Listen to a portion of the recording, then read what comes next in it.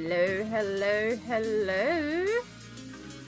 Alright, we should be live. Kia ora, everyone. Welcome back. Or welcome to, if it's your first time. We are back with more Nelco Neco today. We are continuing on with our delicious candy spread. And I feel like it's going well. I'm hoping today to at least finish basing all the colours, even if we don't get to doing the detail work with the pencils. I'd like to at least get all the colours placed, which is a big ask because we have a bit left to go and the colour initial placement does take a while, but we did make some good progress last time. So if I flick you back to the art screen, this is where we left off last time. We're doing a bit more work on the houses, getting the roofs sorted. So you can see we've got one more roof over here to colour in. And then, of course, there's still the detail work on the houses. Hey. Last time we also did all the cream frosting. And I think we filled in the chocolate train as well. So I've had a bit of time to think and reflect on this since last time to try and figure out what I want to do, because I figured if I could come in with like a few of the color ideas figured out, then we could get through this a bit quicker, because this is a big part of it, is trying to work out how to balance colors. So I always say, when you're not sure of the colors, color what you know, and the rest of it will figure itself out as you place more colors down, which is what's happening. As we place colors down, things are becoming more obvious. So we did talk about how last time one of the things I need to add in is blue. Because we need to add a pop of blue somewhere. So I think I'm actually going to do Peek's outfit blue, or at least do like a blue shirt or something like that. So we are going to get more blue in there for certain.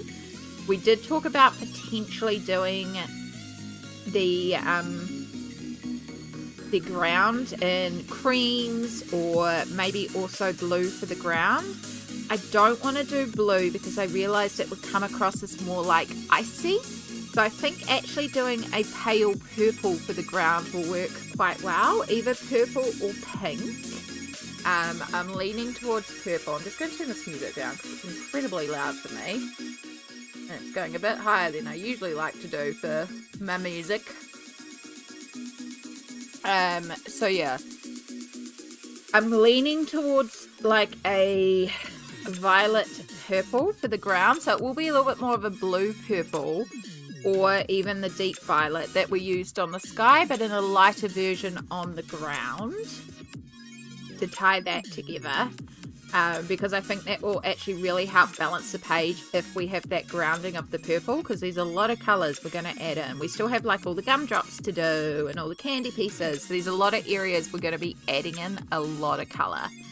So I think keeping that harmonious purple is just going to really help the page like feel cohesive, even with all the different colours.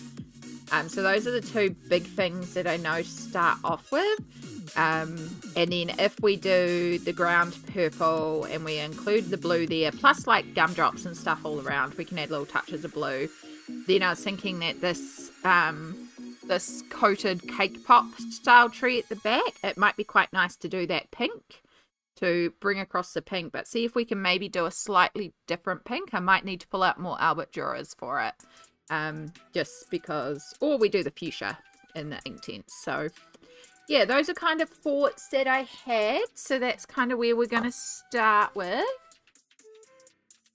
Yeah, maybe purple because the centre house is pinky. That's exactly what I was thinking about too, was pink, but it would need to be more of a rosy pink, or like it needs to be a different pink than this pink, but we still have pink to add to this house as well. So that's why I was leaning more towards the purple. I think it's really going to tie it together. Also, hi Vi, welcome in, and Beatty, hello, hello. Congratulations on getting first again. I hope you are both having marvellous days so far. So, the colours that we need to pull is dusky purple, and I think thistle was the other colour, though I do have red violet pulled out. What does that look like? No, red violet, that's why that one's pulled. So that is our ube house roof. And then we'll pull out violet and deep purple. I'm not 100% sure which one we're going for. Probably the deep purple, just to keep it cohesive with the sky. Fuchsia for the cake pop. And we'll pull out our blue while we're here. For Heek's shirt. So that one is iris blue. And we'll pull out... We'll pull out...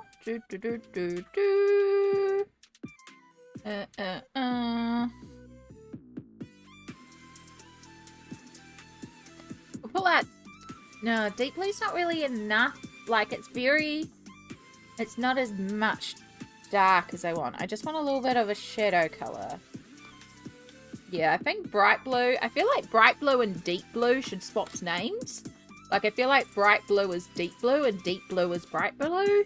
It's always one of those things that's annoyed me. I feel like those colors should be swapped in terms of names. But anyway. Yana! Hello. Welcome in. Sun has finally come out here on the creek. We've had nearly 5 inches of rain in 2 days. Oof. Trees falling over, crazy winds. Oh my goodness. I hope you and your family have stayed safe. That sounds terrifying. Watching the Olympics with you at the same time. Oh, thank you. I hope the Olympics are going well. I've not watched any of them because, woo, sports. I should. I don't even know if the Kiwis have won any medals. I'm really not following it. Sometimes I watch the gymnastics. I do like the gymnastics, but I haven't really watched much else since then. Having a nice relaxing day and colouring in my new shooting star book. Oh my goodness. That's the Maria Troyal one. The shooting star one. I did look at getting that one. It looks very, very pretty.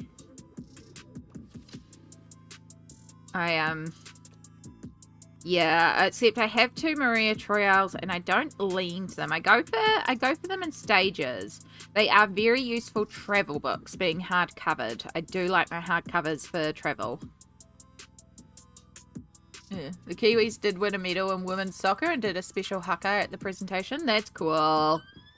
Yes. There we go. Look at that. We won a medal.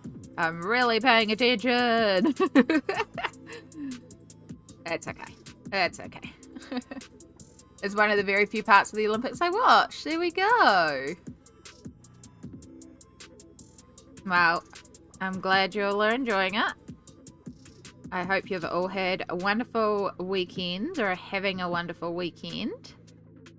It's been a pretty chill, relaxing weekend here. I did really want to just chill out this weekend and not actually do a lot. I'm going back up to my mum's tomorrow, so I know tomorrow's another big day. I'm taking her on some more errands. So yeah, yesterday I pretty much just coloured all day. I did have a meeting. I went to the meeting and that lasted like 2.5 hours. But yeah, it was pretty much just colouring all day. And honestly, it was just what I needed. We are at the end of the injection cycle today. Like, tomorrow is injection day. So we are being gentle on ourselves because, you know, it is the end of the cycle. But yeah, I got quite a bit of colouring done. And I'm really pleased with how some of my pages are going. And just relaxed and watched videos and watched streams. And then went and took a nap and then watched more streams and videos and just vibed and coloured. It was a really lovely way to spend the day.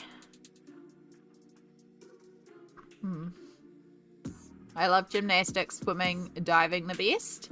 Like track and field too. That's great. If you enjoy it, watch it. Like, you know? Again, I don't watch it, so I can't really comment on it. I do like watching the gymnastics routines because I find them quite neat, especially like the floor one where they're kind of dancing. But yeah, that's about my gymnastics Olympics. Sometimes I watch the opening ceremony. I didn't even watch that this year. But also, like, I've been slowly catching up on Critical Role, so that's the thing that I've been watching. I'm up to episode 20, and I think they're into 100 and something. So I've got a little while to go. I watched a little bit of that yesterday in between people's streamings when I didn't nap. That's been my thing lately. And then lots and lots of YouTube videos. Because, of course, it's the start of the month. And so everyone's got their what I completed videos up. And, oh my gosh, I love watching those. And, like, plan videos and seeing what people are planning to work on. So many neat plans. So many books. I'm like, oh, how have I never seen this book before? Or I should look at that book.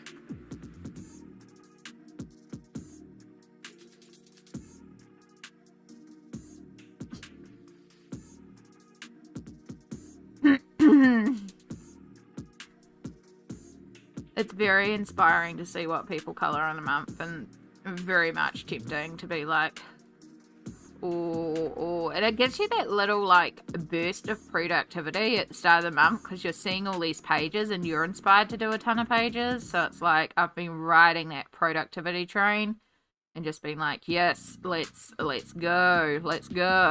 So like, if I can reach everything. So, like, on Friday night, I had a glass of wine and some chocolate, and I just sat down, did a little bit more on this one, just the leaves and the tree trunk. Tree trunk still needs some more work, but, you know, just a little bit. And then, Cassie, hello! This page is looking wonderful, thank you. This is a big one that I've been working on for quite a while. This is all done in Crayola Super Tips. Now, there was an Inktense base here, but this paper hates Inktense. So I was like, you know what? I'm just going to try colouring with my felt tips. Because honestly, I love colouring with Super Tips. I feel like they're a very underrated medium. And you can do a lot with Crayola Super Tips. And yeah, I'm loving how this one's turning out. So good old Caduceus. So we've got a lot of work to do. There's also a little bit of fine liners because he's got a lot of fiddly details on his outfits. But yeah, I'm liking that one. He's making dead people tea. Oh gosh, what else did I do over the weekend? I really need to find a better place to put you. Whoa, I hope you didn't just drop down. No, you're good.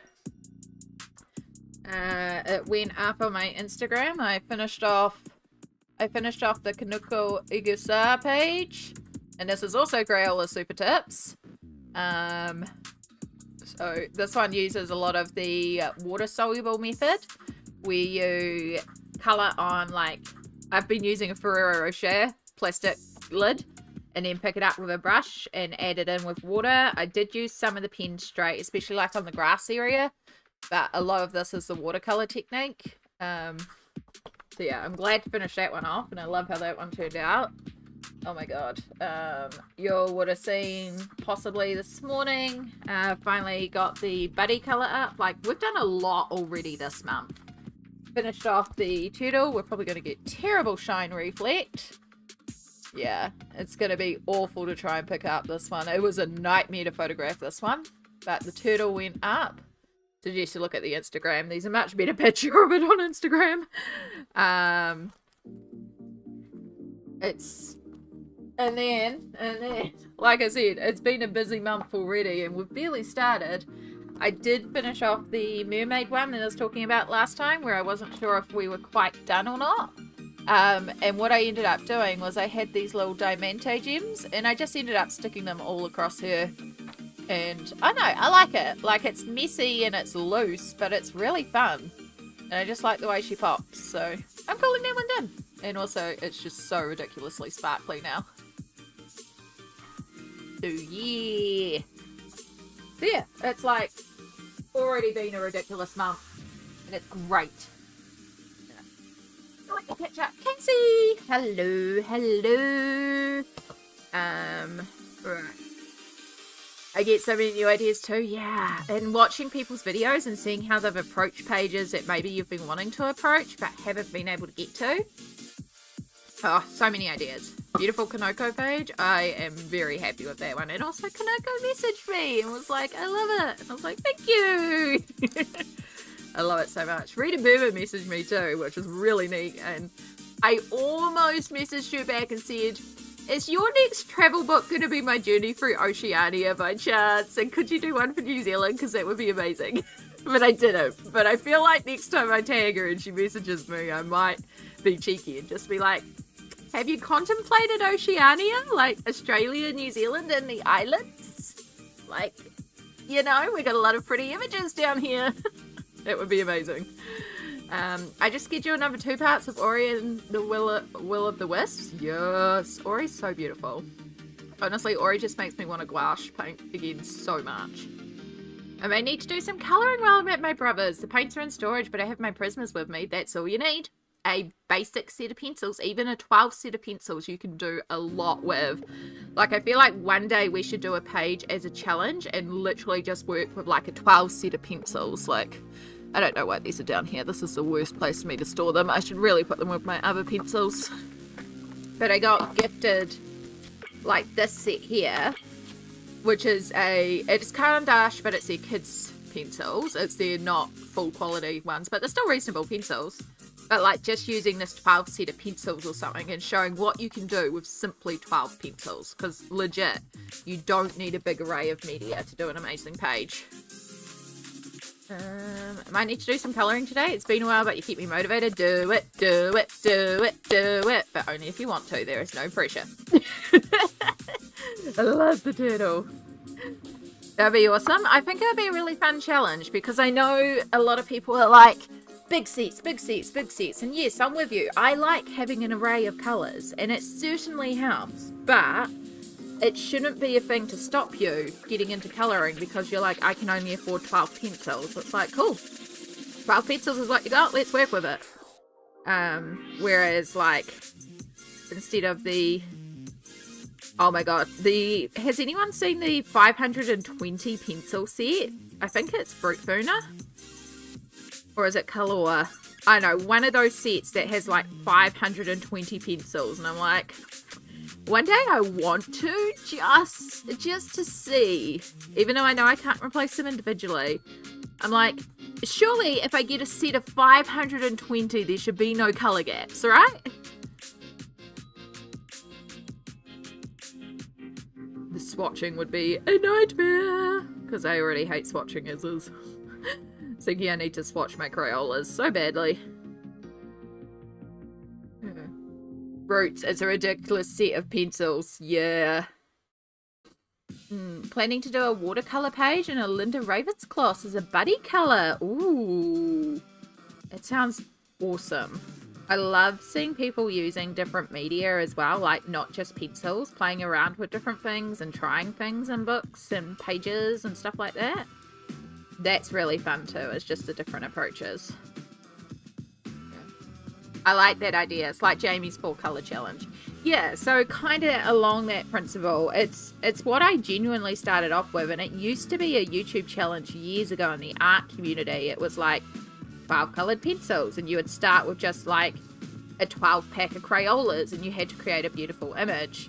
And so I did it. I did it with Faber-Castells because the classic colours. And I just pulled the 12 set out of my existing set because I was like, I ain't going to buy a set of pencils for this. I got the pencils. But I already used them predominantly, so I was like, you know, this isn't too much of a challenge. You're just limiting my colour range, and honestly, it's fine. But yeah, maybe I will sit down and record that. I need to start actually recording some proper YouTube videos, not just doing the live streams. I need to clear up room on my computer so I can actually record some raw footage, because as I discovered when I was doing my completed pages video, I'm running out of room on my computer.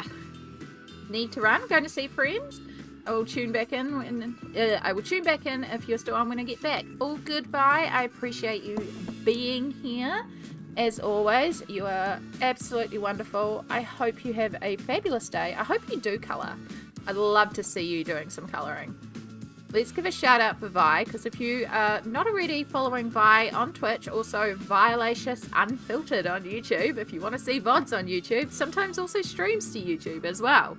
But yeah, check out Vi. Lots and lots of amazing gameplay, lots and lots of mini painting, just variety. Streams are a little all over the place at the moment, but we appreciate and understand and adore the Vi. and just honestly one of the nicest places on Twitch. So nice, so wonderful. Very honoured to say friend. Friend! Oh my god, don't tell me you're going flat again. I swear to god, I need to get a new battery for this. It's also running out. I did go to get... Terrible habit. Again, not encouraging this. Please don't. But I went to go and get the pods for it yesterday. And I walked up to where I purchased them from, and they're like, due to an unforeseen circumstance, we're closed for the day. And I was like, cool, I just mobilised up here in a lot of pain. Thank you so much. You could put this on Facebook.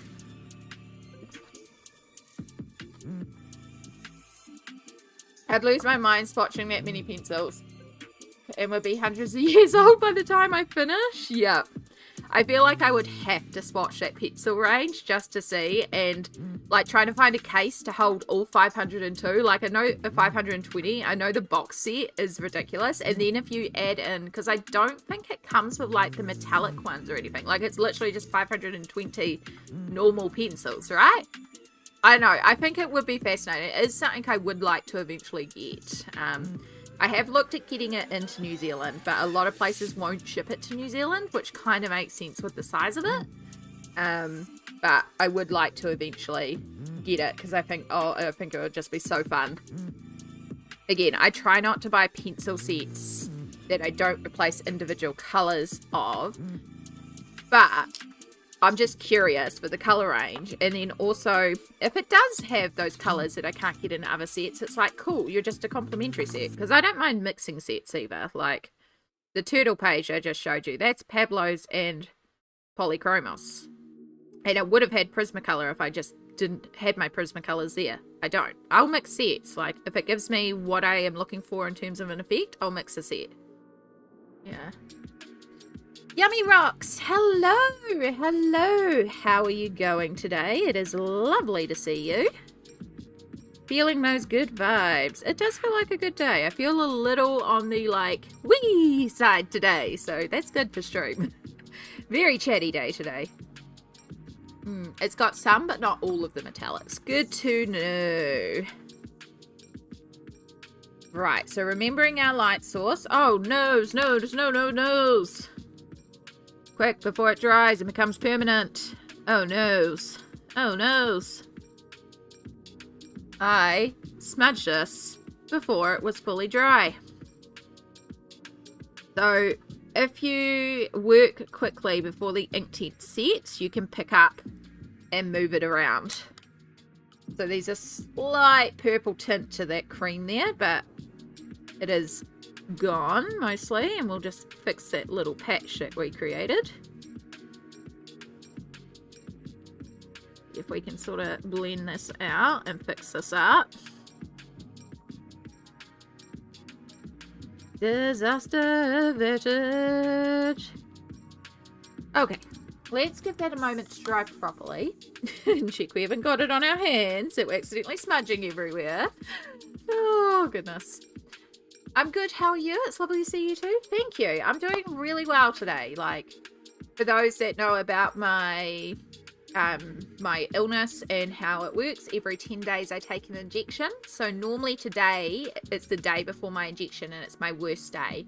But relatively, I'm feeling really good today. And I think that's because I took yesterday really gently. I had a really chill day. I went to bed and I passed out last night and I had a good solid sleep. And I'm just feeling like for day 10, I'm feeling fantastic. And that's making me feel really great today. So yeah, I'm doing really well today. Like, there's still things, but again, we look at the positives. And the positives are, today, we're feeling great. What book am I working in? I am working in Nelco Neco. So if you've not seen this book before, it is a gorgeous book. It was a birthday gift from the wonderful Smalt, and I am so freaking grateful for it. It is cute cats doing people things. Let's just borrow some washi just so this doesn't stick together while it's still drying. So we have done one page in here already. We did our character page, And this is where we planned out our characters and their colors and their markings. I have tracked all the colors because it follows these same characters throughout the book. So it follows the two sisters because it's a story of precious cats. So it's surrounding the cats, the sisters, and their little brother Cheeto. We also have Tom the baker, Daisy their grandmother, and their friend Heek. And it follows the season. So you got spring, summer, autumn, winter.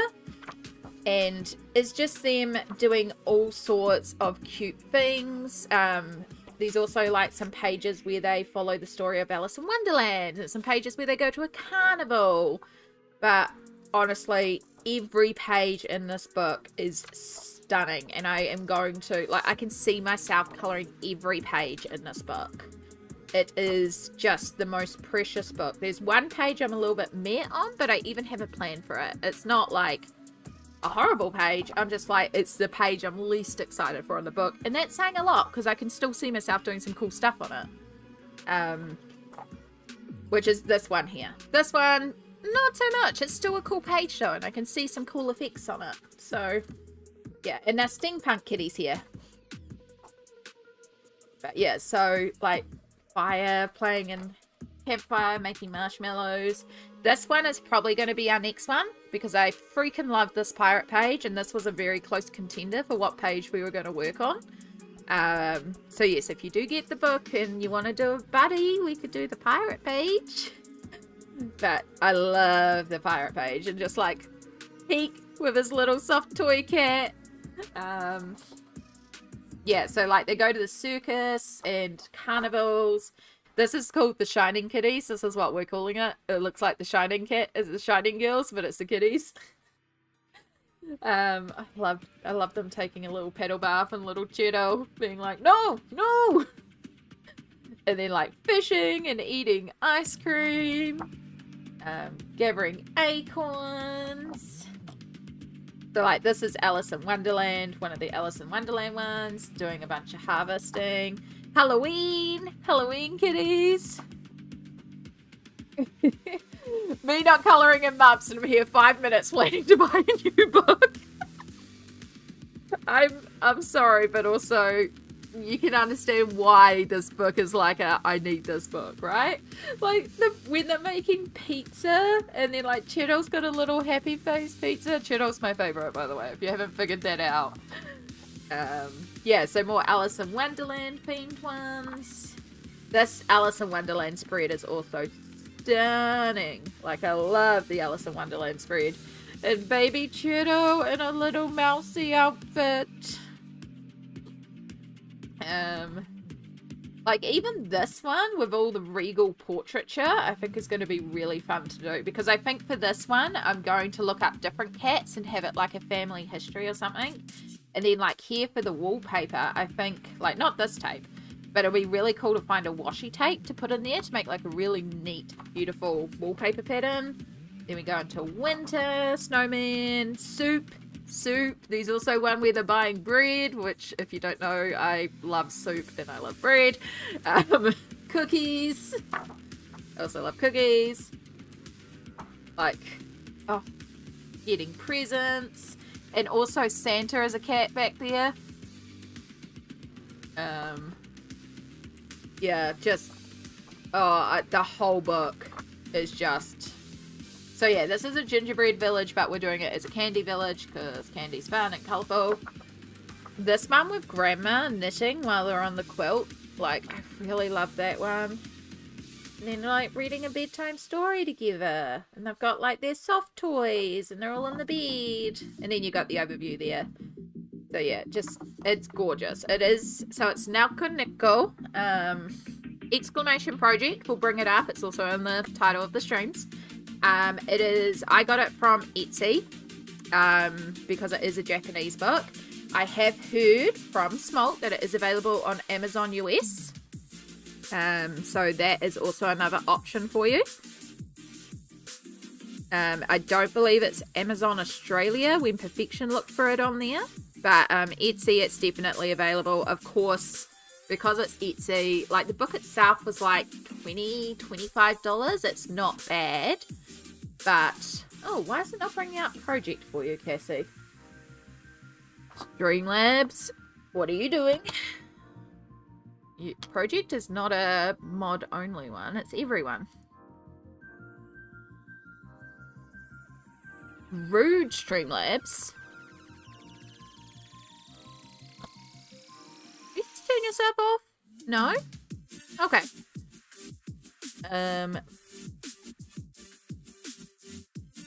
Yeah, so Nelco Neco, and it's with a C, not a K, even though you'd think it would be Neko, because Ko is actually Japanese, but yeah, the title actually says CO. So, and yeah, the translation of it is A Story of Precious Cats.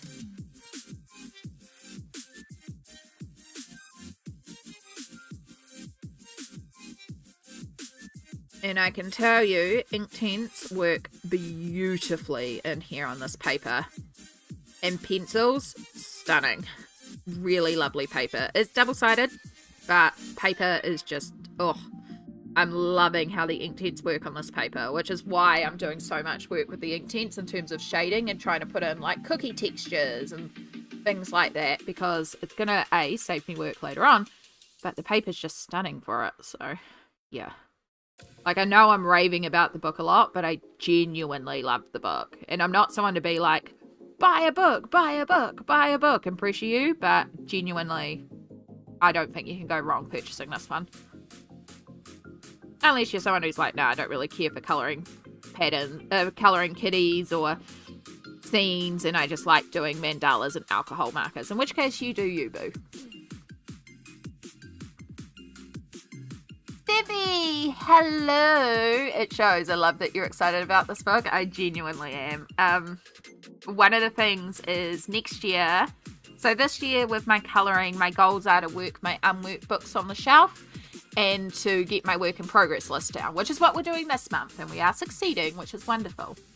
But like, I've started thinking about what I want to do for colouring in 2025, because ideally by the end of the year, we would have finished working in all our books, or the majority of the books on the shelf, right? So I don't need to do a whole year just focusing on working in my unworked books. So next year's plan, I think, is I'm going to choose a couple of books or artists that I want to focus on and do a lot in their books. And so Nelco Neco is going to be one of those books. Kanuko Igusa is another artist.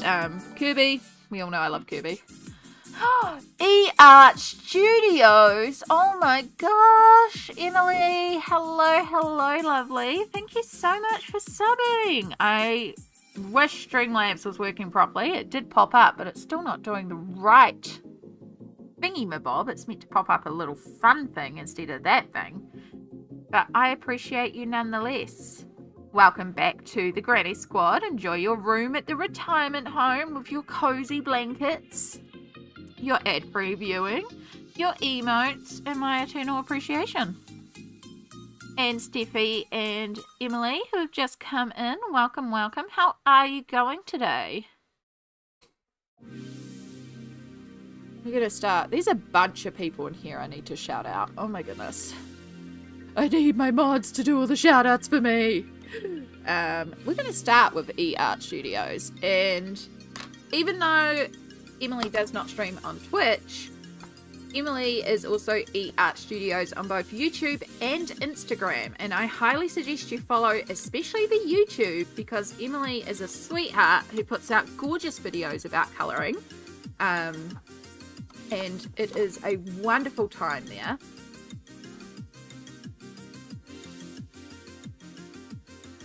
I can do things. I can do things.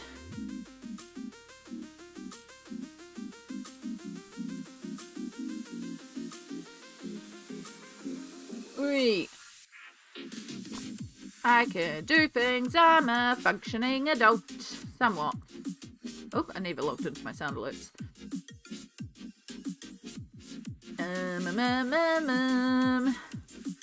So,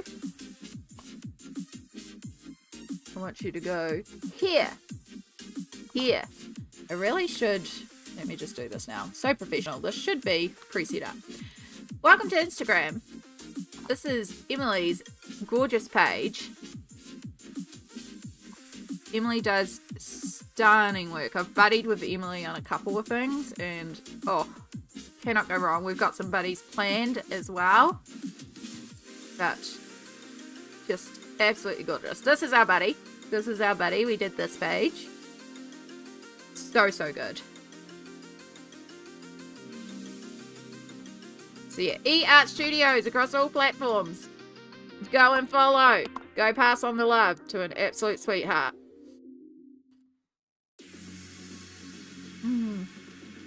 Thank you. Your kids are so cute. This whole book is cute. But thank you. I am very pleased with our cat designs. I'm very happy with the route that we're going. I love a black cat. So of course Cheeto had to be black. And I do love our little tabby sisters, and our Prussian blue cat was such a good suggestion. Yeah. But yes, how are you doing today? How's everyone doing today? I know we had a few people that were talking about potentially colouring. We know that Beatty is working in Shooting Star. Anyone else working away on some colouring today? I wish there was an easier way for me to shout out a YouTube channel. I can copy your link, but I can't just do like the little buttons like I can do on Twitch. Because to do a shout out on YouTube like I do on Twitch, Twitch pulls your username. YouTube, you need like the specific user's ID. And they also have had to chat in your chat. And then there is a bot that can kind of do one, but it's like really complicated. So like, fine. One day they'll make it easier for us so we can be like, here's cool people. Because I love being able to share all the cool people with the cool people and make cool people know other cool people. Speaking of cool people, we can do our next shout out now because it's been 2 minutes. Ha ha ha. Shout out. Let's shout out the beautiful Steffi James, who's currently playing The Sims, which is an excellent game and an excellent choice. Steffi is a beautiful Kiwi streamer and plays a lot of really neat games, including World of Warcraft, if that is your vibe. If you are like me and don't know World of Warcraft, they're also quite knowledgeable and quite lovely about explaining things to somebody who doesn't know but loves appreciating the art. It is a wonderful chill time over there. There's also animals.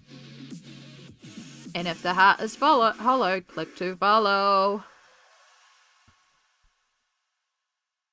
I'm just trying to do like quite a light coat of fuchsia. Like we still want to have a bit of bright pink, but we want to fade it a bit. We don't want to like fuchsia.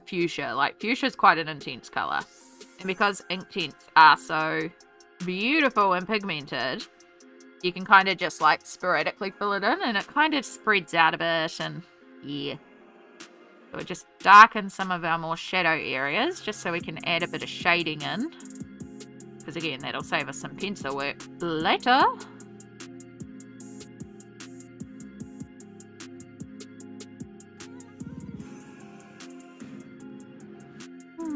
That's a mood. I was playing Stardew, now I'm going to play D&D a bit, and hopefully I'll finish a whip in Beauty of Horror later. Oh my gosh, perfect day.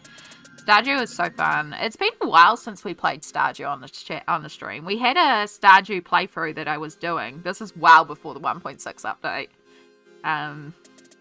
But yeah, every time I play Stardew, I also want to colour in the Stardew colouring book as well, which, oh, that's such a cute colouring book. I do need to go back and play some more of 1.6. I barely explored the update.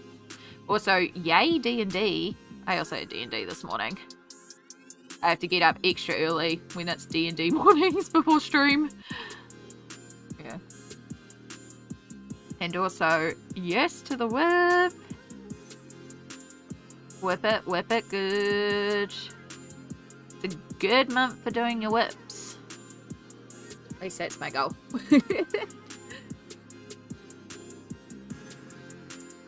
Alright, let's start making this bright fuchsia. So the fuchsia is a little bit more colder than the like strawberry pink that we've used on our strawberry cookie house.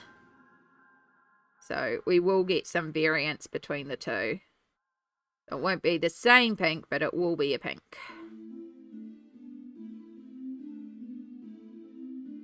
$1.6 is crazy. I was watching a few videos and it's insane. It's so much went into that update. It's like, I'm watching people's playthroughs of it and they're still finding things and still figuring out things, and it's just added so much more to the game.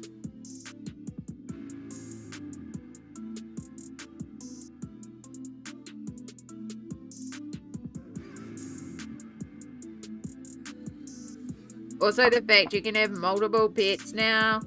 Like, you don't have to choose between a cat or a dog because you can have both, or you can have all the cats. It does make me want to start a new farm and become a crazy cat lady and just have, like, all the cats. Just, like, all the cats, all the pets.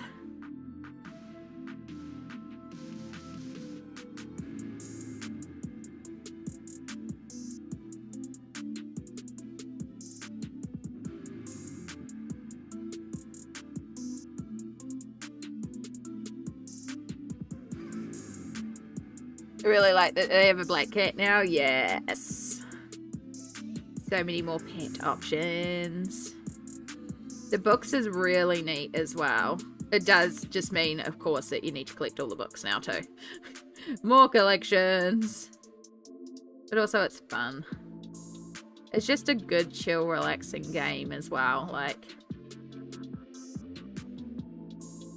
it's just the ultimate cozy vibes game, and I think that's why a lot of us love it. If you weren't aware, there's also a colouring book for Stardew Valley. It is a very cute little colouring book.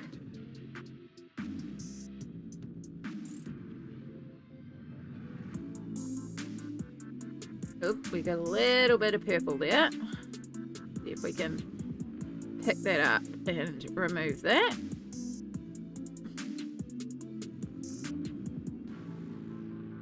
There's an overspill that I coloured over to the lollipop too, and I never activated, so it wasn't set. Which is good, because it means that I can move it around now. But also, our lollipop is pink, not purple. Still think I want to glitter the background. Though maybe we could glitter the ground instead if we're doing the purple on the ground too. Ooh, options.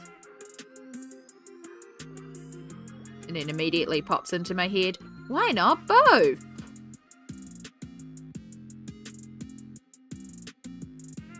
Glitter, glitter, glitter.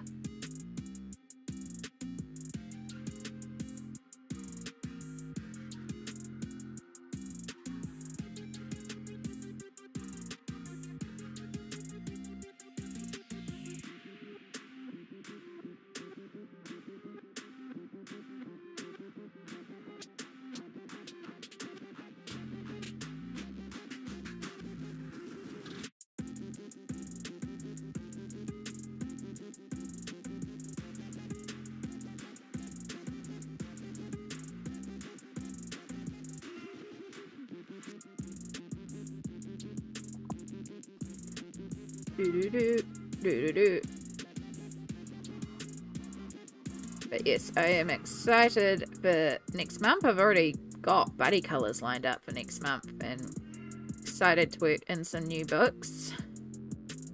Emily, and I think we went through all your Trees of Goodridge books in the last collection video, wasn't it? So you don't have It's a Cat's World.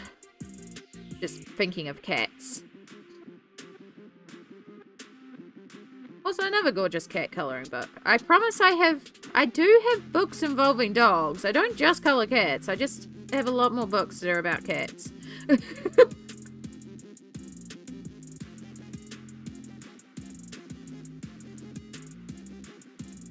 I am definitely more of a cat person than a dog person, though. Sorry.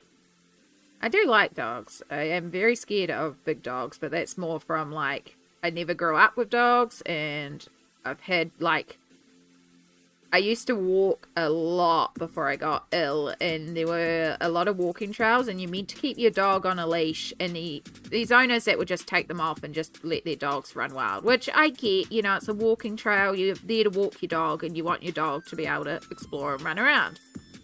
And honestly, if the dog was, like, just ran up to me and then, like, stiffed me and was like, cool, It's like, you know, that's fine. But there were a couple of times I was walking it and the owner's dogs would jump up on me.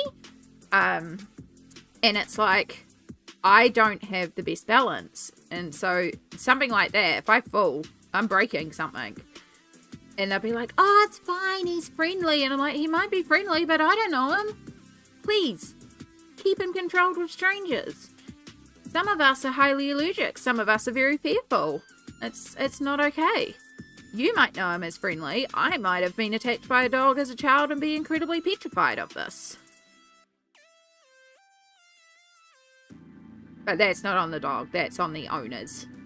I know it's just a dog being like, new friend to play with, new friend to play with. And also, if I was walking with pepperoni sticks, it's like, new friend with snacks.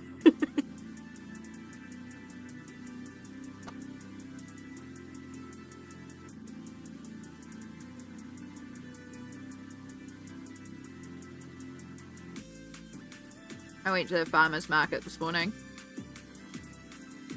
I got my usual breakfast roll, which is about double the size they normally are, so it's huge. And then I saw someone with pepperoni sticks, and I was like, you know what? I'll get it. Home, like,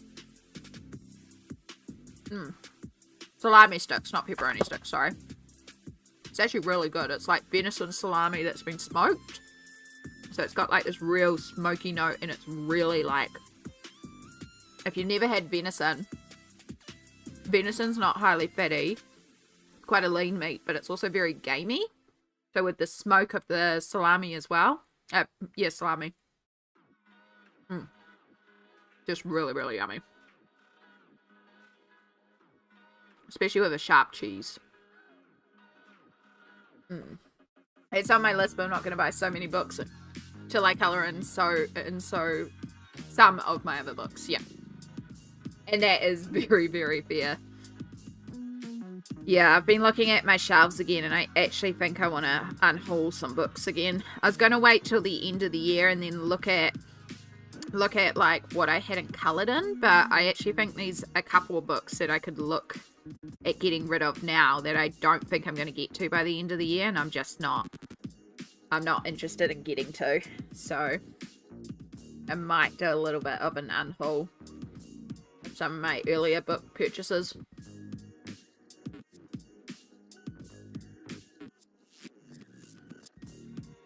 Alright, so I want to just boost our colour just a little bit in here. So we'll just spread out some extra pink. Just to help with that little gradation a bit. I'm just pulling it directly off the pencil. Just blending it in. Just to help give that little bit more of illusion of a 3D spear. Spear, not spear. Those are very different, although the lollipop stick does spear the cake pop spear.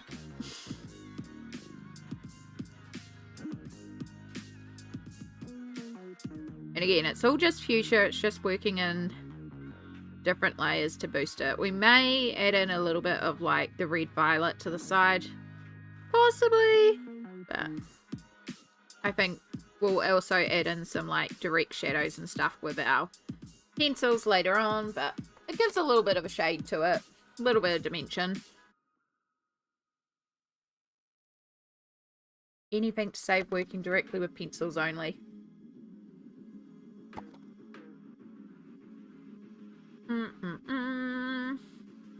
Alright.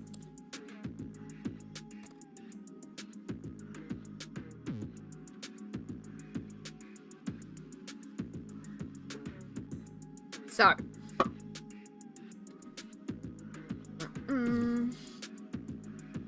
Actually, you know what? We'll do the blue first. We'll add in our little bit of blue, and that'll give everything over there a chance to dry. And then we'll start on this ground, because the ground's going to be quite a big job.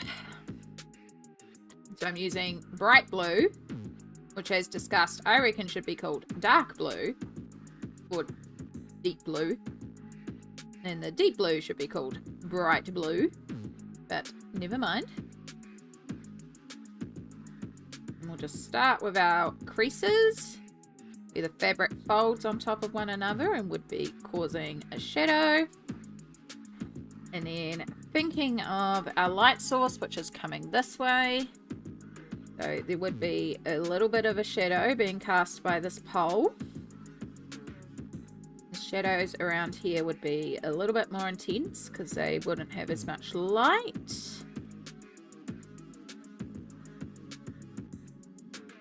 A little bit on that side just because that pole would also puff in the sleeve a little bit.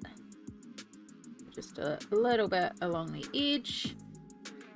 Would have a cast shadow from our waistcoat. And then here would recede back a bit, so that would be a lot more in shadows. And then the bottom of here would have shadow because it's getting more light on the top. Cool. Alright.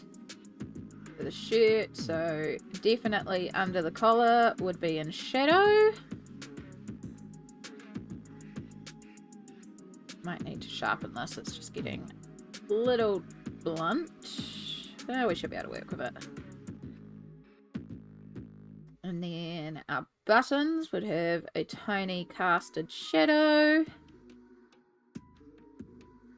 A little bit more of an extended of the shadow on the waistcoat on this side. That side, no, that would all kind of get hit by the light. It's mostly just making sure we get under the collar because that will be our darkest. And then for the collar, our cap would be causing shadow.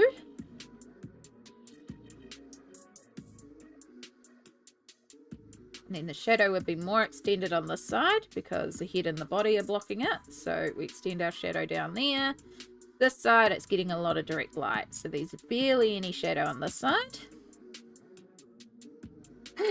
Light. I really like doing light. I like thinking about light and how light interacts with things. There we go. It's salami stuck in my teeth.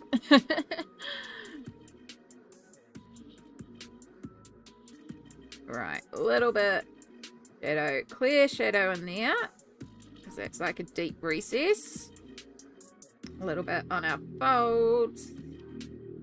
And then a lot of this is in the light, so just a little bit from our overlapped fabric there.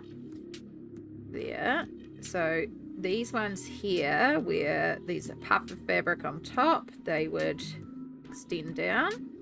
Then underneath is not getting any light, so that would be a little bit more in shadow. So we can extend up our shadow from the bottom. There's a little crease in there, and we can use that to just distinguish to the head. Add a little bit of shadow in there, but we're going to have a lot more light on this side because this one's in the light. Just because fabric's not flat, we'll just add in some very light shadows to indicate some fabric folds. I still have the Animal Adventurers book I could work in today. Yes, that is a gorgeous book.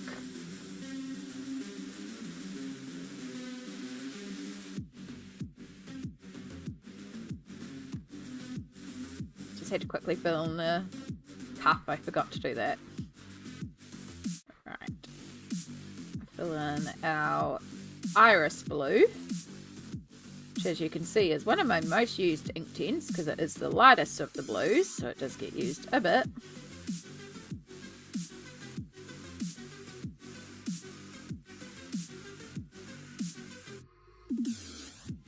Oh, I forgot. I was going to contact the local art stores and see if there was any word on when we were getting the new 28 pencils.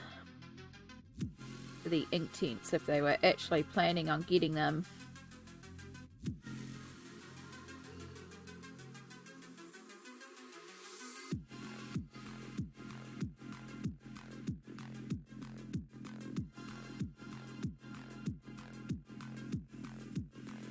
Right, and I'll leave some white as we get closer up here, because I can fade out the blue and make an even lighter blue up there.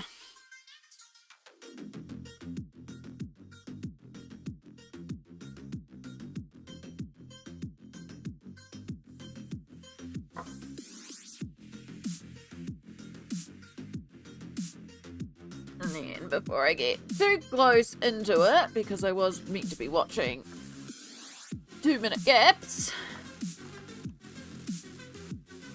Cassie! Cassie is another wonderful Twitch streamer who I discovered one day doing colouring. They also do play games as well, and it's just a wonderful chill time. Cassie is also just a gorgeous soul. Great to talk about with books as well. If you're reading anything, if you like reading fantasy, good vibes and times with the beautiful Cassie. If the heart is hollow, click to follow.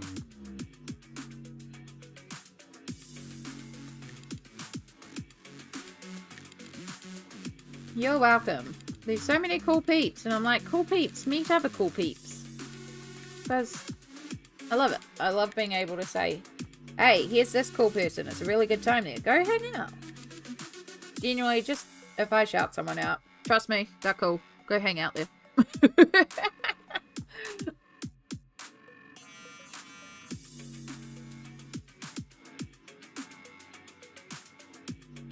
Right. No. Okay, first off, it's been an hour. How the heck? I made a cup of tea an hour ago and I haven't even drunk anything from it yet. So I need to drink my tea because that's probably gone quite cold now. It's definitely well brewed because it's been sitting there brewing for an hour because I forgot about it. But also it's our first self-care chicken time. And I need to get all this blended before I can stop. So if we move into ads and I'm still blending, I'm so sorry, but I can't stop until it's blended because it'll start drying and then I can't move it like I need to. So, do a self-care check-in.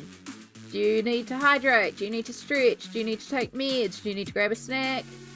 I should have put on washing. I'll do that next ad break. I should have put on my blanket hoodies. I just realised that. Maybe this ad break. We'll see. We'll see.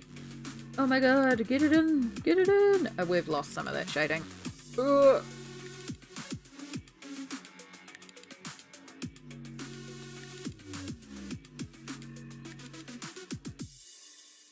Okay, we're going to have to go on with a darker coat to fix it up. Rip the tea. It's going to be a well brewed cup of tea now. Disney Queen, hello. Welcome in just as we head to our first break. Oh, time flies. But how are you going, lovely?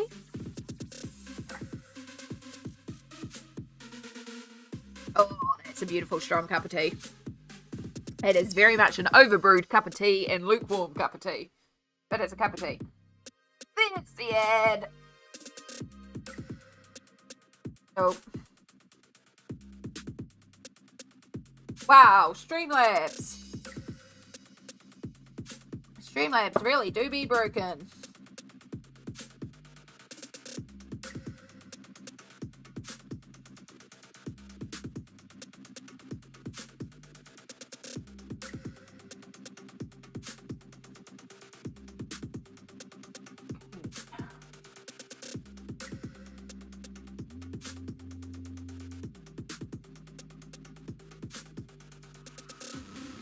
Alright, what's going on, Streamlabs?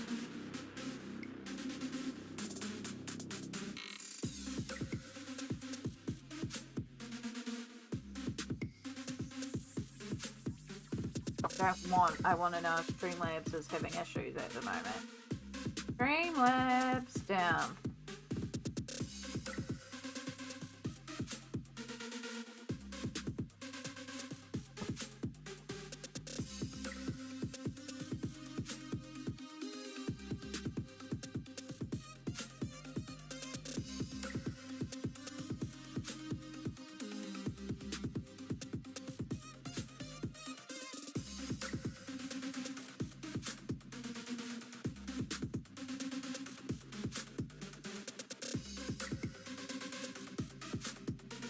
Rather than Streamlabs, we should do Cloudbox down.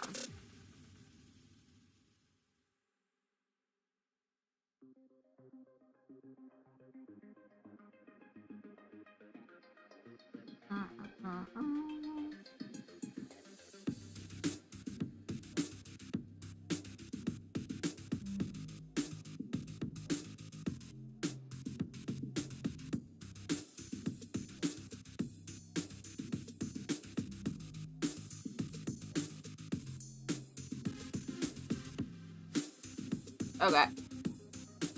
We're just gonna try turning it off and on again.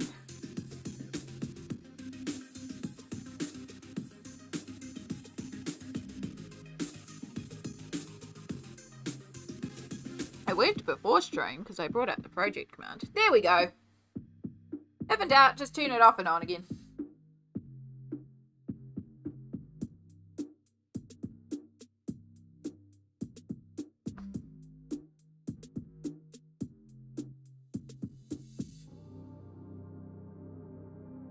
Wow. It just turned itself off there.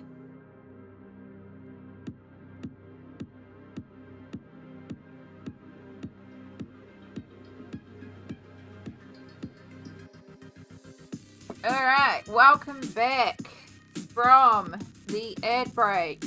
Thank you to all of you for bearing with us as we did a self-care break. So I got my stretch and my wiggles in. I have drunk some very much overbrewed tea. It's meant to be a pink grapefruit and orange, I think it is. Yeah, pink grapefruit and orange. The vanilla notes are very strong in it. But it's okay. It's lukewarm. It's overbrewed. But that's what happens when you forget about your cup of tea for an hour. And yeah, Streamlabs, I don't know what is going on. I turned it off and on again. It worked for the add command, and then it turned itself off and wouldn't work for the project command. Turned it back on. Apparently it's active, but I think it's having some issues today, and there's a few people that are putting bugs out with it, so something's going on with the commands, but we'll make it work. I'm good. Got happy because I did my PT exercises today. Feeling a lot more than usual because I did them for the first time over the last time. Taking care of myself. Love to hear that you're taking care of yourself, and well done doing your PT. Sometimes things are hard, but they're worthwhile doing.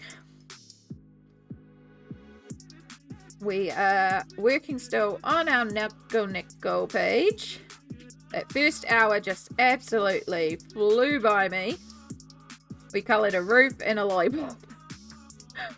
And I guess we did put the pencils down to do this. Just didn't finish activating. Honestly, time flies while I'm working on this page. I get surprised every time it's been another hour. And yes, next breaks, I will put you on the actual break screen. And I'll go and actually put my blanket hoodies in the wash because I'm cold. I want my thicker blanket hoodies, but they all very much need a wash. So I need to get them on. Need to get them on and drying. We might even have to pull out the heater today, to be honest. Feeling very icy. I have got blankets over my lap and a blanket hoodie, but it is the thinner blanket hoodie. I noticed the difference now between the actual hoodie branded ones and the not hoodie ones, like the difference in the thickness. So I've been calling these my summer blanket hoodies and then my winter blanket hoodies.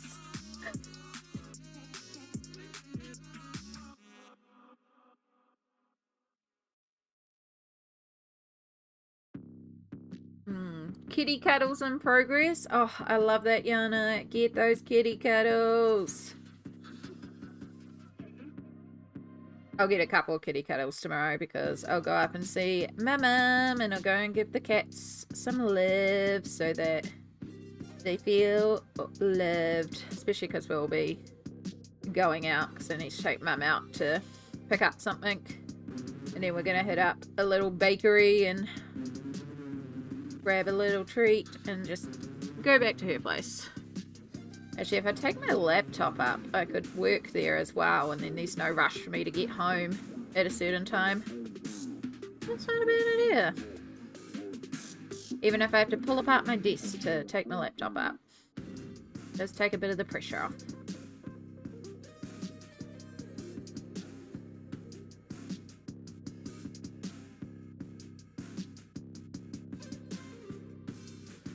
I'm fully obsessed with watching food shorts on YouTube. I can't stop. It's understandable.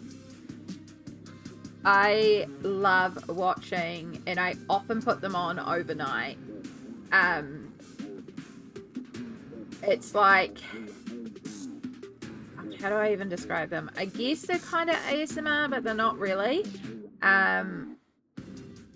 Like this one that I watched, it was like 4.5 hours, and it's just a film crew that go to a little Japanese bakery and just watch as they make all their products for the day. It's just them like making bread. And there's usually very minimal talking. It's just the sounds. There might be some talking, but... And then some of them, they literally just are filming themselves making a recipe. But it's just like the way they're filmed. They're incredibly calming for me.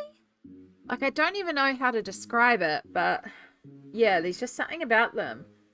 And they'll just be hours of somebody baking. Like, there's another one that I started watching recently. I think this one is English. I think she's in the English countryside. But it's called Under a Tin Roof. And she wears like very gorgeous, like sort of medieval fantasy garb, like a farmer milkmaid type garb, but she has like the most prettiest teacups. You watch her too, you know the one I'm talking about. Yeah. Oh, it's just a vibe. The whole thing is a vibe. That's the only way I can describe it. But like, she makes her own tea. I think it's like flower fairy tea as well. And yeah, it's just a vibe. I can't describe it any other way but vibes. A good show is Dinner Party Wars. It's so funny. It's watching it on YouTube. I've been obsessed with it. Ooh, okay.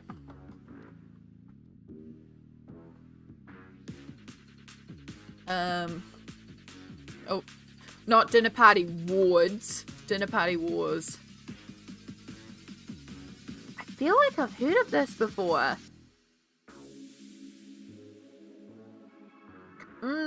It's like a Canadian TV show. Because there's like a bunch of random programs like from Canada and from the UK, where it's things like that aren't primetime TV, but it's almost like New Zealand has a deal with Canada and the UK, and they just share around all these filler shows, which feels like a terrible way to say it, but they're filler shows. They fill the gaps in the schedule between the really big name programs, right? Because I was talking to someone and they were watching New Zealand Border Patrol on their regular TV in Canada. And I was like, why do you have New Zealand Border Patrol as an option? She's like, I don't know, but I really like it. But yeah, it's just like, out of all the New Zealand shows, Border Patrol. Right, I'm just leaving that in a tab for later. Oh my god, I have so many tabs open now.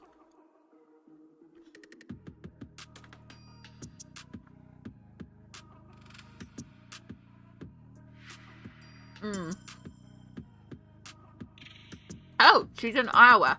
I apologize. I guess I just thought she was England for some reason, but apparently she's in Iowa. So this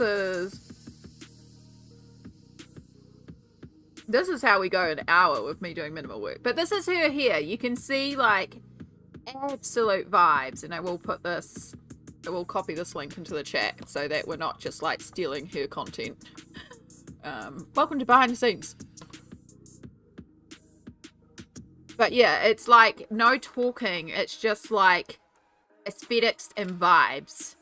And you can see like how she dresses. And I wonder if it's got a viewing of her teacup as well. But yeah, she lives off a little homestead. There's a ton of cats. So many cats as well. You show your teacups. I love your teacups. Show your teacups. Show your teacups. Making bread. I think we're going to get teacups on that one. Trust me, gorgeous teacups. Anyway, just so we're not like completely showing all the content without actually being on her channel. Yeah. I'm obsessed with watching food reels on my Facebook. It always makes me hungry and I can't stop watching. Yeah, there's something about them, eh? It's just like, just one more. Just one more is a reason why I removed TikTok. And I really try not to watch YouTube reels and Instagram shorts.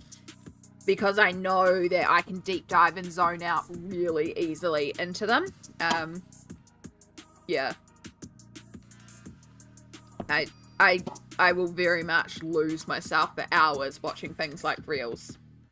So yeah, I do try to not watch them, but I also know that I'm feeling overwhelmed when I go and watch them, and I watch them for 2 hours straight, and I know that means I need zone out time. Alright, so deep purple. So I pulled out originally violet. Yeah, deep violet. Deep violet and violet. These two colors. And so the deep violet is what we used in the sky with the dark purple. I'm going to stick to the deep violet, the more warmer toned purple, rather than this blue purple. We're going to stick with the deep violet, but we're going to try and work a lot lighter down here and blend it out a lot more. So we have a really dark, intense sky and then a really light ground. We may also come in and add another coat over areas of the sky that are a bit patchy. Border Patrol shows are interesting, not going to lie, the things people try to get away with. They really are, though. Like, again, I mean, I call it the filler TV because it is kind of what it is designed to be. But that doesn't mean they're not good TV to watch. Like, they kind of show that you can just blob out to and just enjoy. It's just like, not like the name brand shows, which...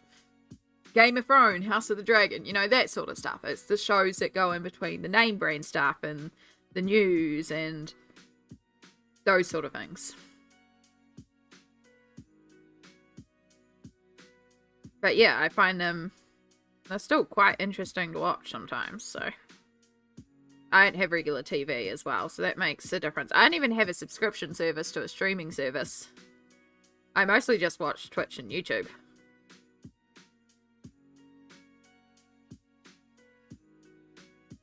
And honestly, if I start paying for any sort of service, I would probably actually go for YouTube to get rid of the ads on YouTube, because I watch so much YouTube.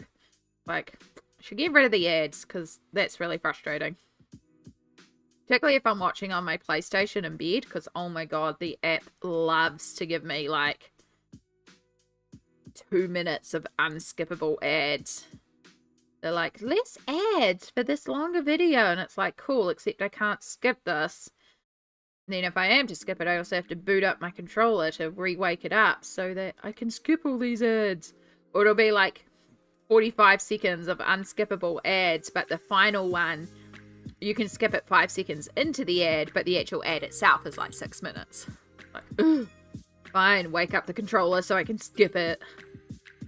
Yeah. I don't mind ads. Like, if anyone has a YouTube channel and they can put ads on the channel, put ads on the channel. Earn that bag. I just don't like the quantity of ads YouTube has decided to start plowing us through. Because it's starting to feel like back in the day when it was just television. Because we didn't have streaming services. And so you sat there and it was 40 minutes of programs and 20 minutes of ads. And the ads were always 6 times louder than the program. And so you'd have the program at the perfect volume and the ads would come on and be like, BOOM!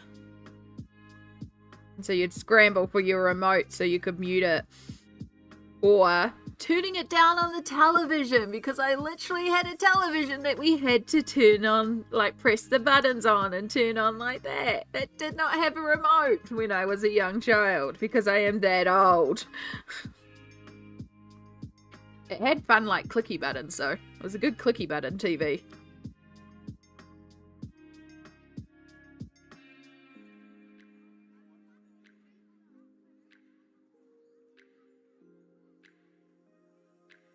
It is very strange as well, watching old televisions that have the, like, old television shows that still have the old square format of television shows as well. And you're like, where's the widescreen? Oh.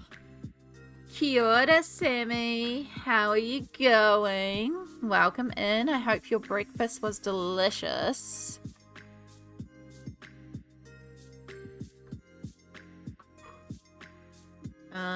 Excuse me. You don't get played this month because we are not December.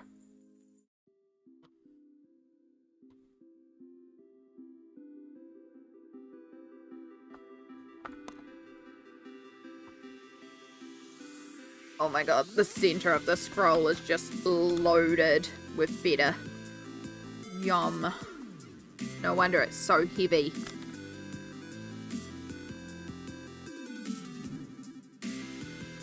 Doing good, just got back from breakfast with my brother. I hope he's doing well.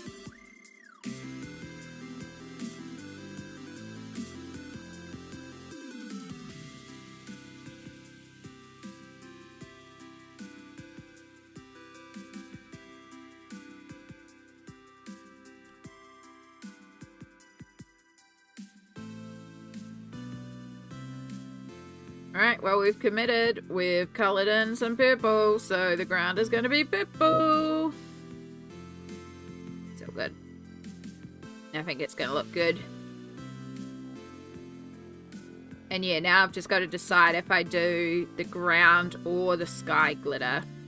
And as I said, my brain is going, why not both? But I actually think the ground being covered in glitter might be cool, because it'll look like sugar crystals, you know? Like crystallized sugar or sprinkles or something. So I'm actually now leaning towards colouring the ground, like going over the ground with glitter.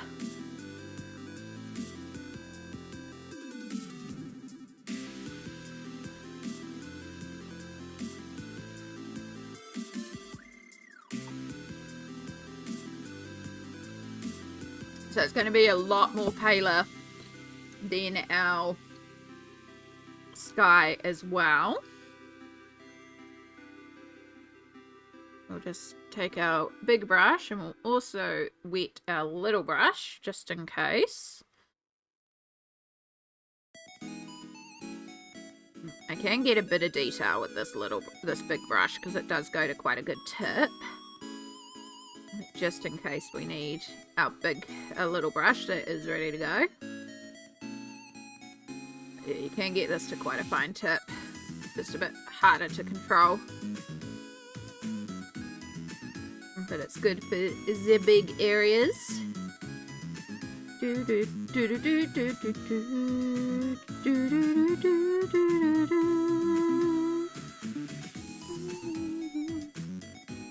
Sorry, I'm still a little distracted. All good, hun. But I have got this, a 35 stream watch streak. Holy moly. That's a lot. Because if you think about the fact that I average 3 streams per week, that's like 11 solid weeks of not missing a stream.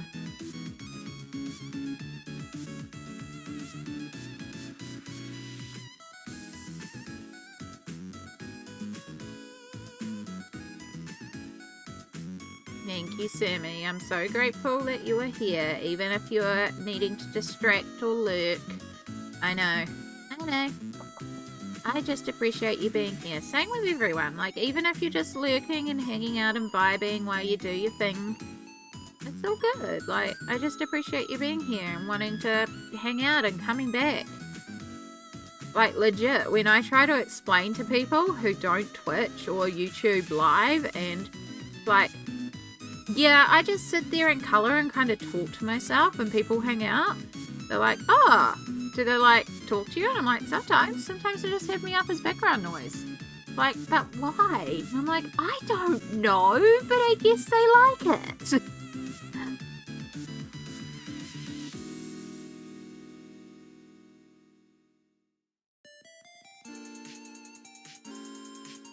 I'm chatting in the Trans Girl Gamer server and getting ready to stream. Heck yeah! So it's more Alice in the creepy Alice game today, isn't it? Which, for anyone who saw the shout out and followed, Sammy is a wonderful variety streamer. You can find all sorts. This week alone we've had miniature painting, gaming, there's been sewing recently, all sorts. And I believe today is Alice Madness Returns as a game. Yeah, it's being streamed today because I definitely can't watch it, so I can't watch it if I'm streaming even more. But also it's not a Amy safe game because it does have some triggers, but Pretty costumes.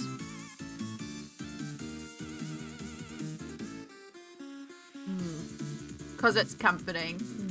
I'm glad. I'm glad.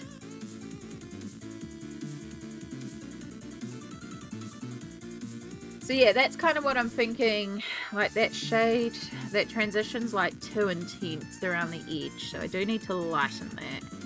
That's like almost a solid lip.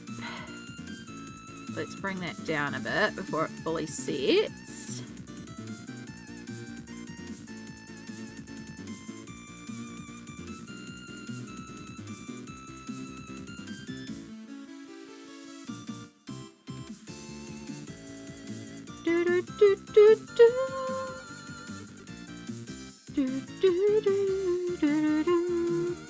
I call this album the video game album because it just feels like a Pokemon Nintendo video game album to me. I like it though. I like the vibes of this one.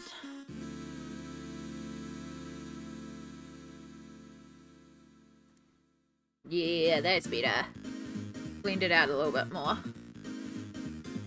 So yeah, it's still in the same family as the purple up there, but it's not quite the same. I may even bring in... Do we want to bring in mauve? Gonna put more grapey purple. Ooh, new YouTube subscriber! Thank you so much, Stephen, for subscribing on YouTube. Need to go do some laundry done, or I'll be going to Boot Commando tomorrow. Oh, good, Yana. Paige is looking great. Hope to catch you again. Going to Michigan Wednesday morning to finish visit family. That's exciting. I do hope we get to see you again soon too. Look after yourself. Go and get that laundry done. I will be doing that next ad break myself. And thank you so much for being here.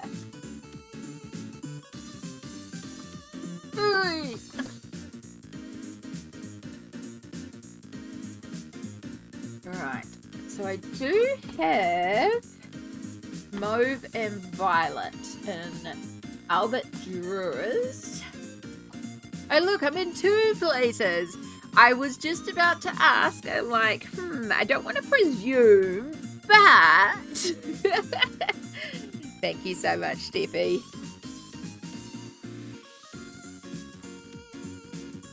Yeah, so we could use that to help fill in as well and just like make it a little less on the cream side. So that's cool. We'll keep that one out. So that can be applied after it dries. The talented Steffi in two places at once.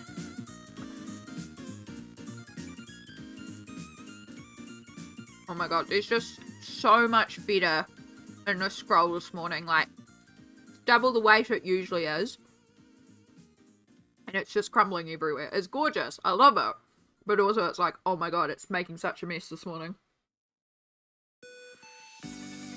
I usually get it because it's like an easy Sunday breakfast. I haven't quite been able to bring myself to use the bread maker yet. I was trying to be brave last night. I made shin ramen, which is one of my favourite packet ramens, because it's spicy and delicious. And I put in some bok choy and some bean sprouts. And I was like, you know what? It needs an egg. And so I was going to be brave and cook up an egg. And I did. And I didn't burn the egg. But the whole house smelled like burnt for some reason. I think it's because when I cooked the noodles, the little pot was too small and it slightly boiled over. So I think it caught on the element. So I had to like open everything up because I was like, oh my god, everything smells burning. Nothing was burning, it just smelt burny. Just like, ugh. Oh, I'm over it.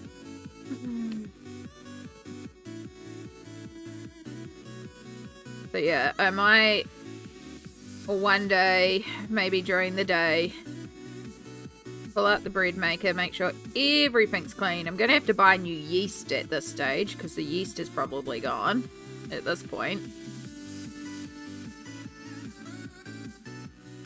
And then see if I can bring myself to just make a small loaf so I know it won't go over the pan. And just make sure it's a good day and remind myself it's cooking smells, it's not burning smells.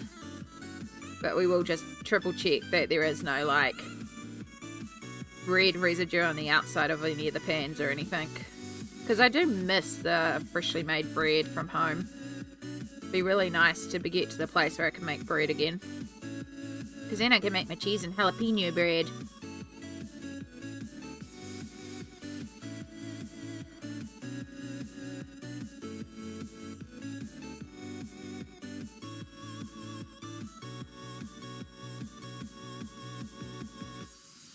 That was a nice little Sunday routine of, like, we work on stream and we have bread going and then we eat fresh bread.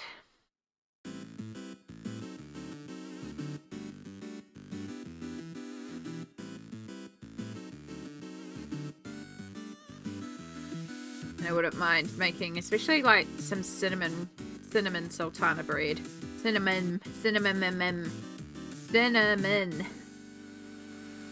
Ugh. Spiced fruit bread. You all know what I'm trying to say. I word good.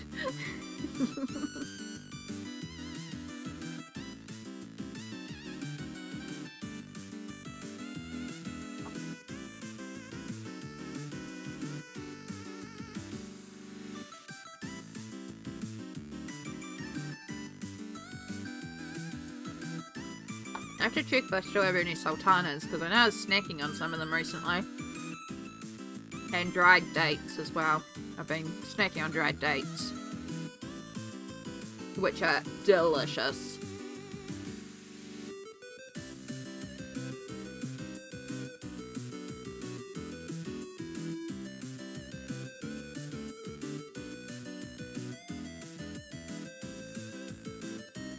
They feel like such a, like, I don't know, I associate dried fruit with my grandmother, so, like, it feels like such an old person thing to eat, but honestly, dried dates are so, like, just so good to snack on their own.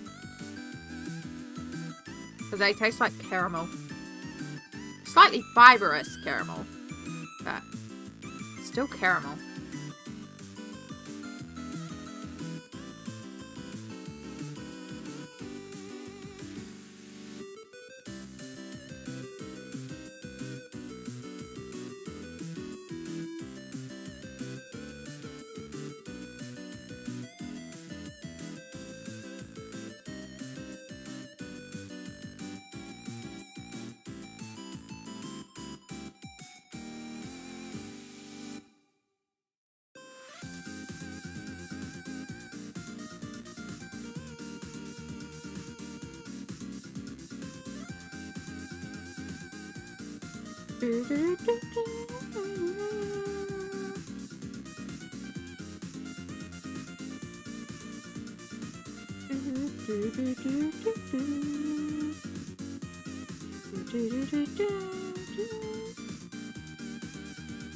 Alright.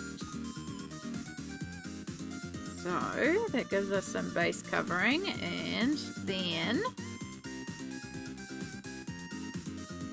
make sure we get a bit of shadow under our kitty cat, because it should be casting a shadow. We need to darken under here, particularly out to the side. And in turn, you should be a little darker too.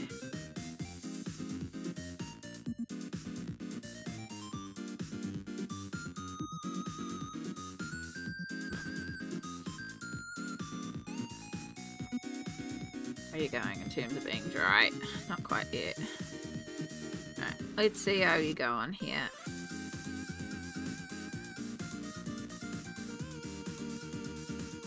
I'm pretty sure previously I have mixed Inktense and Albatross together in the same activation and had no worries. So we're just going to do it again.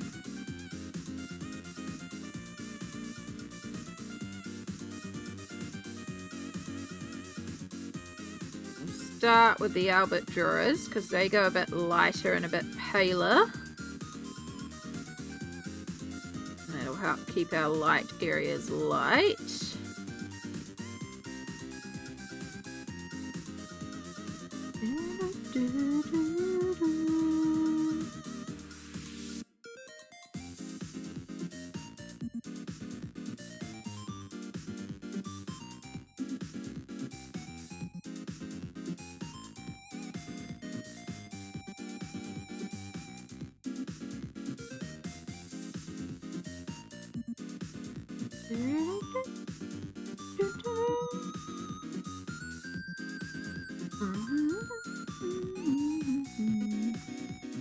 Hope you're all doing well out there.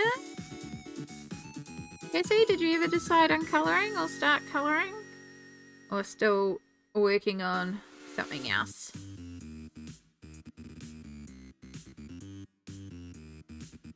Again, I know Beatty is working in Shooting Star.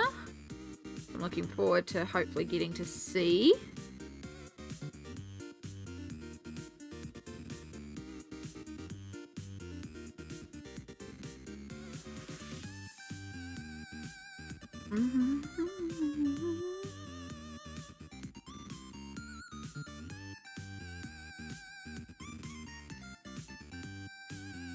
Oh, that's overbrewed tea. And now getting very cold tea. I might have to get rid of that one. Because, like, some teas, it doesn't matter if you steep them a bit longer. They taste alright, but that one just really does not taste good.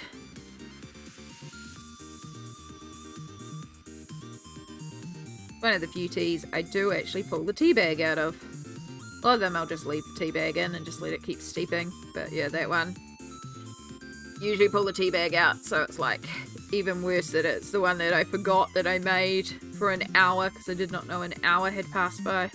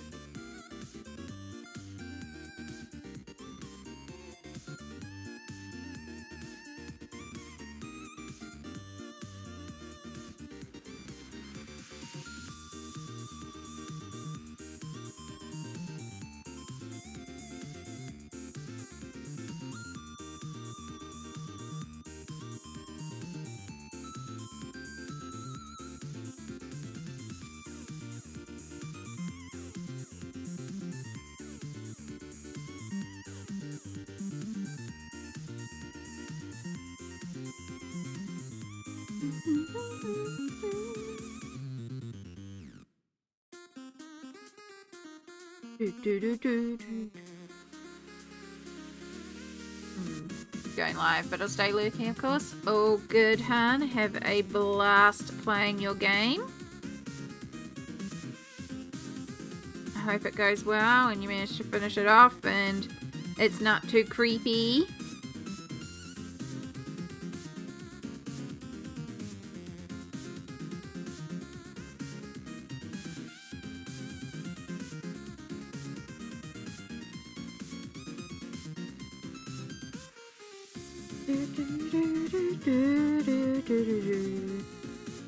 Yeah, trigger warnings to anyone who's also going to go and hang out in Sammy's stream, which, you know, if you want to, absolutely fine. I'm not going to be here and be like, nope, you can't watch. Of course you can.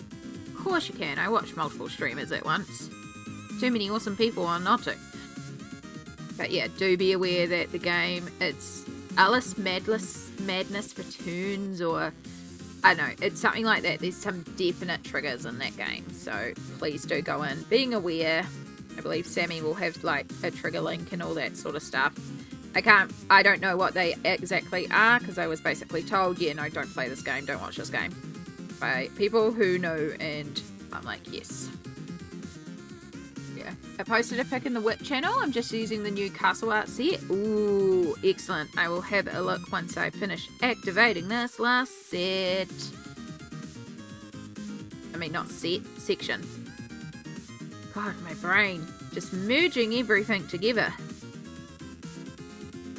Alright, let's do the little blendy blend.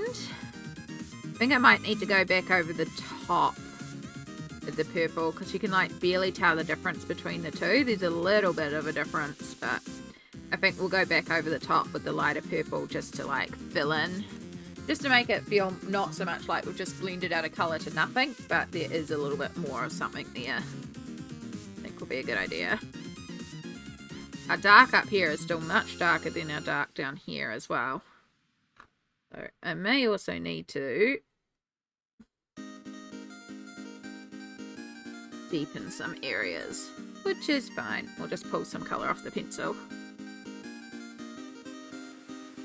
Do that while it's still wet. I'm going to bring it down this side a bit more.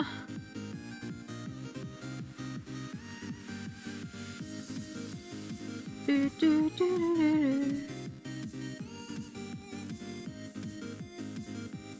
Yeah, alright, that already helps a little bit.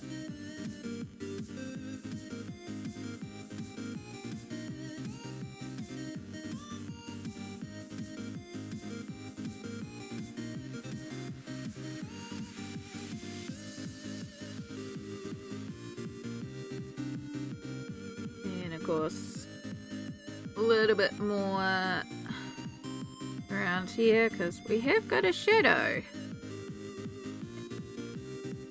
We'll just kind of dot it in and just create like a little bit of a texture to the frosting, which will help with areas we're not blending out so much, and also just add a bit of dynamicness.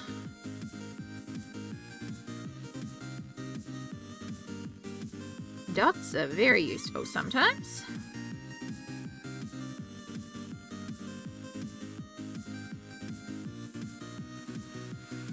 Cool. Alright. Where did I put my phone? It's still in my pocket.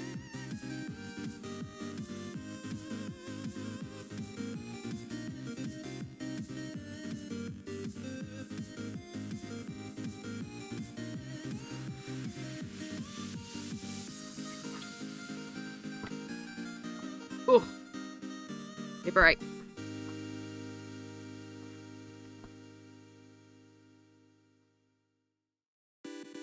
Wasn't what I was trying to go into, phone.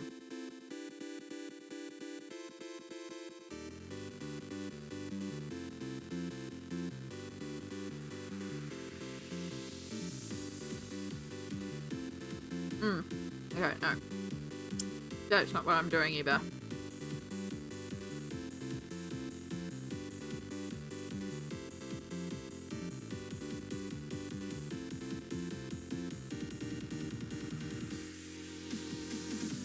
That's good. That's what I'm doing.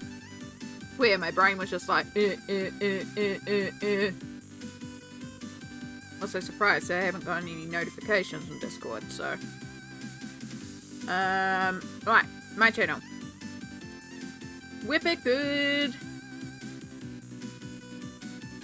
Oh my goodness, BD. Oh, it's stunning. Sorry, you're only getting a phone variation of it. But look at, like, first off, look at these leaves. Like, pink to green on leaves is not something I've thought about, but frick if it doesn't look cool. It's so damn cool, like the green and pink combo for the leaves. I really love it, BD. This is a Castle Art, their subdued, whatever their new subtle box thing is. Oh, the curated set that just looks so, so pretty. Oh, really want to get those sets. I've actually looked for those sets a couple of times because it looks like they have colours that I don't have in my range, and it looks like a really beautiful tin set. And everywhere I've looked doesn't ship to New Zealand, as per usual. The usual problem. The Harmonia set, thank you. My brain was just like, I know word. Uh-oh. You are a snapped core, which is not great.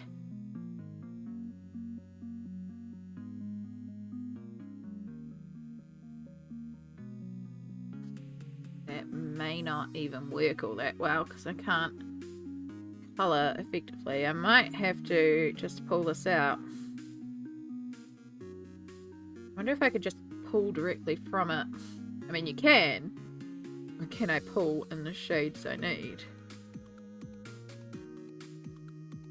Yeah, so you look very similar to what we're already laying down, so...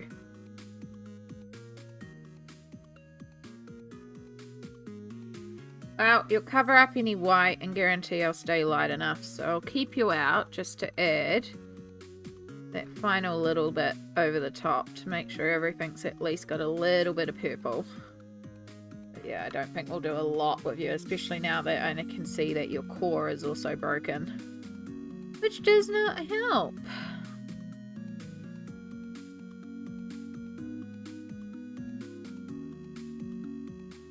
Not surprised though, because this is in the original 36 set of Albert Duras that I got a very long time ago, and they just kind of lived in a box, and then I lost a color. They're just kind of loose in there. I didn't really look after them properly at the time. Now we're paying the price because broken cores. Still works though.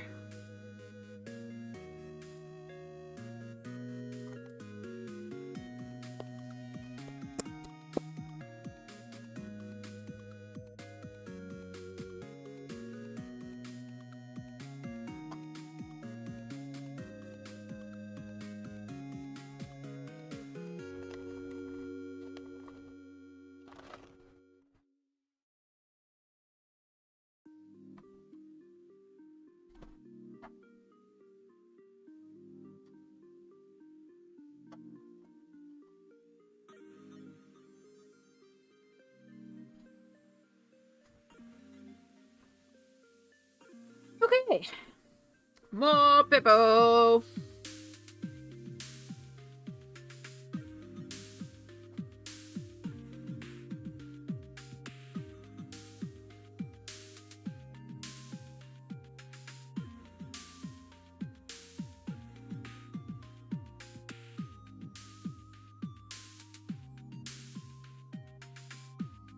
I just outlined everything, and that was really dumb because nothing actually gets an outline. This side gets a bunch of shadow. The rest of that doesn't really need shadow, so we'll just push it around. Because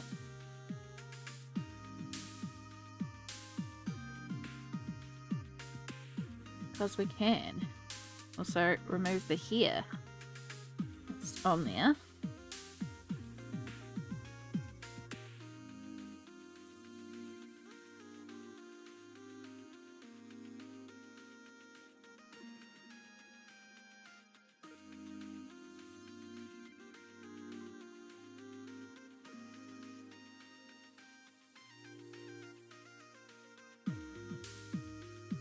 So yeah, I haven't coloured in this section back here because I'm still debating if I'm going to do that purple or cream.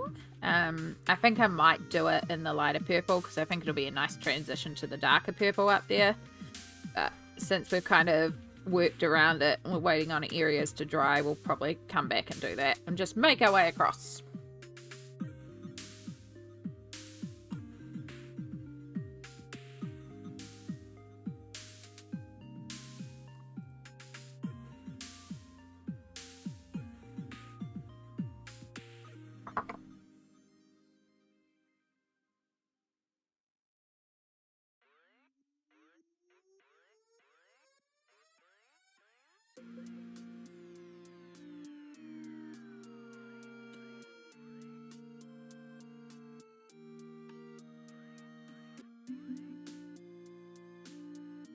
You know what, we're just going to do that whole corner dark because a lot of that is in shadow anyway, and it'll just make it pop that little bit more.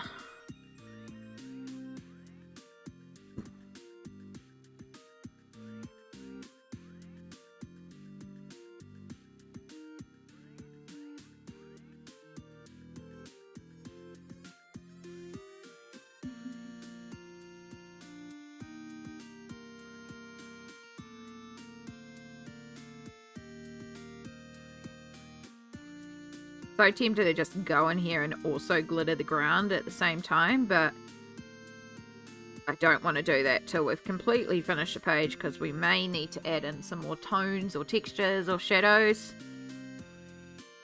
And the moment that we put that glitter on top, we're done and we're not touching it anymore. So we just have to wait. As much as I want to glitter it right now, you have to be patient for the sparkle and know the sparkle's coming.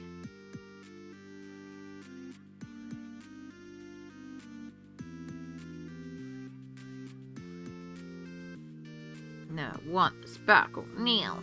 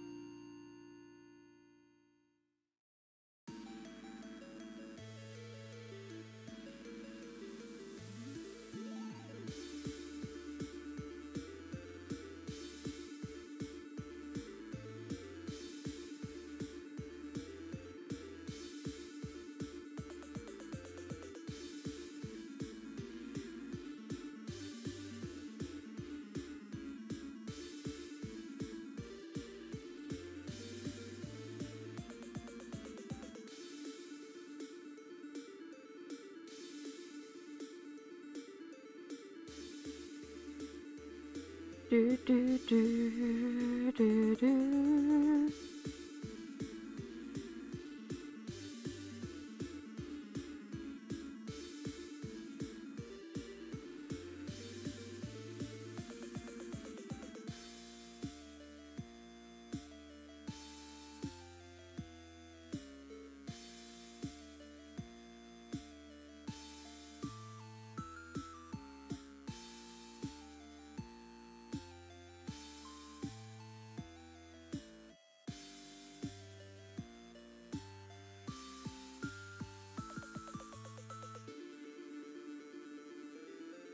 Make sure we get our shadow in there, because that'll also help reiterate where our light source is for everything.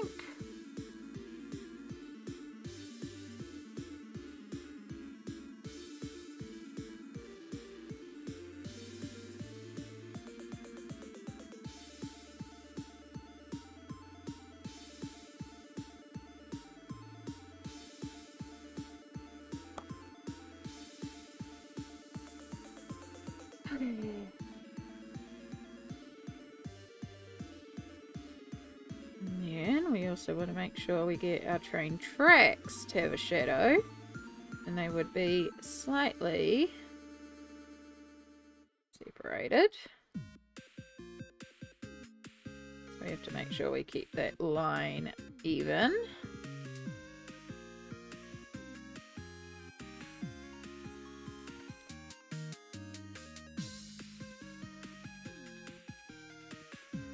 There's our main track shadow.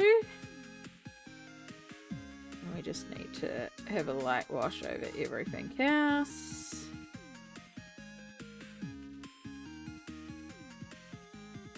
Creases. Ugh.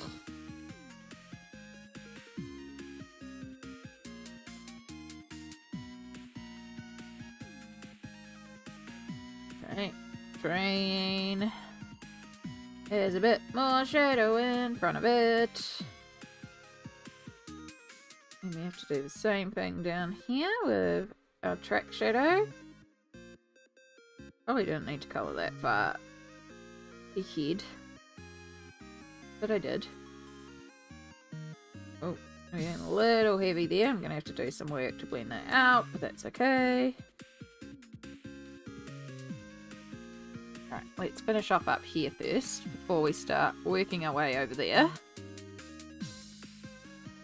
About to say I finished. I forgot the cat's paw there, but no, I did not. The cat has a white paw.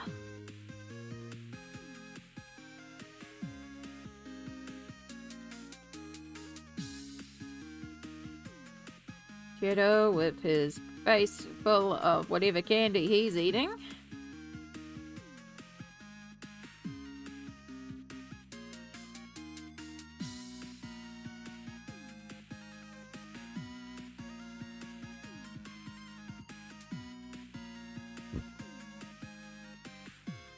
I don't know what's quite going on here with what's the bottom of the dress and what's all that around there. Is she like half kneeling over a puff? Might be the way. I don't know, we'll figure that out later.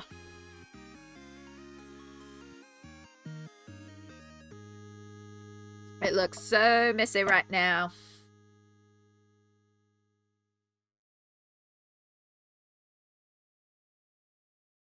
Alright, so that was the frosting that we needed to come back and do, because I wasn't sure what it was. And then we've also got those little pirouettes there that we're still going to go back and do as well.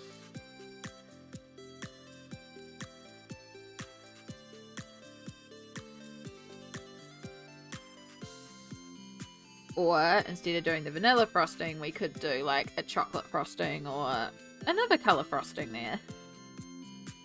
But chocolate's not a bad idea to bring in a little bit more chocolate around the page. We need to.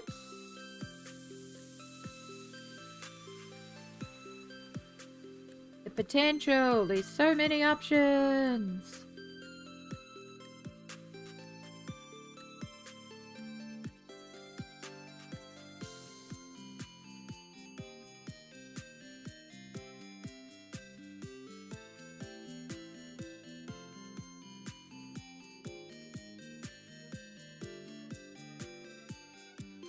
And then that's on a brick again, because we've still got to go around and do the bricks. That's right, I was going to do that chocolate, so that'll bring it across.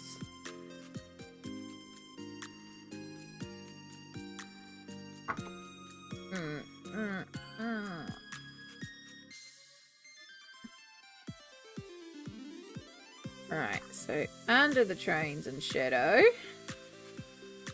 And of course, I've still got a train turret, and even a bit of this would be further extended into shadow with the size of the train. So just do a lot of shadow around there, because it is going to start getting quite dark around here for some of these areas.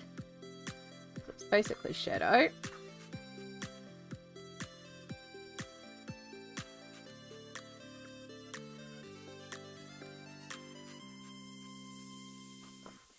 Oh yes, there is our Discord link. I am very bad at posting in my own Discord.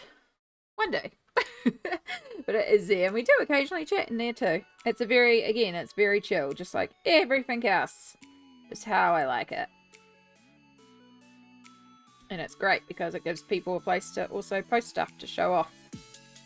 I love as well. Also, Smolt, hello! Just got home from my mini Boston trip. Oh, that's exciting. How was it? Was it absolutely amazing? Did you go on a bit of a shopping spree? Did you buy anything interesting? Did you eat anything interesting? Did you see anything interesting? Tell us everything. In maybe 3 minutes, tell us everything. Because in true channel tradition, you have also arrived in just as we're about to hit the break.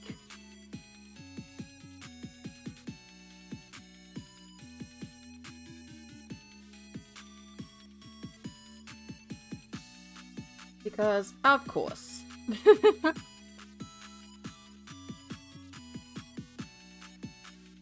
But yes, we are about to head to our next self-care break because it's been nearly another hour, if you can believe it. I kind of can this time. I feel like we've done a bit this hour. Even though a lot of it's just me chucking down pencil. It's a start.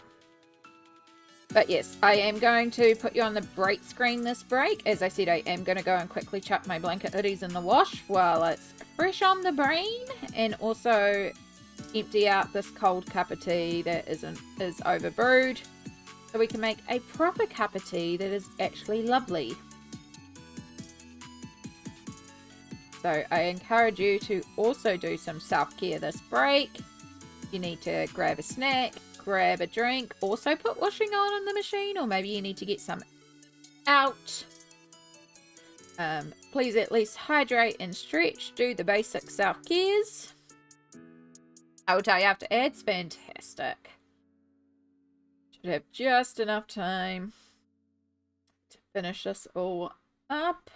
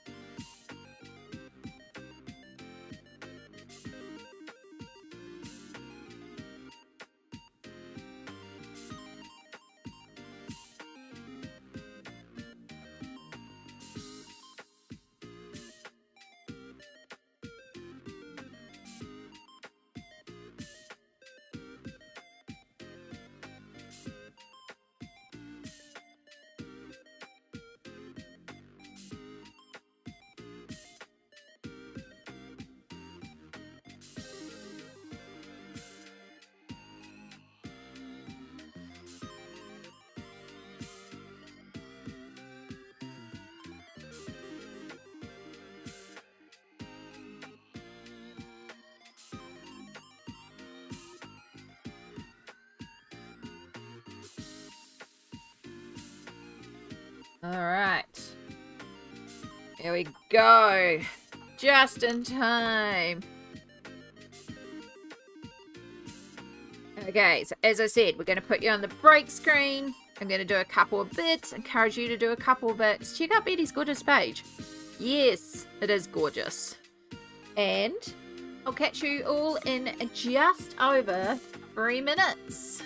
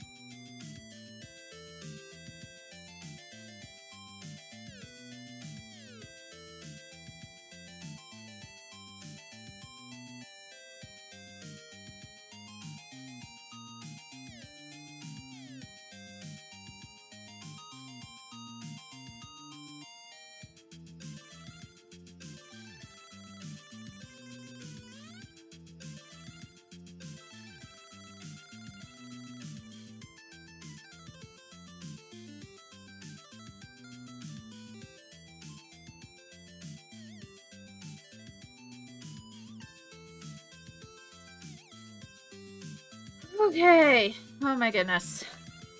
Alright, I need 1. Oi! Keys. Can live in here instead. You're back in place. Oh, welcome back, everybody. Sorry I was a couple extra minutes there. It just takes a moment to do what you gotta do, you know? But blanket hoodies are on. I could only fit 1 hoodie and my oversized, like my blanket dress. And that filled up the washing machine between those two. And I was like, cool, okay. So those are on. But hey, they're on. So that's a win. They are washing away right now. And considering how cold I am, they'll be very handy. And then I made a cup of tea. Refilled the jug of the cup of tea. So that, because the jug was almost empty, went to the bathroom. All sorts of good stuff. And then, I might need scissors. I just also remembered that yesterday, again, it was a chill day, but I did go and I popped to a little local store to grab a couple of bits, including like shampoo and a couple of household bits. And they're doing a clearance on some stuff. And candy. I brought some new candy. I now have lollipops and some new chews. But they also had some super freaking cute, adorable cookie tins that are on clearance. The cookies in them are like terrible chocolate chips. I don't care about the cookies that are in them. I wanted the tins themselves because I need some new cookie tins. Or like containers to just keep cookies in, you know? I just wanted the containers. The containers are freaking cute. Like, clearly Valentine's Day left over, but it's like, you know what? I don't care. It's cute. It was only $1 instead of the $10 that they used to be, because they just needed to move the tins. No idea if the code still works, but I like seeing Amy being an influencer. Ugh. There is nothing worse.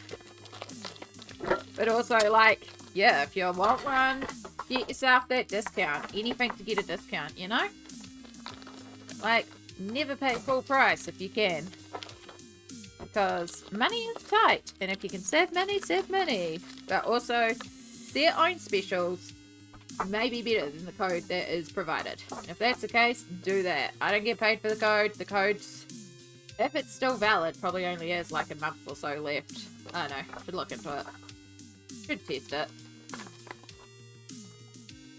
Either way. Will you fit? I might have to snap you in half. I don't really care. You're terrible cookies. You're probably just going to go to my niece and nephew and nibblings.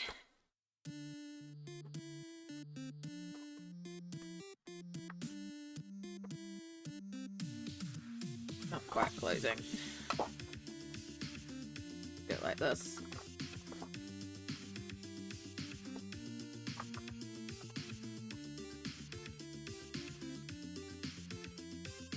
I don't want to eat one of these. I'm not in the mood for a chocolate chip cookie. I just want to get it so the tin closes. There we go. Alright. Get rid of you. I promise there is an importance to this.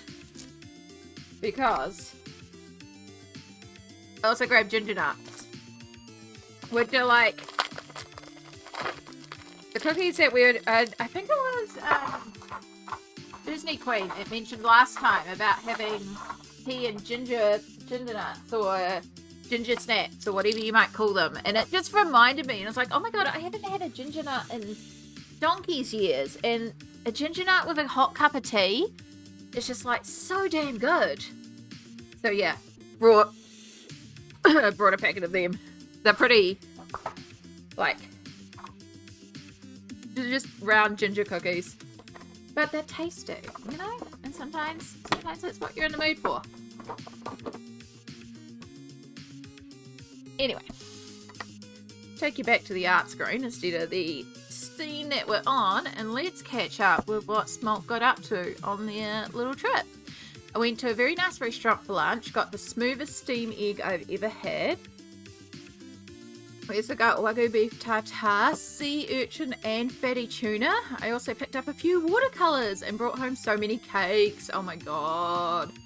Also, I got to try some sesame ice cream and hotcha ice cream. Oh my god. That sounds amazing. It sounds so good.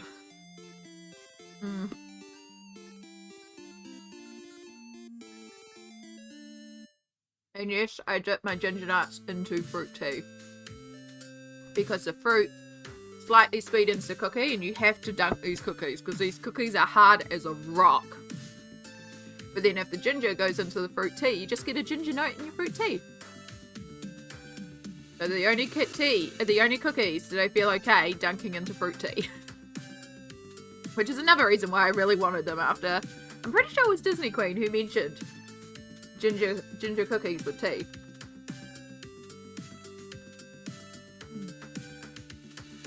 So they're not overly sweet cookies, they're very spicy ginger cookies. So good. I guess they're called ginger snaps? I don't know. We just call them ginger nuts. Which, yes, I know.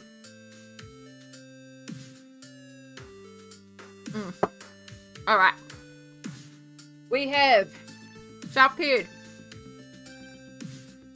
We have done the washing. The timer is going to remind me when the washing is done.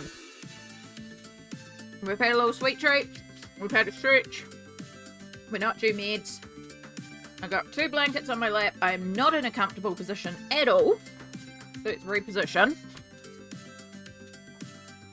And then we can carry on. Much better.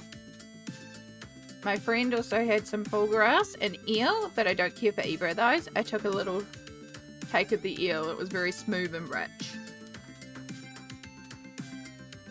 I've only had very small amounts of eel, like a little piece on top of sushi. And I think it had like a teriyaki glaze or something on it, so it wasn't just like pure eel. So it was flavoured. But yeah, it was definitely like a very rich fish. But I did enjoy it. But it's not something I like naturally gravitate to, because if I'm going to the place that does eel, because there's only one place around here that does it, it's like you pick your own individual pieces of sushi. I'm going there to get their like actual tuna, because their tuna is delicious. They also have like a spicy chicken type one that it's not like just karagi chicken with like a little bit of sweet chili on top or something. Like it's actually got the spicy sauce on the chicken itself. That one's good. And yeah, their salmon tuna is just amazing. They used to, at the end of the day, they'd make up mixed packets with their leftover bits, and they didn't have much left at the end of the day, but every once in a while you'd be able to grab like a little $5 packet. They don't even have enough to make it to the end of the day. Like once they sell out, they sell out. And they often sell out.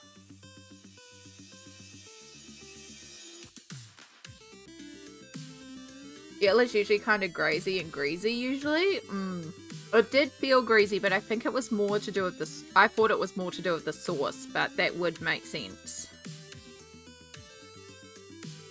Again, I haven't had much eel. I just tried a piece of this. That's the only eel that I've ever had.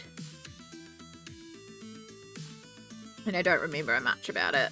But again, I don't go for it. So I wouldn't mind it. I joke because where I live, there's a little stream. It's called the Huatoki stream. And it runs around here and it's full of eels. Like there's a little space in a plaza near me. And like the kids, like it's designed as a little area you can sit down and rest. And so like there's like the river running through the middle. There's like a little, it's almost like a mini little bowl or amphitheater that you go down into. And it's got a ramp and you can sit there and you can eat. You've got the river and then there's Green Door Cafe. And they have a little balcony here that half goes over this little stream. It's not even a river, it's a stream. But what Green Door will do is they'll use their balcony for outdoor concerts. And then you can just sit in the little in the little amphitheater and listen to the music. So like for Pride Week, a bunch of drag queens put on a bunch of performances and using Green Door to be the stage. It's a really neat setup. But that stream is full of eels, which, you know, it's right as a kid that you go down into this little amphitheater and you watch the eels. And you like, you know, we used to have McDonald's in the mall. It's closed now. But there used to be McDonald's, and the amount of people that go and buy like French fries and throw them into the stream and watch the eels come up and eat the French fries. So these eels are huge. And so a lot of us joke that that's the emergency food fridge. Because literally if there's like some sort of emergency, it's like, cool, let's go and learn how to fish and cook eels.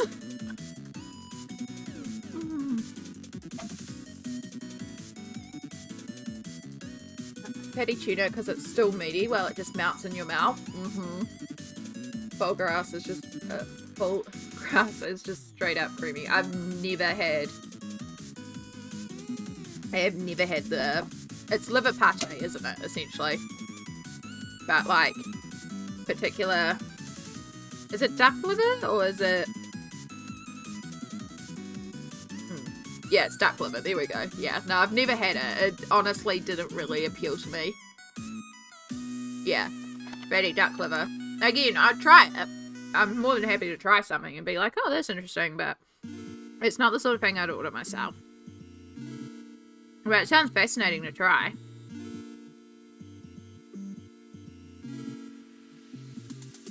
Your friend loves it? There you go. It sounds like a very fancy but delicious meal.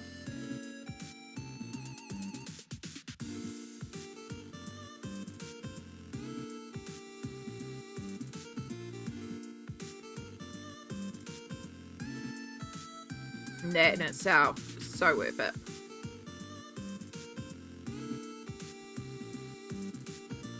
The experience of going out for a lovely meal as well. Just, oh. It's been a long time since I've been to like a proper... No, I was about to say that, but then my mum took me to a cafe recently. Like, it wasn't hugely expensive because I just got like cabinet stuff. And I didn't get dessert or anything. It's just like, I just got a chicken and falafel wrap with some salad from their cabinet, which was delicious. But even then, that's a cafe. That's not like a fancy restaurant. I cannot tell you the last time I went to a fancy restaurant.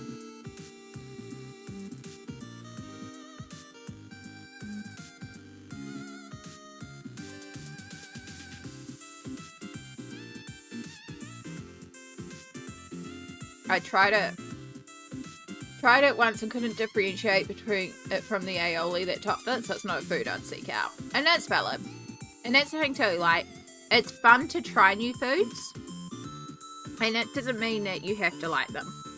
Like, again, if I go to a fancy place and I get topped, I get served something topped with like a white cream sauce, I'm still gonna try it. It just might not be what I gravitate towards ordering, because also if I'm going to a fancy expensive place, I'm gonna try and order something that I'm most likely to enjoy and actually eat. But I'll try everyone else's. So long as they're okay with sharing. Your tilka bread earlier makes me want you to bake some. Yeah, I do miss bread making. I have a bread maker and I do love baking bread. I like making flavoured bread loaves. So like cheese and jalapeno was my go-to. I do miss my cheese jalapeno bread. I also do have like a good spiced cinnamon loaf that I liked making as well. But one of the things that I have been struggling with, and I've talked about this with my anxiety, is cooking smells. And my brain, in its hypervigilant anxiety state, triggering cooking smells as burning smells, aka the apartment's on fire. So it has resulted in, like, there was literally a couple of months where I did not cook. I unplugged all my appliances and I could not turn anything on. I couldn't even boil the jug. which is a coffee bean. You can imagine how difficult that is. So we're doing better now because we get the jug and the microwave stay on, and I feel totally fine doing anything in the jug and the microwave. I've recently been able to start working with the toaster again, and last night I fried an egg and boiled noodles on the stovetop, which is a big step for me. And I've been also dabbling with the air fryer. Now the air fryer actually needs to give a good clean out because that has actually got some, I think it has some like residual spices or something that might have fallen down into it. So that's definitely got something that is causing more burny smell. So I haven't been able to use it since, but it's progress.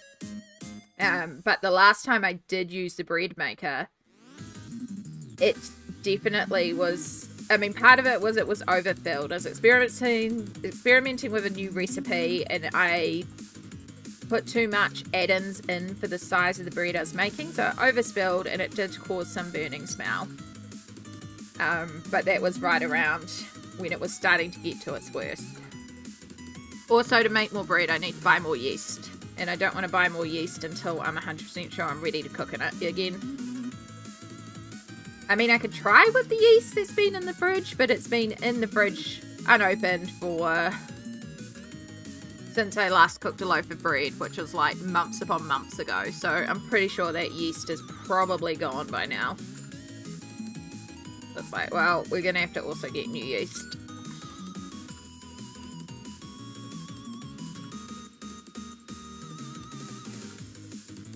I just made a brioche dough. Yum. Should be fine. Yeast lasts ages in the fridge. It does. Yeah. It's been, like, it was already opened. And then had been in my fridge for, like, 2 months before I stopped. And, like, I think it was January we might have last made a loaf. Maybe? No. Maybe March? Yeah. I feel like I brought the yeast in December last year, though. Like, by the time I stopped making the bread because of the anxiety, I was already aware that I'd had the yeast open for a couple months and I would probably need to use it up soon.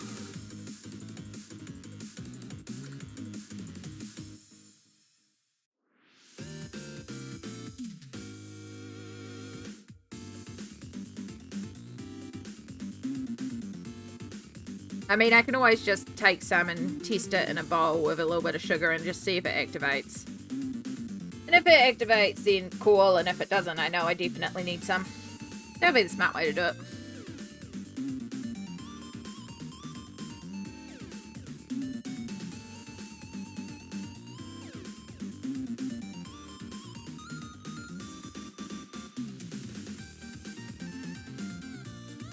Yeah, anxiety brains do be stupid sometimes. Like this salami stick that I'm eating, because it's been smoked, like it tastes delicious, but I can smell the smoke when I put it near my face. But also because I've been using my fingers for it, my hands smell smoky.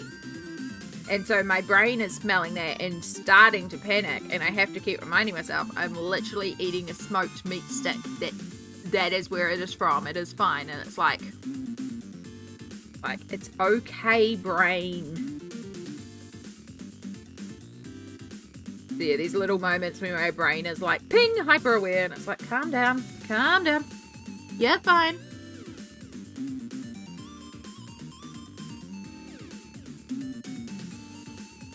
No reason to go into alert. We're good.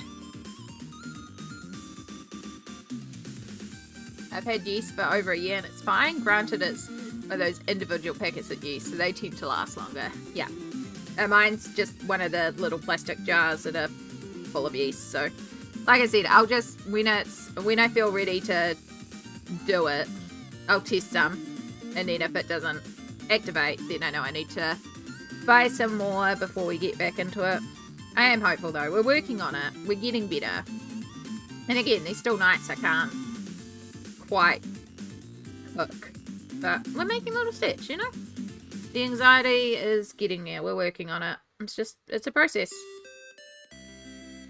The anxiety attacks aren't as crippling and not happening as frequently as they were happening around March when things started spiraling again. It's gonna take time. But progress is progress.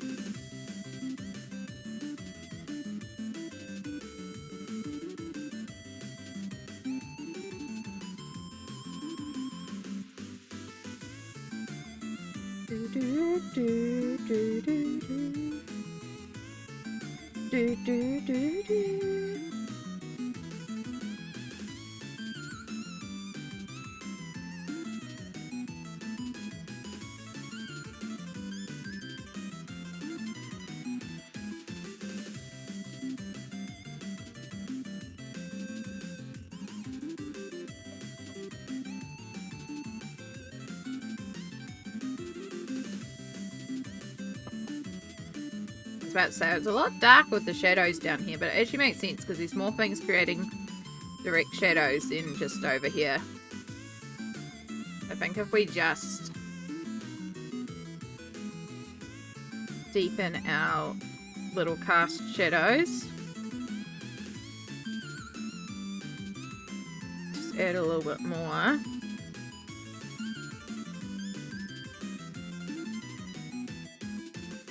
To our shadow areas,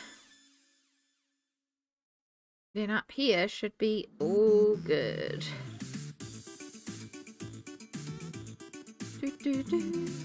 So what watercolors did you end up getting, Smalt? Just like new colors for your existing set, or are you trying a new range?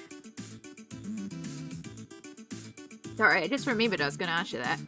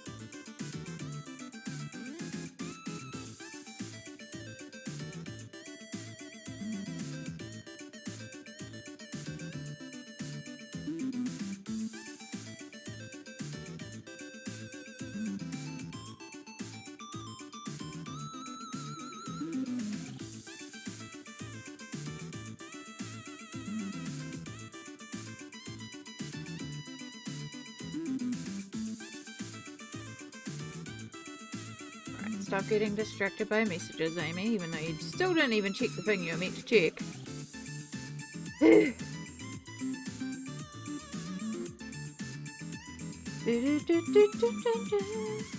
That's what we're going to check.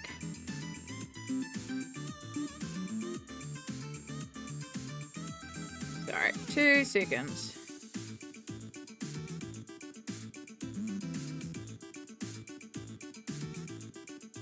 One's marked off.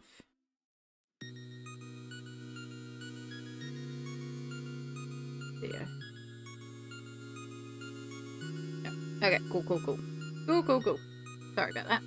Speaking of watercolors, I've recently gotten some of the White Nights granulating watercolors. They are gorgeous. Ooh.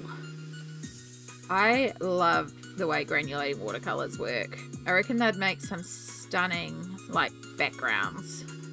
The way all those colors flow together. I was looking into both watercolors but also granulating medium that you can add to existing watercolors. It looks so fun.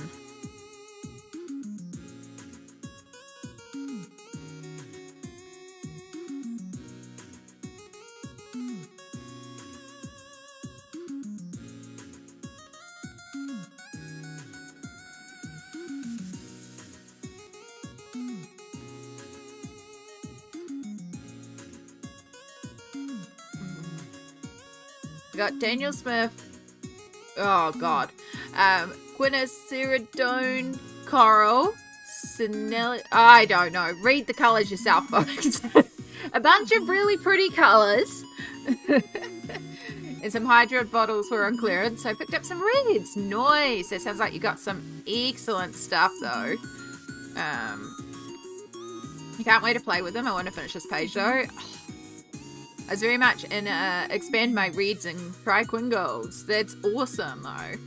Like, you know. I'm excited to see what you do with them.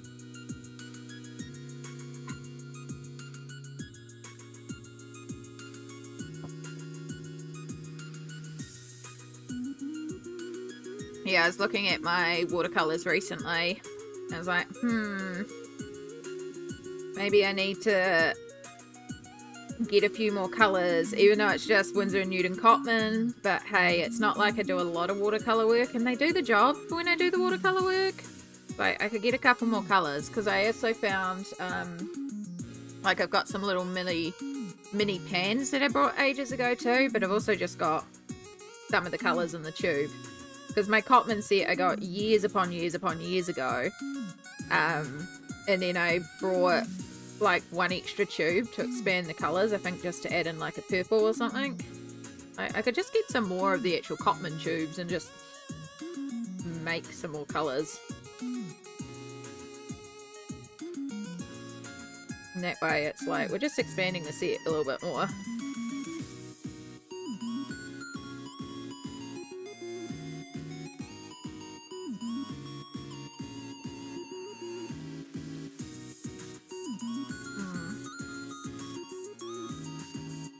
I just ordered some Daniel Smith Violet too. It should be here tomorrow. Nice!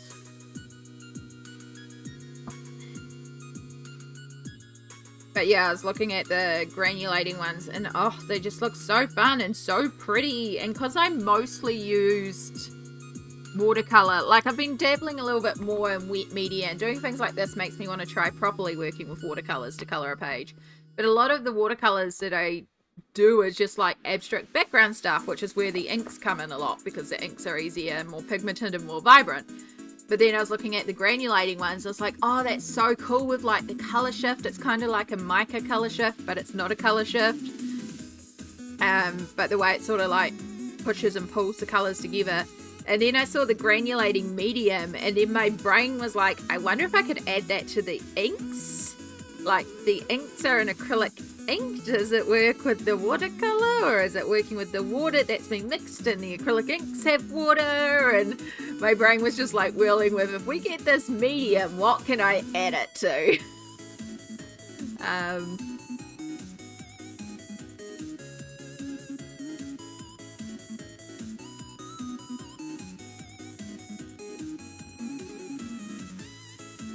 Yeah, so there is, let's do, oh, Spotlight apparently have it too. Yes. I wonder if it's available locally.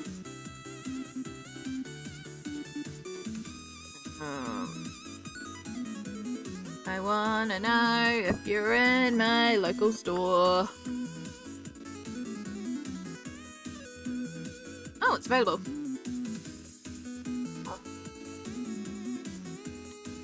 But yeah, this is it here. So it's just a granulating medium.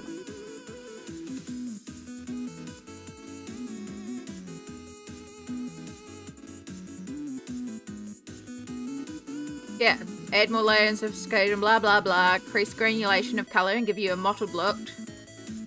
And the effect of granulating colours. For maximum granulating effect, dilute the colour generously with the medium and paint horizontally.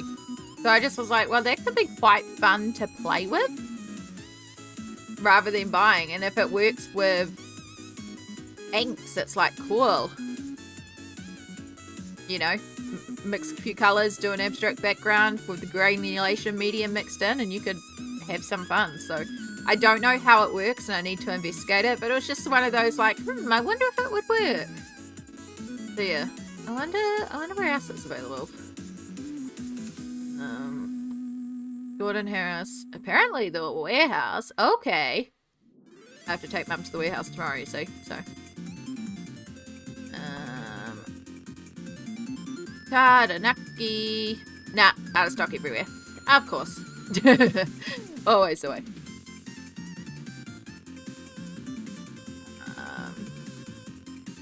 My Holbein and Daniel Smith collections are pretty good where they are. Just grow my Sinalia colours.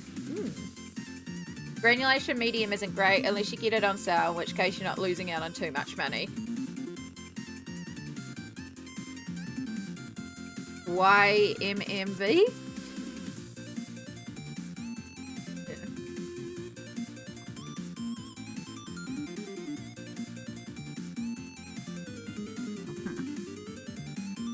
And colours that don't granulate naturally, it doesn't do much. Okay.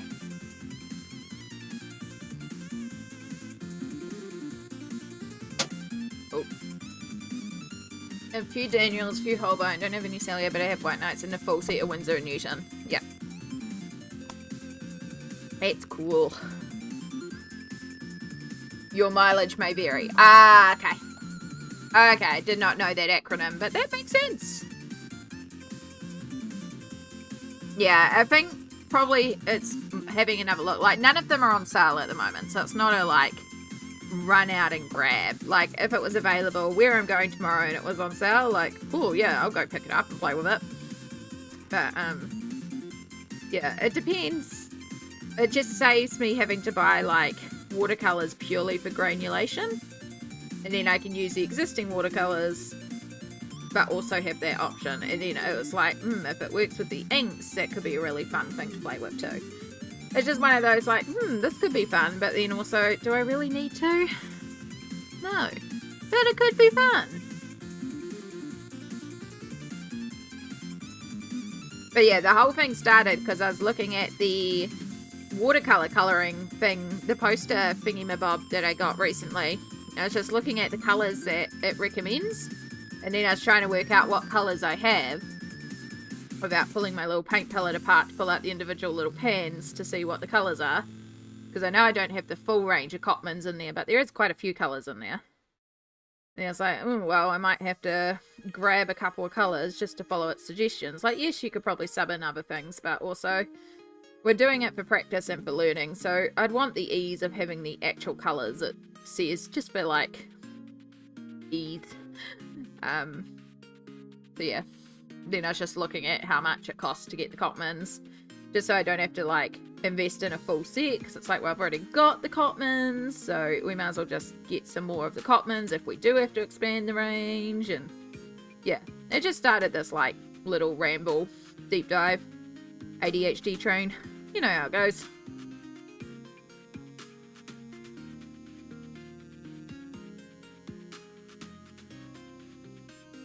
But yeah, the granulating watercolours, like, I know Hannah Carlzon isn't the greatest medium for watercolours. Like, her paper's not great for it. But doing, like, one of her pages where she's got, like, the portrait figure or something, she's got all that empty space. If you have, like, a granulating watercolour that granulates into several colours, like, just splotching that around the background would be so interesting and so dynamic and very quick to fill out a background. So that was kind of my thought process, was like, that would be really cool to just tackle some of those plain backgrounds. And that's kind of what I already do with a lot of wet media for backgrounds sometimes. Yes, I'm sure you could, but I also don't want to have to bother you every time. But I've just got to sit down and look at it properly. I may have every colour that's needed, because that set does cover most of the basic colours. And like, if I literally just needed one colour, it's like, well, I could just grab one colour. If I'm missing like 6 specific colours and it's the most expensive colours, I might be a bit more like, let's see if we can just sub something else in, you know? But I wouldn't mind.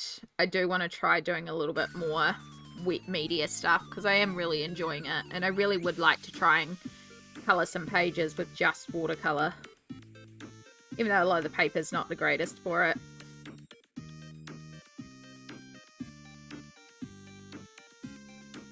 Granulation shines best when you splash it on and leave it alone to do what it wants. Yeah, and that's the kind of thing where you could just splash it onto the background and then you're like, cool, done. Do your thing. It's the same as when I do those. That was another thing too, is when I do those ink pages. Like, if that medium works with ink, with the acrylic inks, add it to the acrylic inks, do a background with the granulation, and then do the details on top in ink. And that could also be really heckin' fun. But again, that also requires research into how the actual granulation medium works, what it's activating, and if that's in the acrylic inks. So, and I just didn't get that far. It was just random thoughts. And since it came up,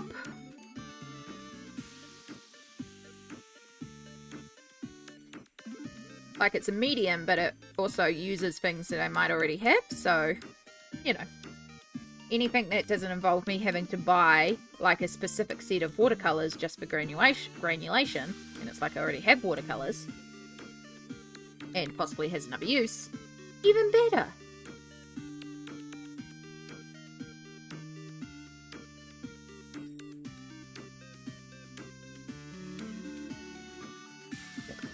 Oh, pardon me. Energy drink is making me burp a lot today.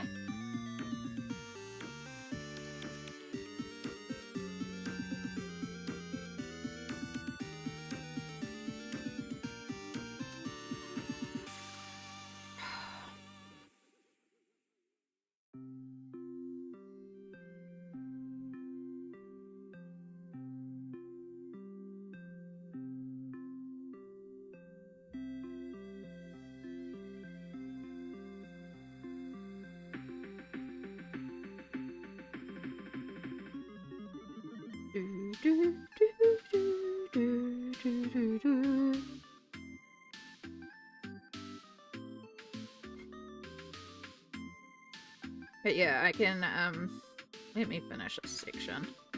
I'll grab my Cotmans and show you what I've got, since we're talking about it. Let's do a distraction, because distractions are fun. Yeah, I'll just finish this section.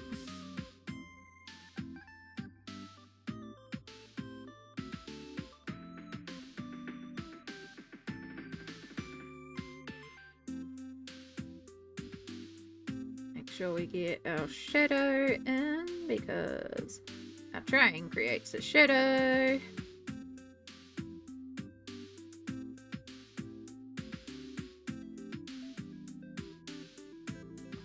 Alright.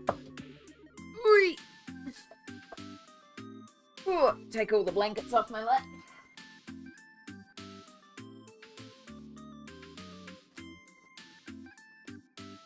Oh.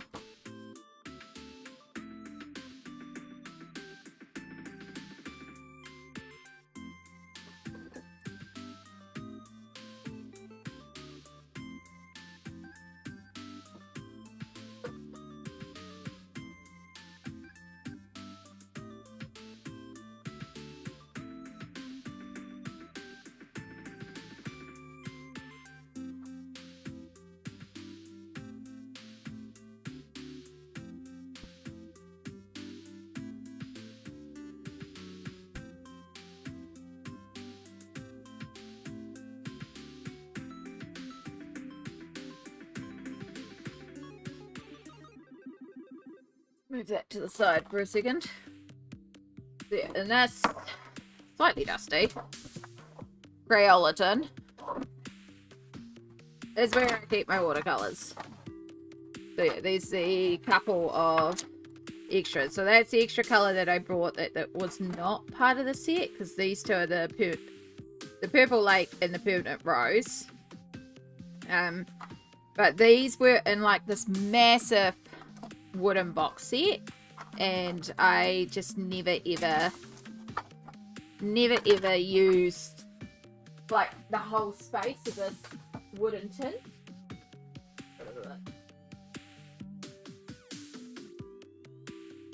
So I got this like tin that had like some Crayola signature markers or something in it, and I just stuck down double-sided tape and then just stuck the watercolors in here, so I can kind of pop them off, and I think they have got the color written on the side, so like raw umber, and then they do kind of stick back down. But then I'm pretty sure they're up here, so we need to go away. Oh, there's one of the bags. So I got a couple of bags of like these tiny little quarter pans. So it's like these could go in there. Because I don't currently have one of the violets actually made up. I'd usually just pull it from the tube. But, they can go in there. And then, I don't know if it actually said like a specific list. Or I need to give this a damn good clean.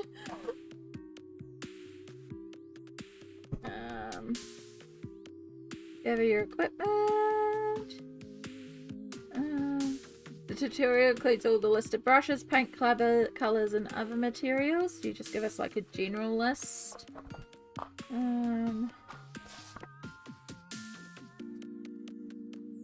What you'll need. So yeah, it has like a list of colors here.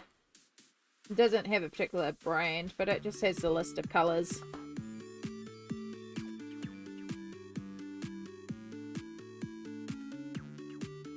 Some of them use masking fluid. I'll have to see if my masking fluid's still. These ones use dark brown and white water soluble crayons. Interesting. Is this one? This is the one that I really want. Masking tape and board, primer optional, masking fluid brush, and ruling pen. Yeah, scrape paper for paper mask. Interesting. Okay. So yeah, I just have to go through, check the colours, match with this and see, which I think some of them don't. But like permanent rose already I can see, well I've got permanent rose. So, pretty sure that's like Naples yellow maybe. Or is that raw? I don't know. We'll go through it properly when it's time. But, yeah. Figure out which one we're doing, figure out which ones I need the colours of, figure out if it's something I can make. Because I've got, like, plenty of colours. So, I'm sure I can do something with it. I think it'll just be a fun challenge. Fun to play with. Fun to see if we can do it and pull it off.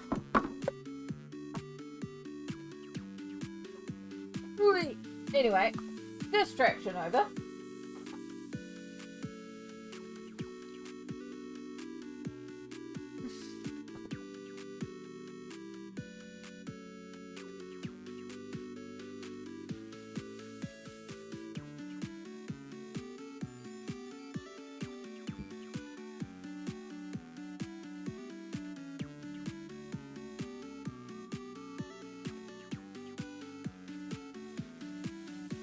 What I should do is I should make up a little swatch card.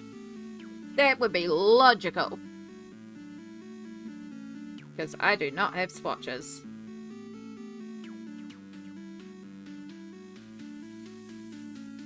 And at the same time, I can do a little list of colours. And then know what colours need to be added.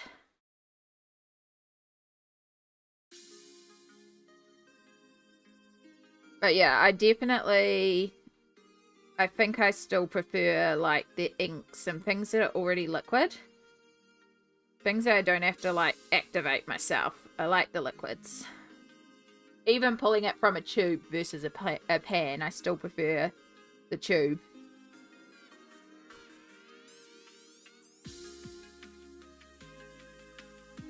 Nah, yeah. I doubt I'll finish the page. I'd like to base the colours today. I'd like to at least finish all the colour choices. That would be a win to me. But yeah, I've got big distraction energy today. We're definitely having a wee sort of day, so chances of finishing it, very unlikely.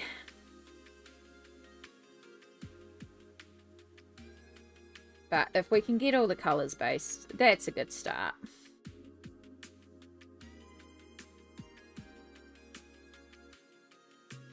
Yeah, a swatch card and a mixing chart wouldn't hurt. That's the one where you have like the grid and you just do like a line and a line and a line and a line of each of the colours so that you can see how they mix together, right? That's what you're meaning by a mixing card? Honestly, if we need a break from this, maybe we'll do that. Maybe we'll just do some swatches. Same watercolour, if you give them a spray about 30 seconds to a minute before you use them to wake the paints up for you. Yeah, I have learned that since then. Since I first started with them and just went to pull them directly from the pan, it's like, oh, I'm getting better in colour. Now it's like, nope. Give them a little good spray. We keep water on the desk for a reason. Yep, there'll be a mixing chart. Yay! Again, watercolours are not my forte. Same with gouache and inks. But I'm learning. And I'm enjoying learning about them, but a lot of it's just coming down now to, like, playing. But even just watching people do stuff with them has taught me a lot.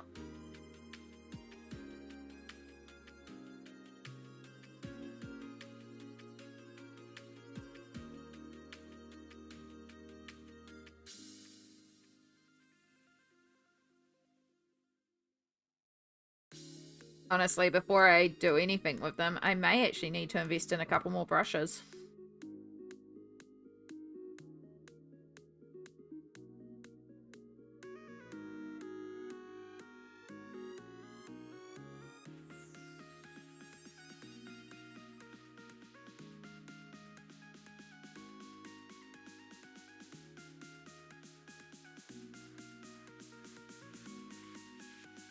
Because, admittedly, I don't have a lot of big brushes.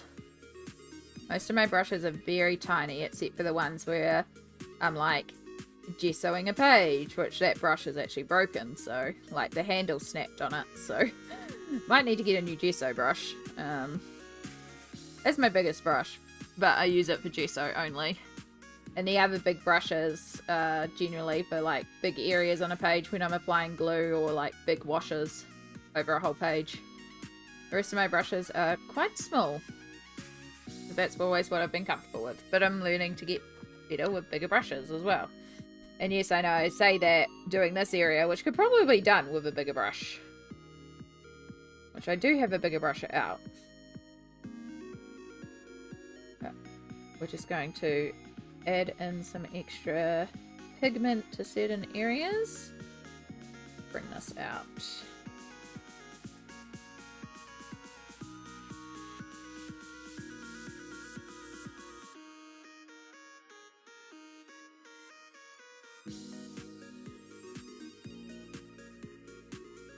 Honey Bay's to really soft watercolours, I wouldn't recommend some paints. Yeah, no, the Cotmans definitely need to wake up. They are solid little bricks. Unless I'm pulling the violet from the tube.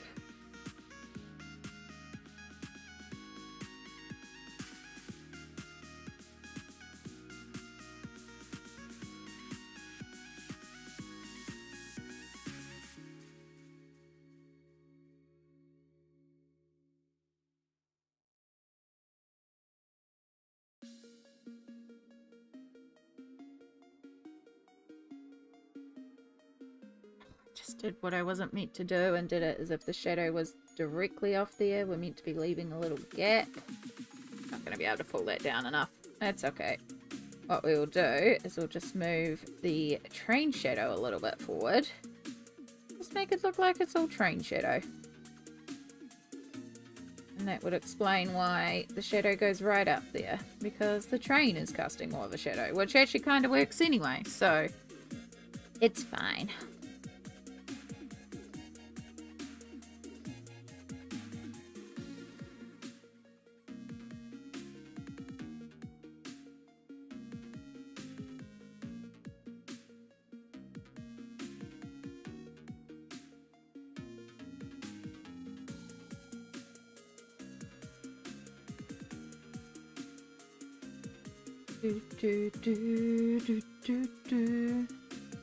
Mike the Potato! Hello, hello. How are you going today? Thank you for doing the shout out for Mike. Mike is a lovely game streamer on Twitch. If you follow, you get a potato song. All the emotes are potatoes. In the same way we love bread, if you love potato, Mike the Potato is the place to go. How are you going today, lovely? I hope you're having a wonderful day so far. We are very slowly working away on this gorgeous little kitty candy village spread.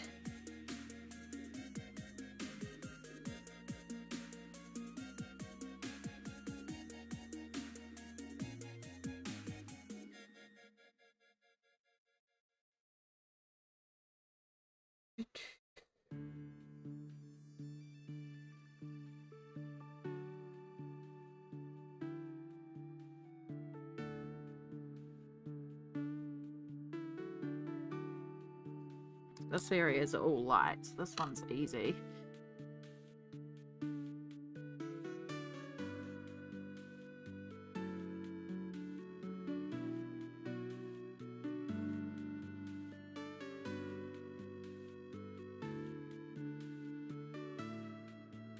Bring it up, bring it around. Give me a second to just blend out this rough edge that I created by accident.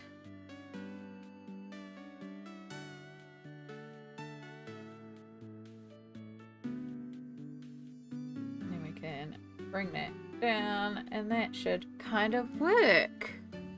I'm doing okay. How are you doing today, Amy? I'm doing excellent, thank you. It's been a pretty good day, even for being like the end of my injection cycle. We're not doing bad today, which is really, really nice. I've had a really good chill weekend, and it shows, you know? We're feeling good. We have got big distraction energy today, so yeah. We've just been talking about watercolors and different bits and pieces.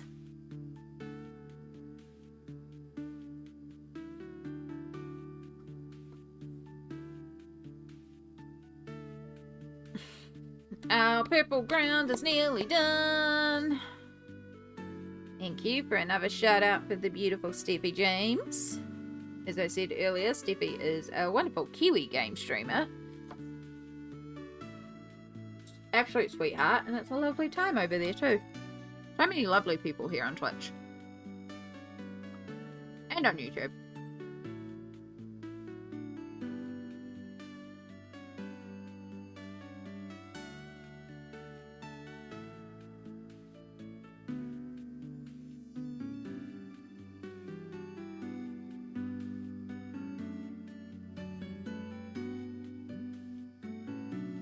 Am I seeing yellow? Has it been nearly another hour? Oh my gosh. That means my tea's been brewed for an hour too again. Thank you for the hydrate, Small. I am on it. I'm on the fruit tea. Luckily, this fruit tea is okay to have been left in the bag, in the tea for an hour. Unlike the other one. And a shout out for the beautiful Cassie as well. Another amazing art streamer, but also plays games here on Twitch.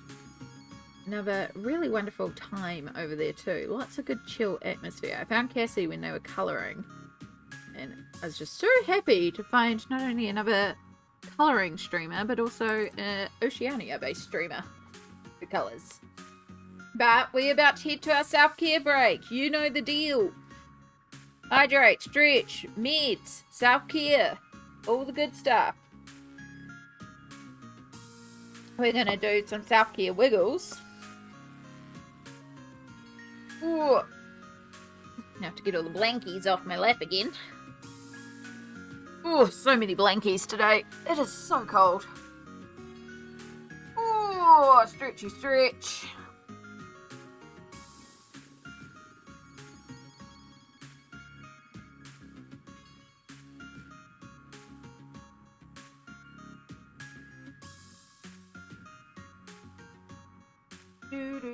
And we'll check the messages quickly. Ads will start any moment for those of you on Twitch. There it is there.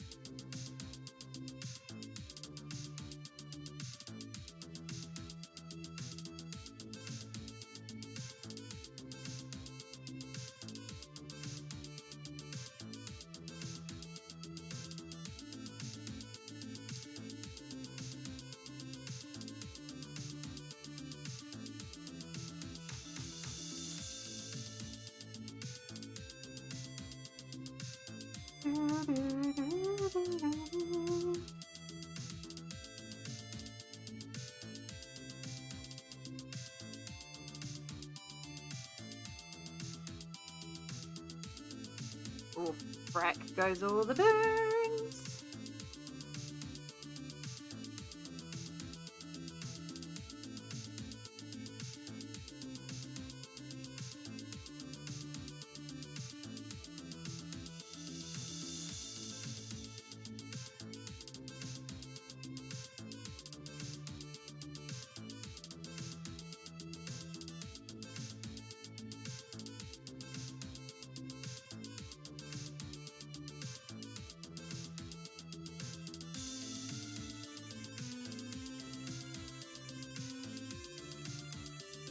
So we keep hydrating as well.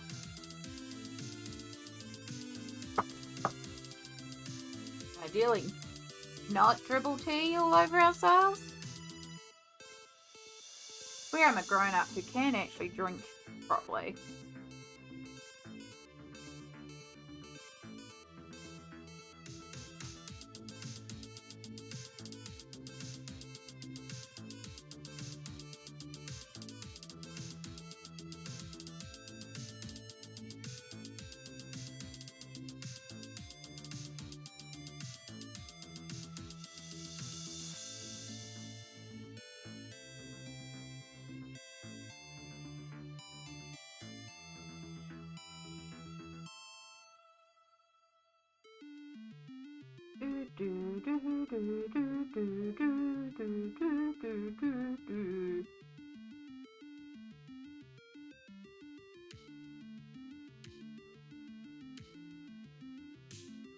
And there we go. Welcome back, everybody, from the self-care break. I hope you did all the things you need to do in order to look after yourself this hour.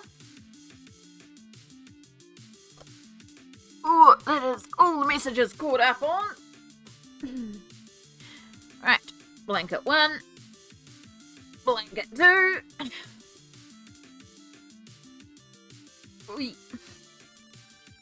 It is chilly today. So we got all the blankies.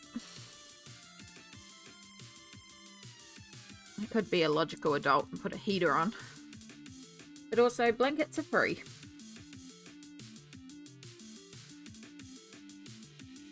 So we're going to carry on and finish off our activation of our purple.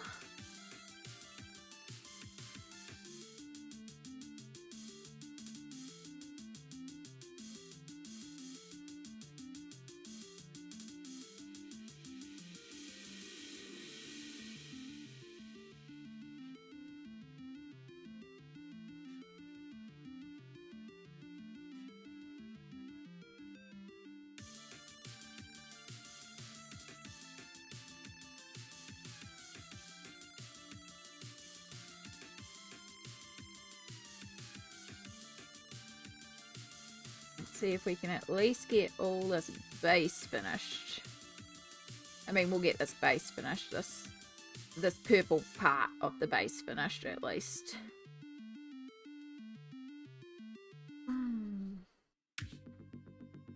Actually, I need to sock it up. My toes feel like ice. Yes. It's a very, like, I know when I don't wear socks or, that's, like, I feel cold a lot more easily. Like, right now I've got some really thin socks on, but I'm in slippers. But I'm actually thinking, because I've got some, like, fluffy socks that can go on as over socks. I'm actually thinking I should probably put those on as well. And it might help me feel a little warmer as well. Which I'll finish this, but... and then I'll decide if I want to put those on. I think it might be a good idea to put them on. If I put them on, I can't wear the slippers, but they're actually warmer and thicker than the slippers. Like my unicorn rainbow socks. Freaking love those socks. They're expensive, but oh my god, they're good.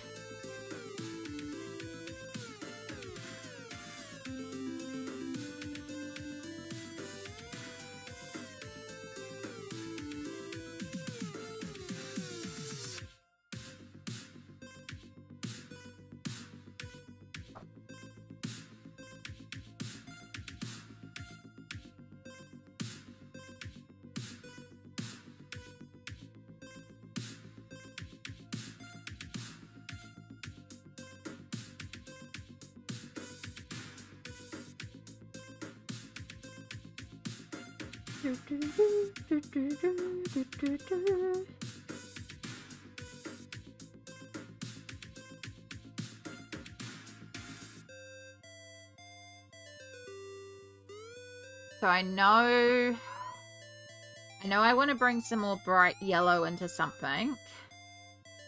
And I feel like all these like swirly candies, we might do them like full rainbow. Well, not necessarily full rainbow, but I feel like they need a few different colors. Like pink, yellow, blue, green. I should count how many swirls there are, because maybe we can like divide it evenly. And I probably want to also have some like white mixing up the colors as well.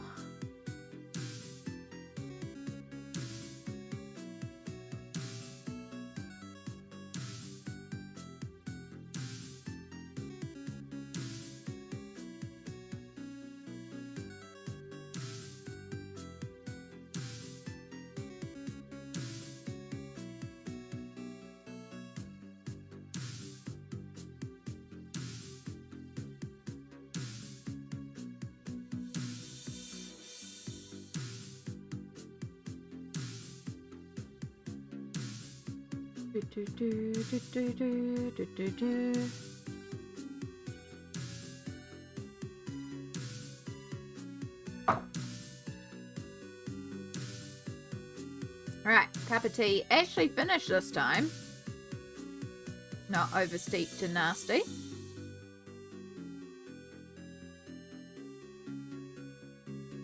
Probably should make another cup of tea at some point too. We are not drinking from the actual kitty cup, because it needs a wash. We've just got flowers and patterns on this one.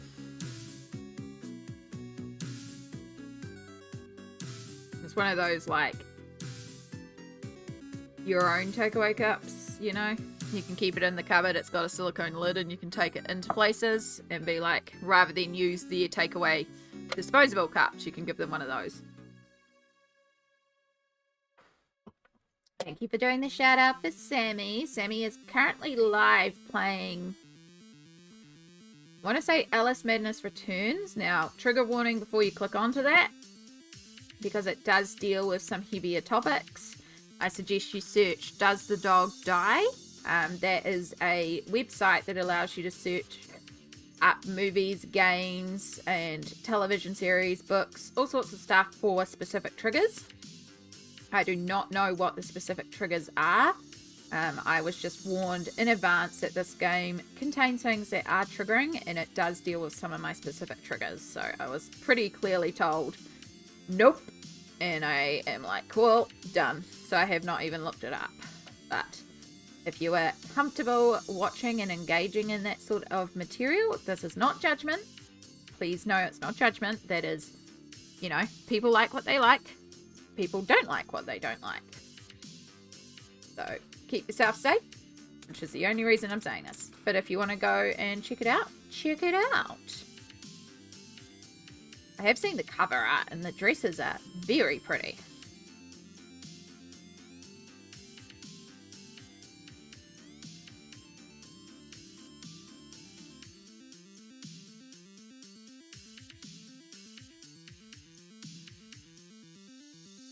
Okay. The shadows get a little heavier on this side, so I'm going to see if I can just lift some of this off.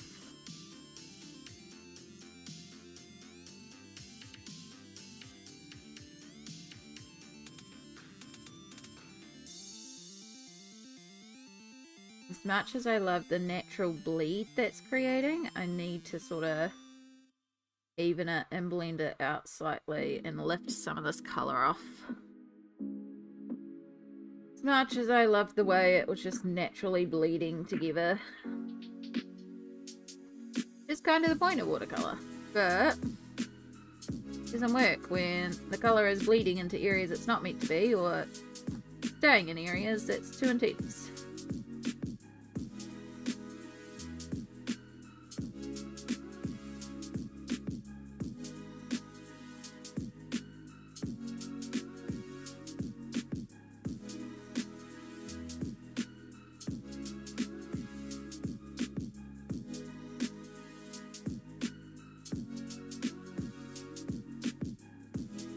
You need to dry a minute before we add you back in. Same with you.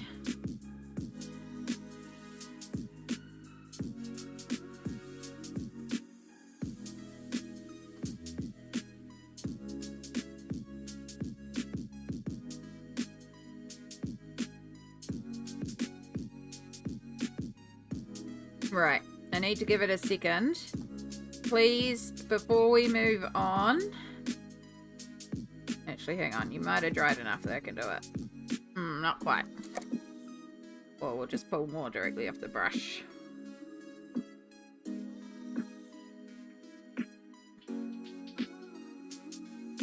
Here we go. Need a little shadow.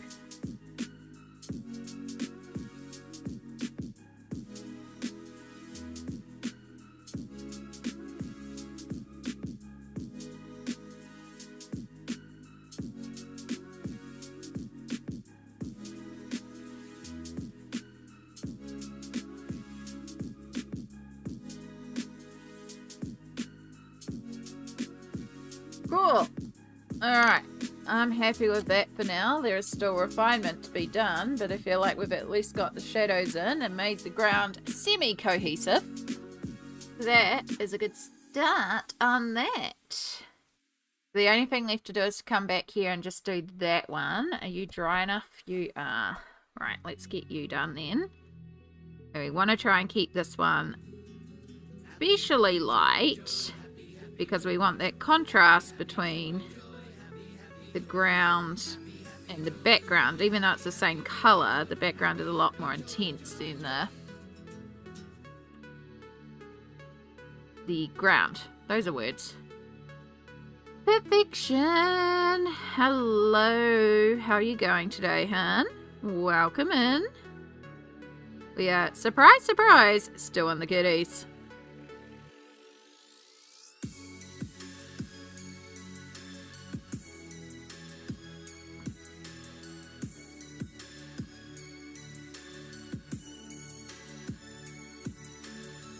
So I just realized something. Have I still got the candy redeem off? Because I know I turned that off a while ago.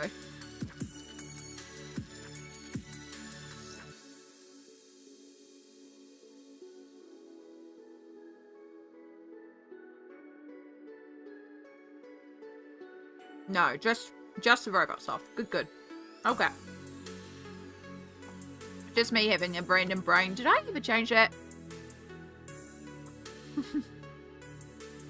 You ever get that where you're just like doing something and just that random thought in your head of, did I ever do XYZ? I get that all the time, especially if I leave the house and I'll be out and about and then it's like, did I ever turn off the lights? Particularly if I don't go out in my regular order and like do things in the specific order, and then I'll be like, did I grab my keys? Did I lock the apartment because I've done things in a weird order? It's not like I have to do it in that order. I'll gladly leave the house not doing it in that order, but if I don't do it in that order, I forget if I've done it or not.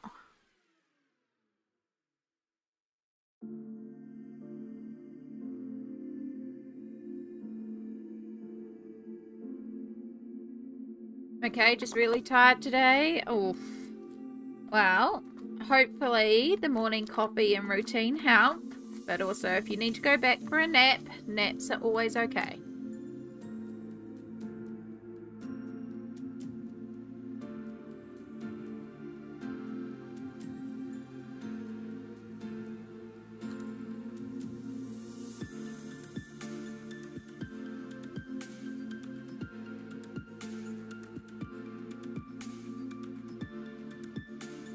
Probably should use the other brush for that section. Oops.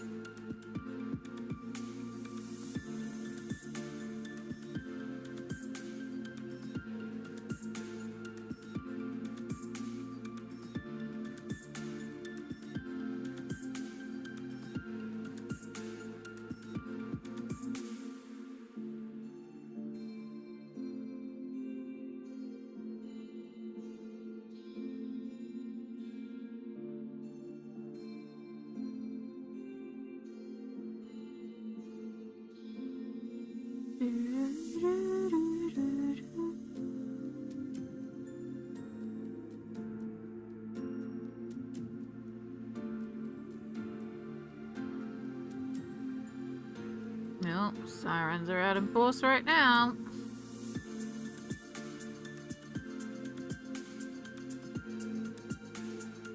Okay, we're gonna have to lift and remove.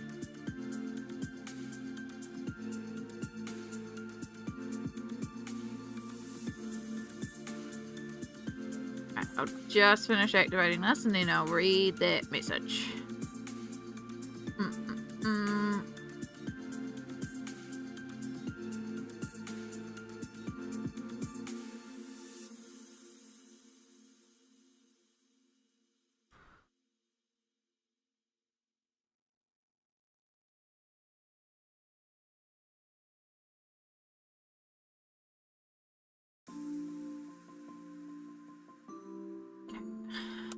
With that. I went through all my books because I found my WIP list from February last year. I have 32 well over a year old WIPs plus 4 pages I'm working on now. That's okay.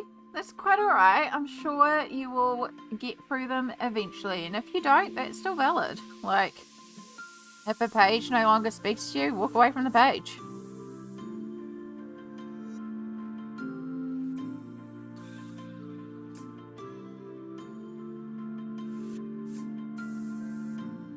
You decide when a page is finished, so maybe those pages are just finished. Maybe they're just trial pages.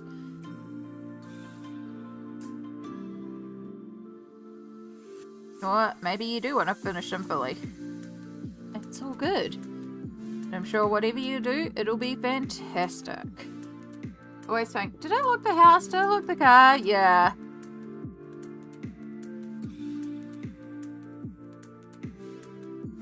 It's actually one of those things where it does make me wonder. Like, I've never been tested for anything neurodivergent. And part of me does wonder sometimes. I know I have very good coping mechanisms, though, for a lot of the things that I do. Like, for example, the forgetfulness, the distractiveness. If I am leaving the house and I have not done things in my specific order, I will forget. But as long as I do the order, I remember. And I know that is a sign of some neurospicy stuff. There's a few other things where I'm like, especially having done my psychology degree, I look at it and I'm like, I know what you are a sign of. I know I kind of fall under these pathways. But also I don't feel the need to get diagnosed. Like, it would get me some extra help, but I cope. I wouldn't be surprised. There's certain things I'm like, I would not be surprised.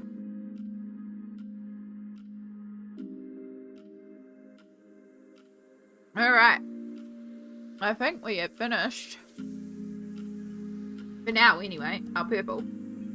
I might need to go in and just darken a couple of areas just to match the intensity of the shading in some areas, but for the most part, it's a good start.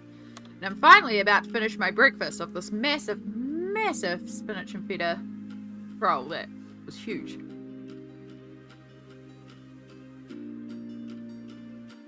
At 1:15.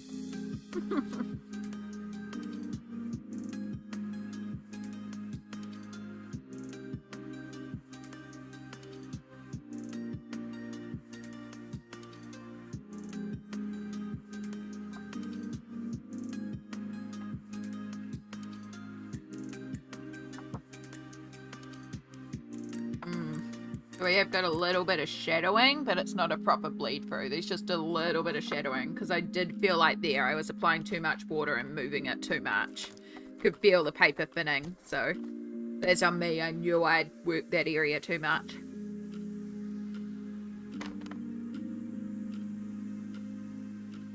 Right, so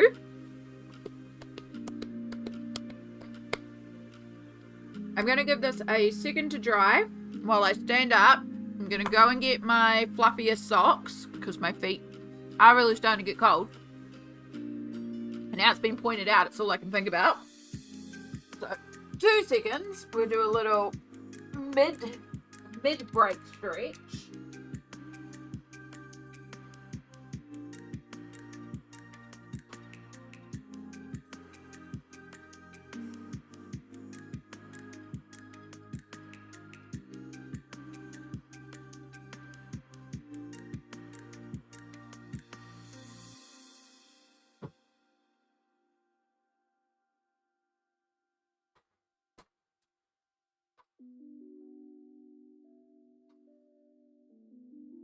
The unicorns, and the rainbow, and the fluffy.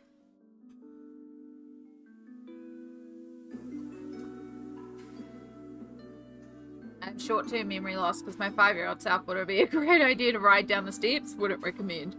No, probably not the best idea, but hey. It's what's happened has happened, and it's how you progress through it. Unfortunately, as much as we'd like to, we can't change the past, so it's about finding ways to cope for the future. And if you have discovered a way to change the past, can you call me up? Because there's quite a few things I'd like to change.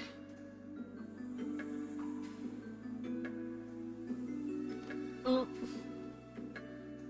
we go.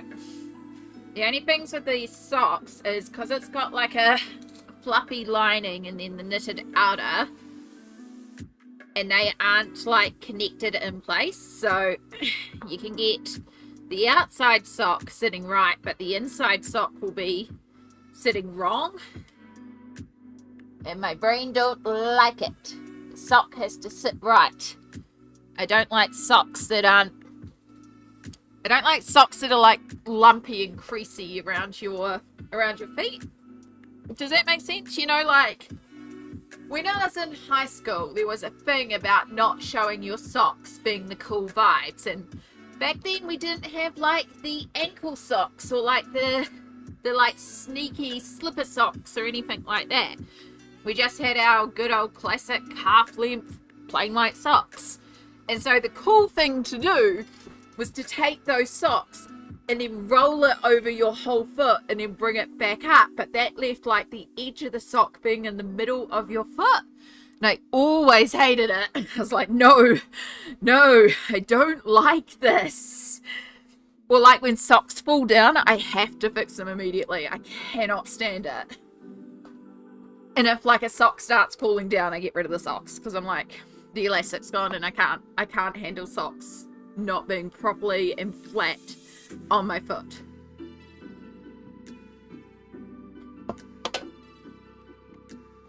And that is a sensory overload thing.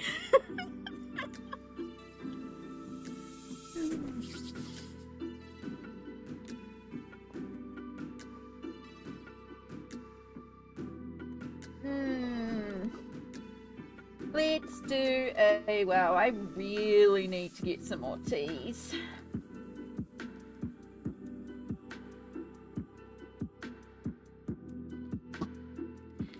Mango and strawberry, you are the winner.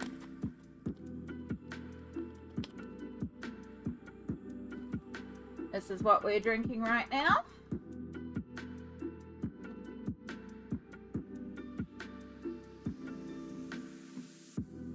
Get that one a steeping. Twinings, mango and strawberry. Why did I put the empty tea bag back in the tea box? I don't know. I don't like tea, but that one sounds really nice. Yeah, I'm not a huge tea person myself, but I love fruit teas. Those are the only teas that I drink. So when I say I'm having a glass of tea, it's a fruit tea. I don't drink like gumboot tea, as we call it here, like your standard black tea with milk. That being said, it's been many a years since I've tried it, so it could be worthwhile me trying it again.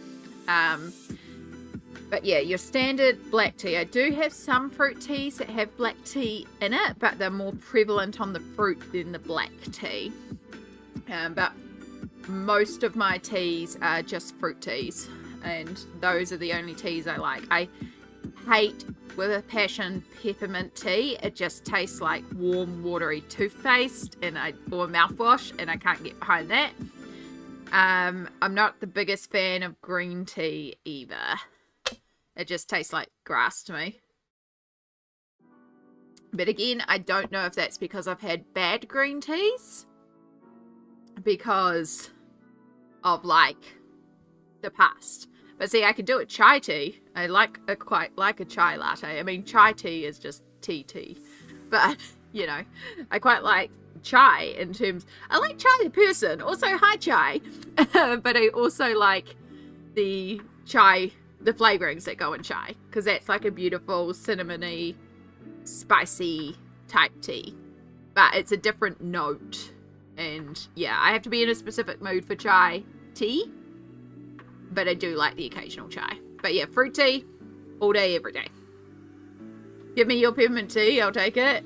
I have some peppermint tea in the box. I'm pretty sure I do keep some in here for the... No! Oh no, don't drop any further. Stay. Sorry, a stack of colouring books just fell over. Which is my fault for where I stacked them. I moved the tea box and they were like free full.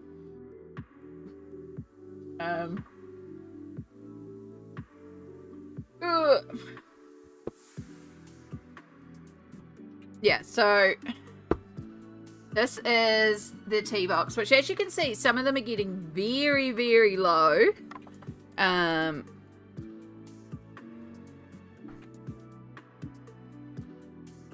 Speaking of chai, do a shout out for chai. So most of my teas are in here because they're individual serve ones. So that's primarily, it sounds bad, but that's one of the things I look for, is a tea that is in its own sachet, so I can keep it in my tea box, because this is not airtight, so any loose teas are not going to fit in there very well. But yeah, so I have a bunch of Red Seal and Twining. So Red Seal Superfruits. This is my absolute favorite. This is the one I've been drinking a ton and got my mum onto as well. The plum and boysenberry is so good. Like, this is such a good one. These ones can also be made up with cold water as well. Take way longer to steep, but they're really nice, cool. Peach and pineapple, which has fruit juice granules in it, and peach fruit juice granules in it. So I'm usually allergic to pineapple. However, the fruit juice has been processed and dehydrated, and the enzyme that is raw has been cooked out enough that I can have the tea with no reaction. I can't drink like piles and piles and piles and piles of it, but I do really like that one. Blood orange, which is also when I'm making like a big cup of tea. It's quite nice to like mix these two, because this will add a good tang to anything. So if a tea's like too sweet, you can add this in for a more orange note. So I just recently refilled that one, so that's why that's like semi-filled. And then the other red seal one that we have, ignore the body right, because that doesn't matter, it's just pomegranate, which is also quite lovely on its own. And then we have the Twinings one, so I've got mango and strawberry. These two live together. So we have strawberry, raspberry, and loganberry, and blackcurrant and blueberry. I find the Twinings ones are more on the sweeter side, so I quite like mixing these ones with the blood orange sometimes to make slightly more tangy and refreshing, because I find their ones quite sweet. And then these ones up here are their infused ones. So these ones you like chuck in a water bottle and you can brew them cold. They were designed for like, fill up your water bottle with flavor so you're not just drinking plain water, and that's what this one is. And then in here as well, as you can see, I have quite a bit of peppermint tea, because I got given a box of peppermint tea, tried it, and I'm like, I don't like it. But one of my cousins really likes peppermint tea, so it's there for when she comes down. It's like, this is quite old peppermint tea now. But it's there. It's there for anyone that wants a peppermint tea, because, you know. And then the other ones that I have in here is I have one left, and I'm going to need to get some more, is the Puka vanilla chai. This one is gorgeous. This is the chai that I usually drink if I drink a chai, because, oh, so good. So good. They are very pricey, so it's very precious, which is why I haven't had it, because I'm like waiting until I can get some more. But it is a delicious chai. And then these are just bog standard English breakfasts that came from a motel ages ago. To be perfectly honest, I'll just brew them for craft probably. I also have, so as I said, I've got like the infused one over here. And then on my actual little stand where I keep all my coffees and my hot chocolates and stuff like that on there, I also have a couple more like loose teas. So I have like a peach berry crumble tea, and that actually has pieces of dehydrated fruit in it, of peaches and berries. It is stunning. I love it. But that one is very hard for me to replace now, so that's like a real special occasion tea.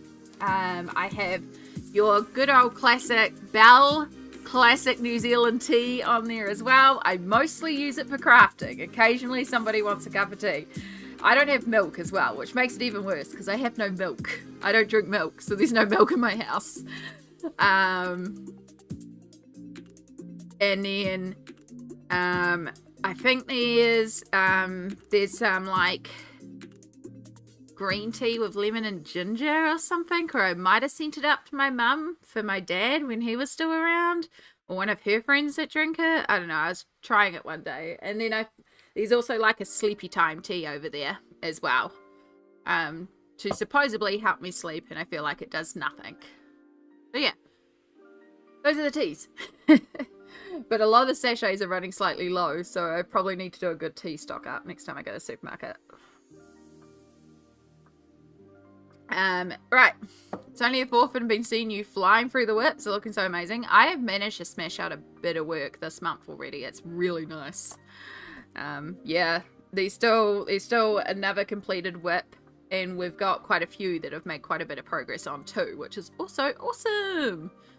Sounds delicious. Just got inspired to boil up the kettle and have a cup of tea. Yes. I'm just typing out. I was going to ask you to find the difference between the Twinings and the red seal. There you go. Yeah.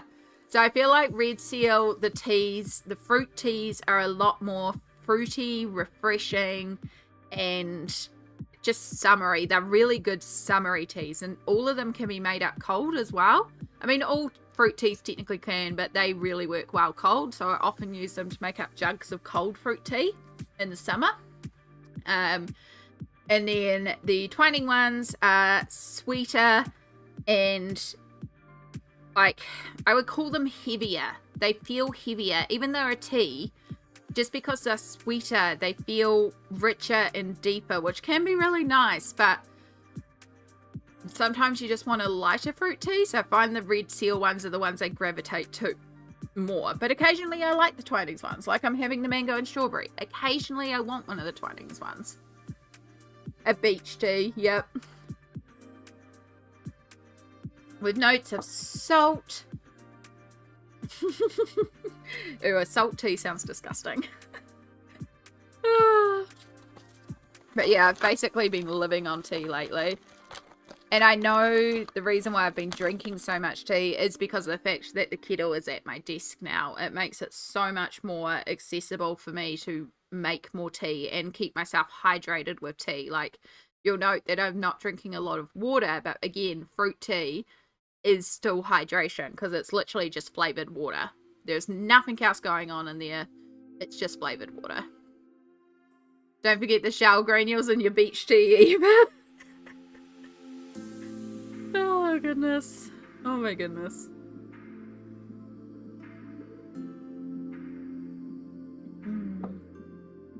And then, as I was saying before too, which is before you came in, the other thing that I've also got at the moment in this cute little tin is classic ginger nuts, because, like, a cup of tea and a biscuit is a very classic English sentiment. Like, you have afternoon tea and you might have a cookie or a sweet treat with your cup of tea, but the ginger nuts, these need to be dunked in tea. You cannot eat ginger nuts without dunking them in tea. But fruit tea isn't exactly a dunking tea. But ginger nuts, I feel, work in fruit tea because it just, if the cookie flavors the tea, you just get a slight subtle ginger note to your tea. And if the tea flavors the cookie, you just get a slight subtle fruit to your ginger cookie. So, yeah, I feel like these are appropriate dunkers for tea, even if it's fruit tea. Sorry, I stepped away. Just found out how to pause it. Oh, no. Oh, no, hun. Sorry to hear that. Fingers crossed. Fingers crossed that it's a-okay. That both you and your friend's roommate, your friend, don't get it.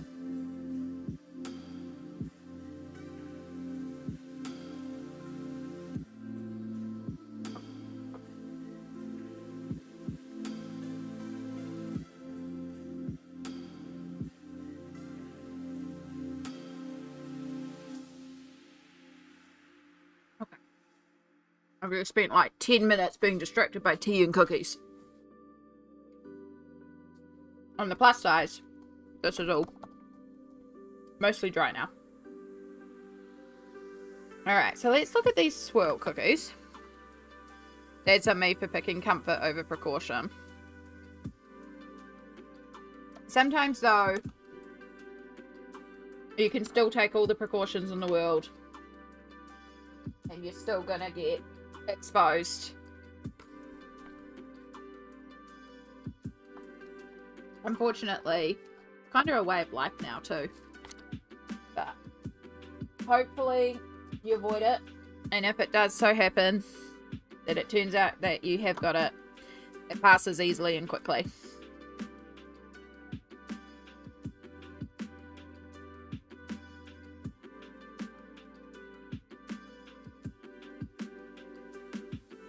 There's possibly some little sections in here that are also meant to be ground. But we'll come back to that later. Okay. What are we gonna do? What's next, Amy? What's next? We're gonna work on rainbow candies.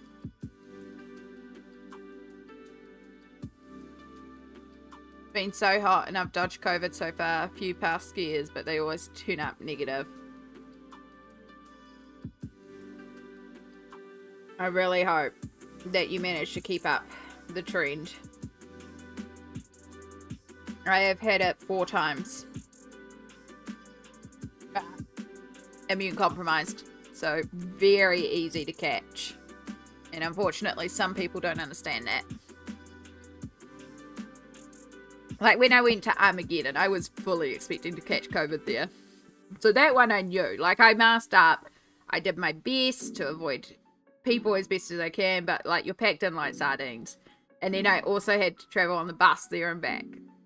And on the way back, there were people coughing continuously. I was like, cool, mask. But yeah, by the time I got back, I was not surprised I got COVID from that one. The rest of them, can't really stipulate where I got them from. I think I just literally was at supermarkets. Yeah. Right, so what I'm doing here is this. I choose that one, if it lets me. So let's start with yellow because I know we want to get some more bright yellow in here.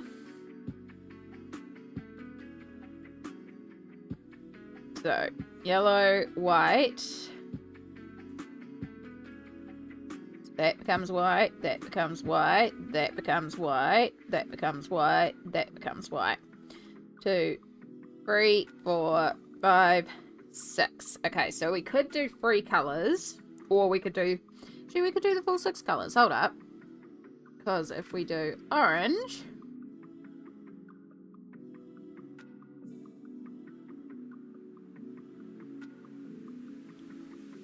red... and then we'll go back the other way.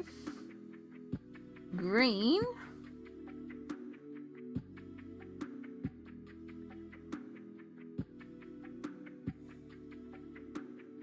Blue. We would technically need a pink in between, but if we did it like a pinky purple.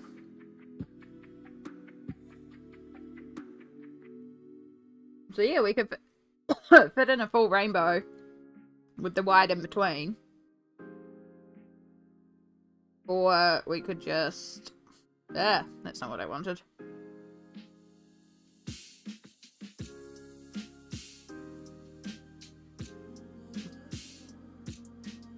Nope.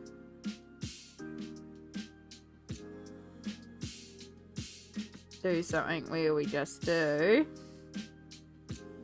Start with yellow, because I know we want yellow. And then say the blue.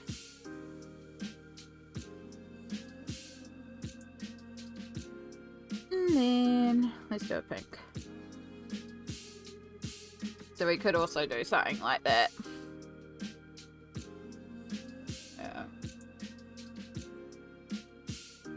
I've had it once ever this year. I still have long-term effects.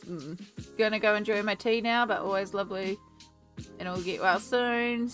Thank you, Chai. Enjoy your cup of tea. It's always lovely to see you. Take care.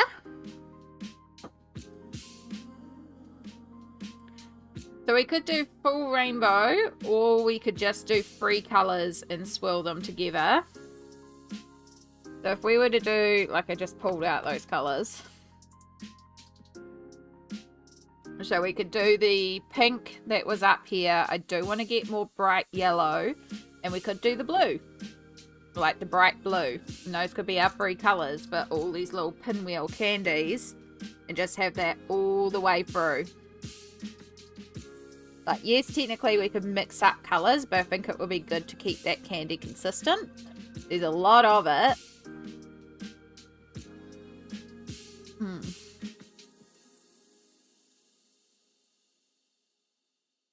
Yeah, there's still definitely a lot of studies and a lot of things happening with it because it affected a lot of people.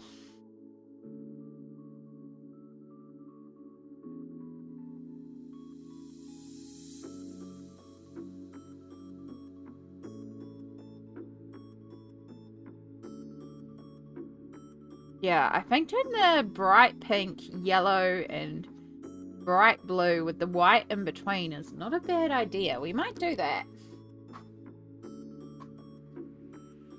You need to stop questioning yourself, Amy, and just trust. This is also why it's taken so long. Right. Sun yellow. Sun yellow. And we want our fuchsia, and we want our iris blue. And then if we are to do a slight shadow, because of course they still have shadows. So I pulled out the bright blue for our blue. Fuchsia. I have red violet out. That'll work. We'll just do a little bit of red violet. You got this, Amy. Trust your judgment. I gotta go do some cleaning. All good, lovely. Do what you gotta do. I hope things work out well. Thank you for the lurk. Good luck with all the cleaning. And then do sienna gold.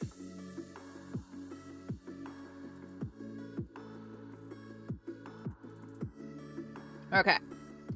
Gives us our colours, and then the last thing we need is a little bit of grey, but we need to be very light on the grey, so we might pull out a good old Albert Dürer so that we can do a bit more subtle with the grey. So many colours for such tiny candies, but there's a lot of colours in there. We should work logically and work right to left because I am right-handed for colouring.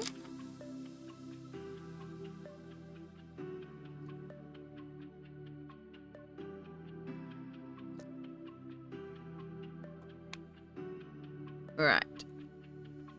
So, yellow, white, pink, white, blue, white, yellow.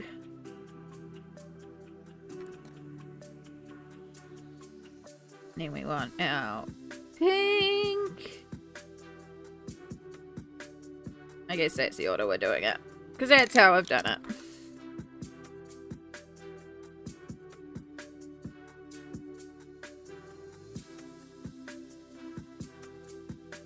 Because this is what I mean. There's so many like little pieces of candy on this that has to be like, you have to figure out the colours for. Some of these pieces with a bit to it, so.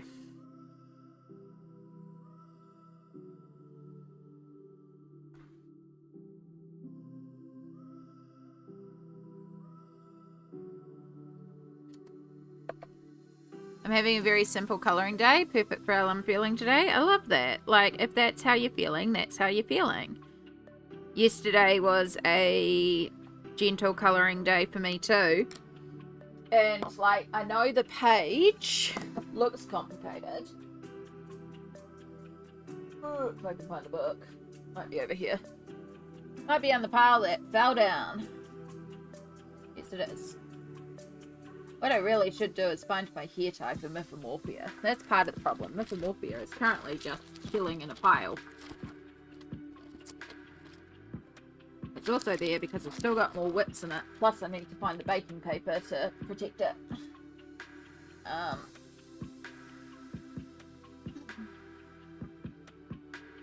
This one here. And it looks like a complicated page, but I'm colouring it with super tips, which is just kind of like my chill happy space. I'm really loving how it's progressing. And so, yeah, that's just kind of what I worked on yesterday, just like stippling on colours and blending out the markers. A little bit of fine liner for some details. I've still got to pull out Posca to do like the little pattern on his sheer fabric here. But yeah, really loving how this is going. And it's all Crayola Super Tips. And it's kind of like my de-wined colouring. Like, I forgot how much I just enjoy working with the Super Tips sometimes.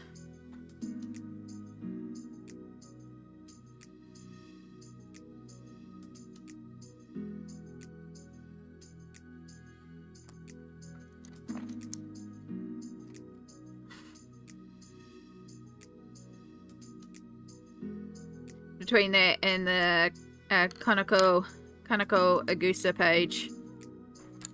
Like, oh yeah, I forgot how much I freaking love this media.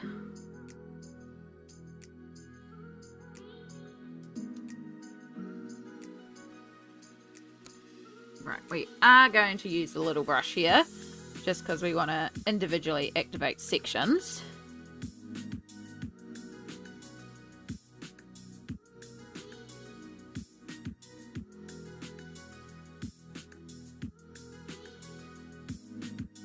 And yes, I should probably colour all the candies and then activate all the candies so I can do all the colours at once. But I want to activate one so I know exactly what we're kind of looking at.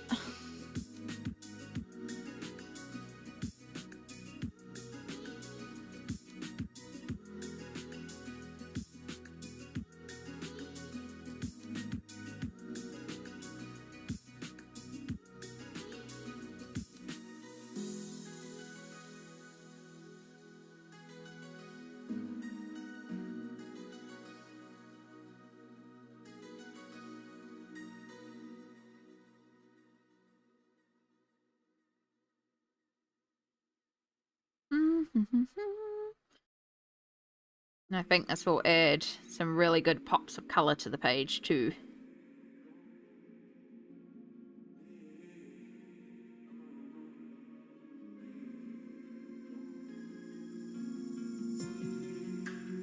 Start taking us into that beautiful Candyland.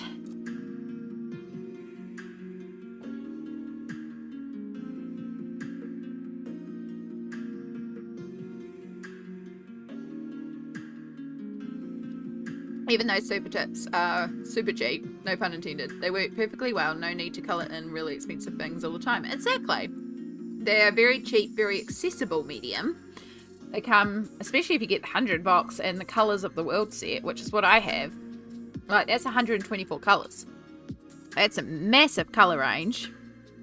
And they're really flexible in all the different things you can do, between turning them into the watercolour technique or just colouring with them straight on the page.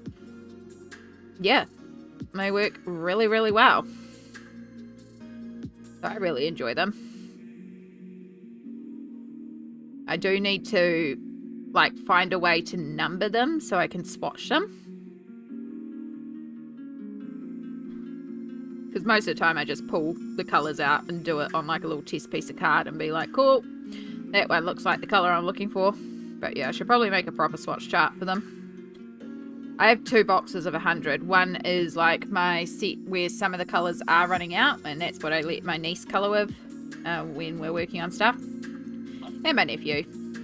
And then I have like a new set that's like relatively new, and that's the one that I tend to use. Although I still pull from the old box to try and use up some of the colours, particularly if it's colours I know I haven't used a lot in the old box. It's like, let's use those ones up. But yeah, between those, and then there's a little bit of the Staedtler fine liners as well, just for some like finer details and a little bit of specific shading. But it's pretty straightforward and it's a lot of fun. Okay, let's start working this out. So what I'm going to do is I'm going to do all the colour placement first, and then we'll go through and we'll do all the greys. Blue, pink, yellow. Hold up. Blue, pink, blue, white, pink, white, yellow, white, blue. White, pink, white, yellow, white. Perfect. Pink comes after blue. Well, after the white.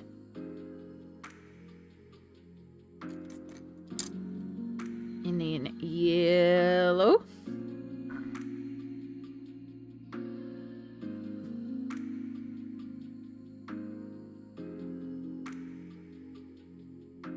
Alright, let's do over here.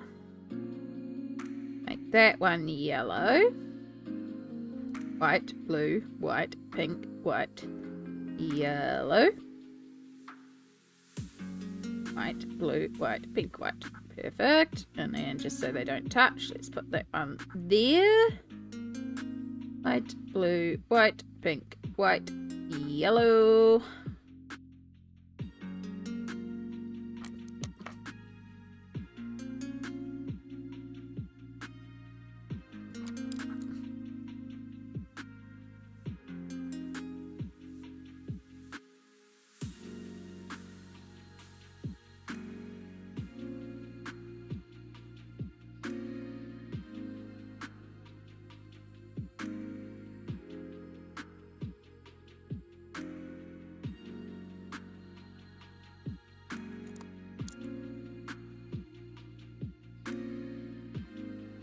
And then our fuchsia pink.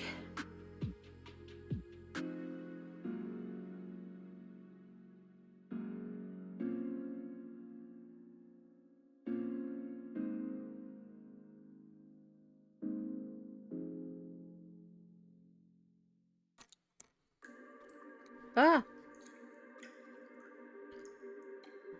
We are going to need you slightly sharper.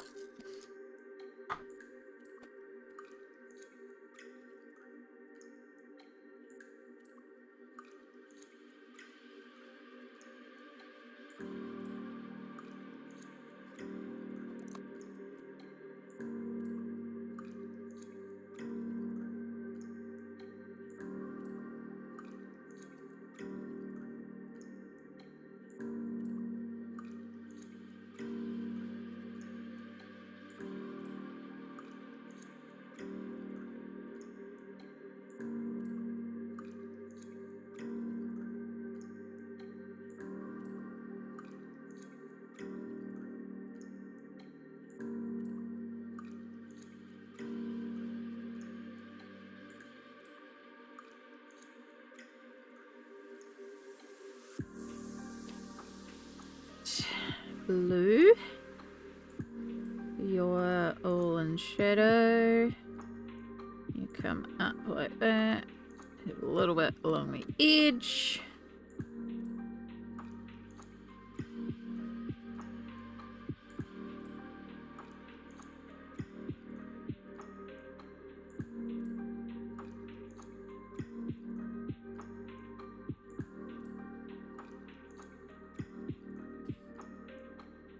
Do, do, do. Do, do, do, do, do, do, do. A little bit of yellow.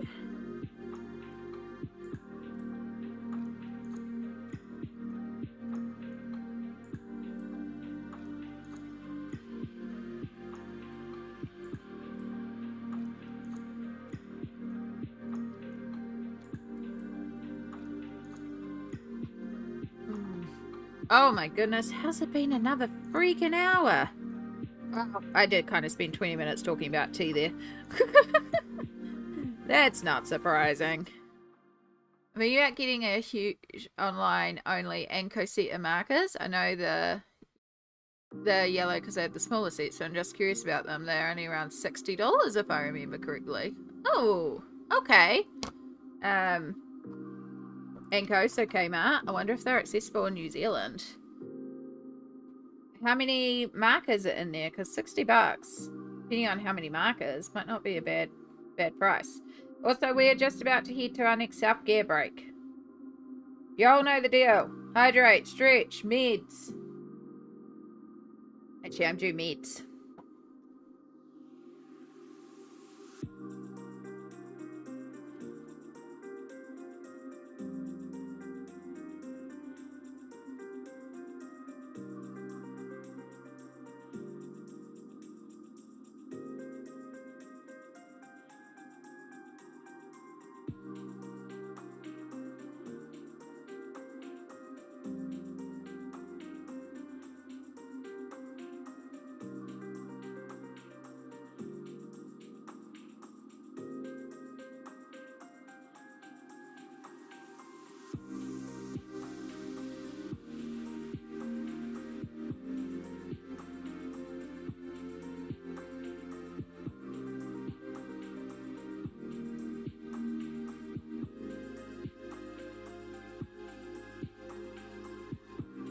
they don't come up for me. But they do have super dips, which is cool.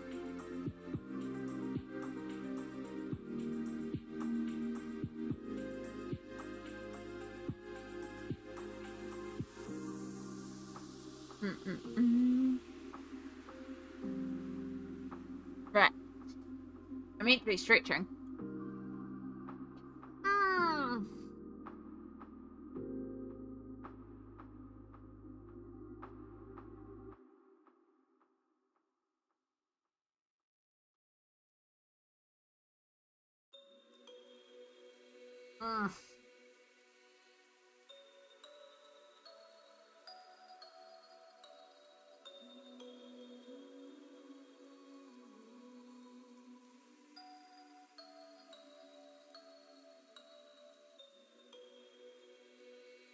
168 for 59. That's not bad. Are they brush or are they just nib and chisel?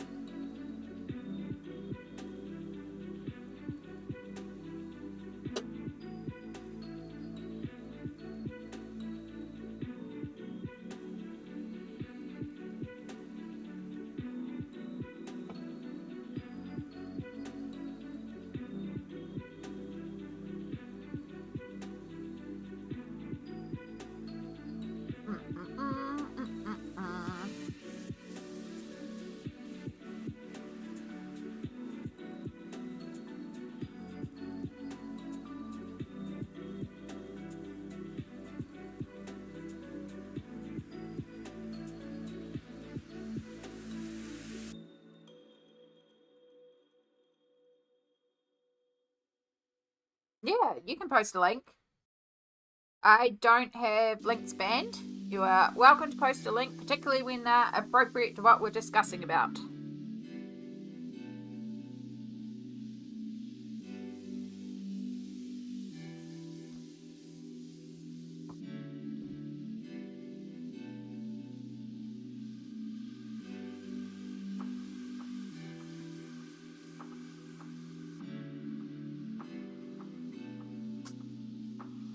Okay.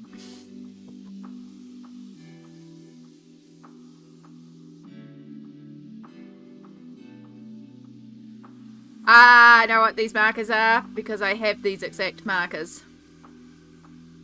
These are a white label product that they've slapped their name brand on. I have these markers. I can tell you that they are okay markers.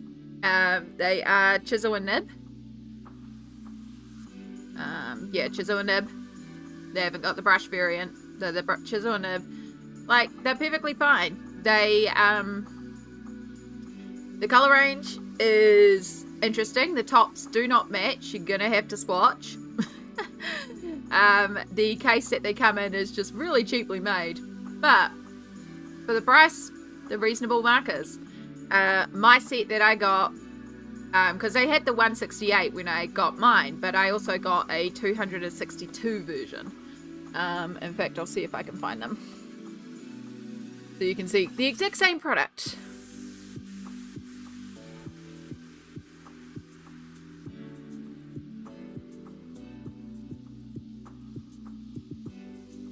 But yeah, they work absolutely fine. The red does stain. But as you know, that happens with a lot of cheap markers as well. But yeah, they're absolutely fine. I still use a lot of mine. A lot of mine are very dried out at this stage.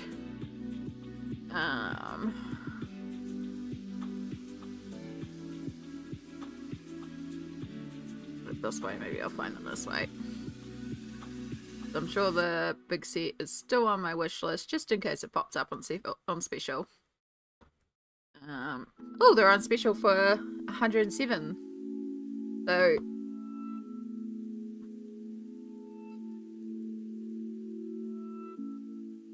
there they are there. But yeah, exact same markers. But this is the 262 set. And yeah, exact same markers.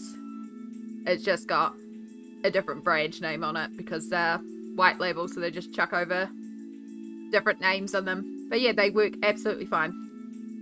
I have no complaints about them. And $60 isn't bad because, like, these are on special for 107. I think I got mine when they were on special for 80. And yeah, the 168 set is sold out. But yeah,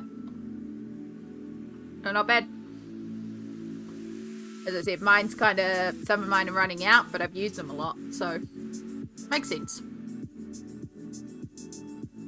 Alright, I can close some of these because we've got too many tabs open.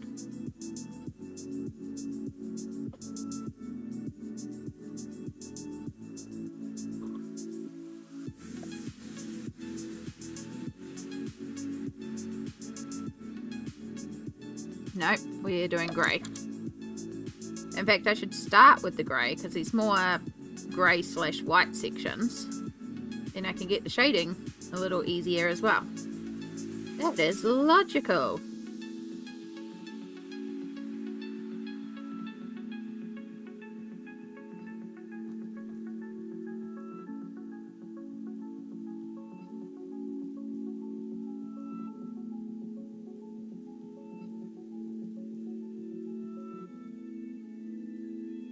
Yeah, I got that big set, the 262, when I was first starting out with alcohol markers. So this is going back a few years. And again, if only a couple of them are starting to dry out. Because I was learning how to work with alcohol markers, and it's like, I don't want to spend a small fortune on like a really pricey set. So I grabbed those just to try them out and just learn with them. And yeah. Done the job for learning. Right? No, I've still got to do those ones over there.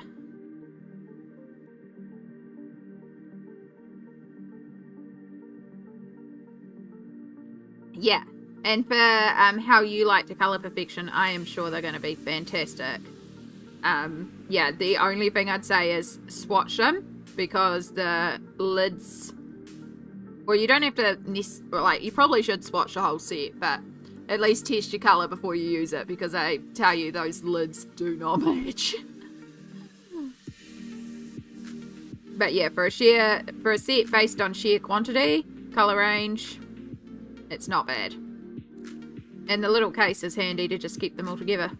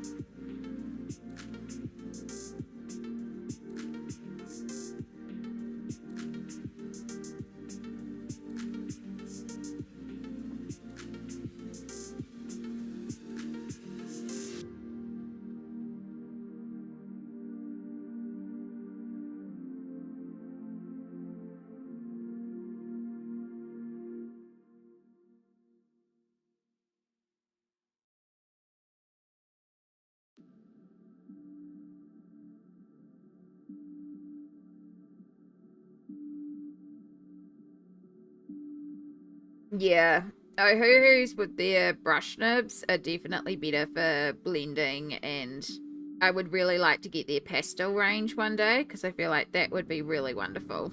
But I'm with you, if you haven't got the funds and you just need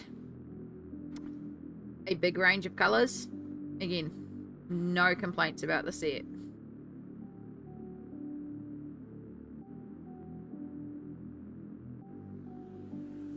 Ooh, ooh, ooh, ooh.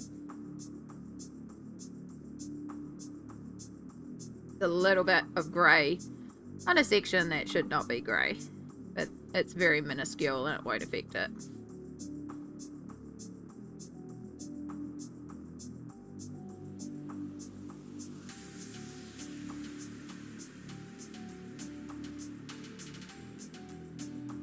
It's like, I'll just go through and do all the grey now.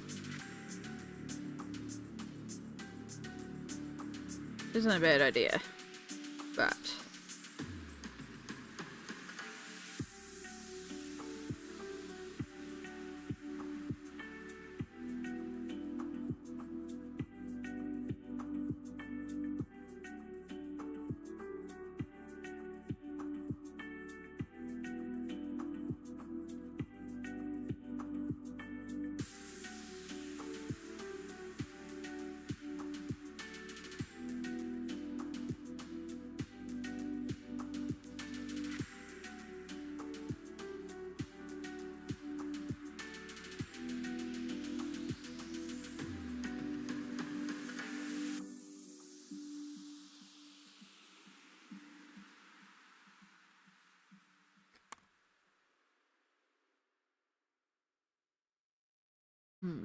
I got the Pastel 96 brush and a board tip as I cheer up by, but they are $100. Yeah, so it's a lot more than just that 168 set.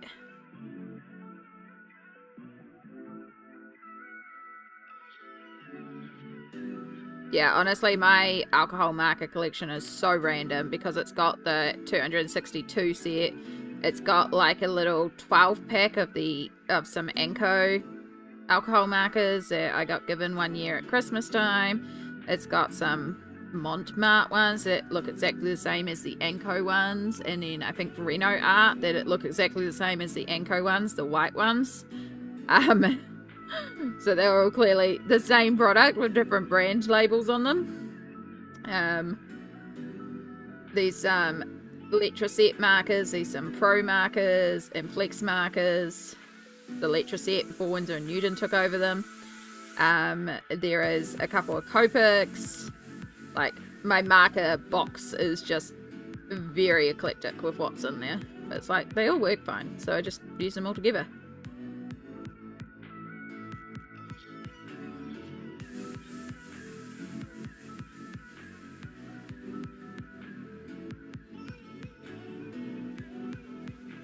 And because a lot of the time when I use alcohol markers, I'm actually just basing and just laying down a flat colour.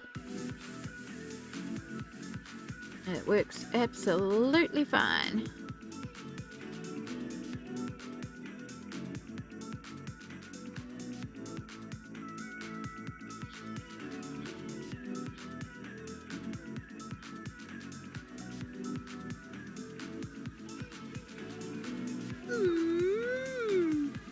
Oh my goodness, it's Wumble Bumblebee.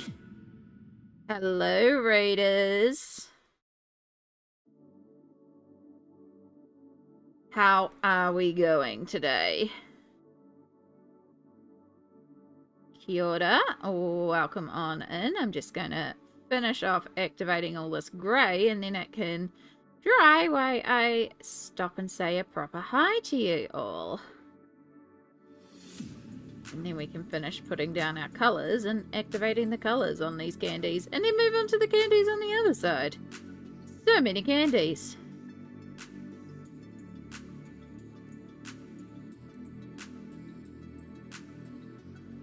Shout out at Wumble Bumblebee. There we go. Kia ora to all our new friends that have joined us from the lovely Wumble Bumblebee. If you're not already following Wumble Bumblebee, first off, you must say the full name because it's very, very fun.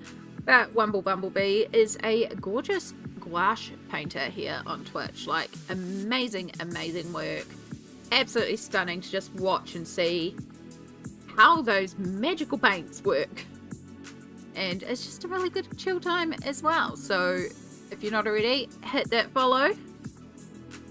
And for any new friends that might be joining us, kia ora. My name's Amy. I am a colourist based in Aotearoa, New Zealand. I tend to work in adult colouring books, taking the lines drawn by someone else and turning them into magical pieces of art, ideally. We are working away in a gorgeous book called Nelco Neco, which is a story of precious cats. And so, as you can see here, we've got cats in a candy cane village. We are currently laying down some base colours and working out how we're going to colour the page, and then we'll come in with pencils and do some details later on. So you can see here a more finished version of how our characters will look once we've got all our shading and our details in. So yeah, it follows the same cats throughout the whole book. So right now we're just laying down and colouring in a gorgeous candy village. Miss Marilyn, darling, how are you? Hope you're doing well.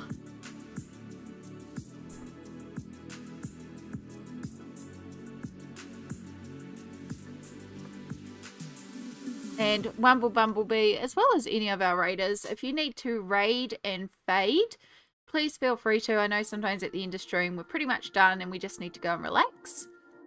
If you need to take some moment to look after yourself, do some self-care, please feel free to as well. I will remind you every hour to also self-care because it's very important. But if you want to stay around, hang, lurk, chat, feel free. We're pretty chill here. Buzzing in to say hi. There's all the buzzy bees. I am arting. Would you like to see? Of course I would like to see Marilyn, darling. Please pay the art tax. I love seeing the arts. I'm nosy. I have to turn my back for a little moment as I have dyed my hands green. Oh my goodness.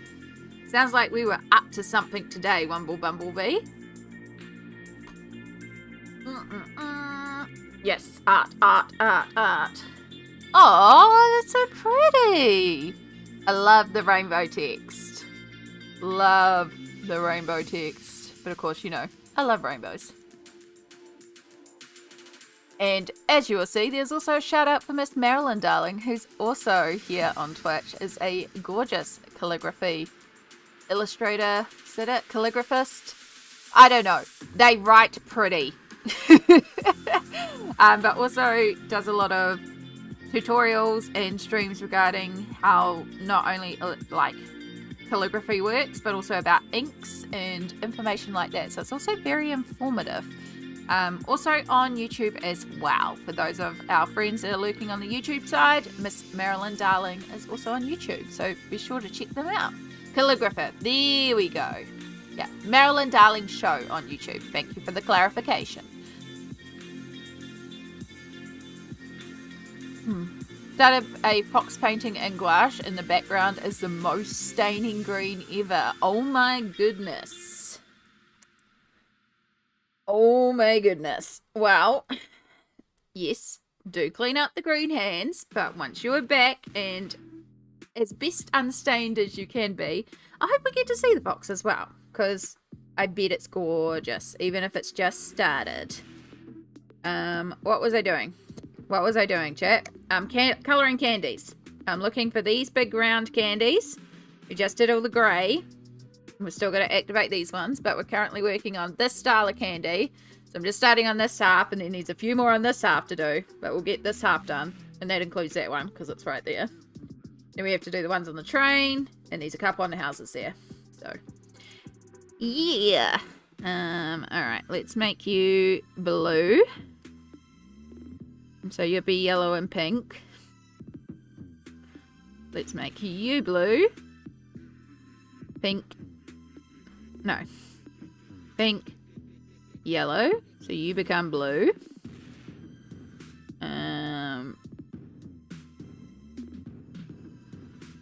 Make you blue. You become blue. Let's make you blue. Which means you become blue. So right now I am working with Inktense pencils and Albert Dürer water soluble pencils as well by Faber-Castell. And as I said, we're just figuring out our colours, colouring in sections. I am trying to put a little bit of shading in with the Inktense, but we're going to come in with pencils to do like sharper shadows and highlights and refine things. A lot of this is just about covering up the tooth of the page, so we can do a lot less work in pencils. So the goal today is to hopefully finish placing all our colours. We'll see, because there's a lot of colours in here. There's a lot of like little candies to sort out.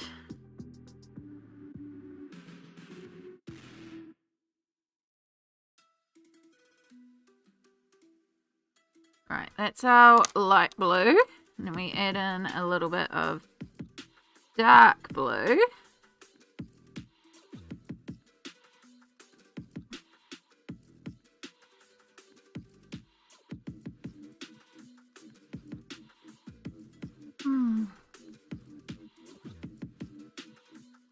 Yeah, so far today we have done we decided on the bottom colour, the purple, just to tie it into the background. I'm also thinking we might cover the bottom with glitter. If you think about like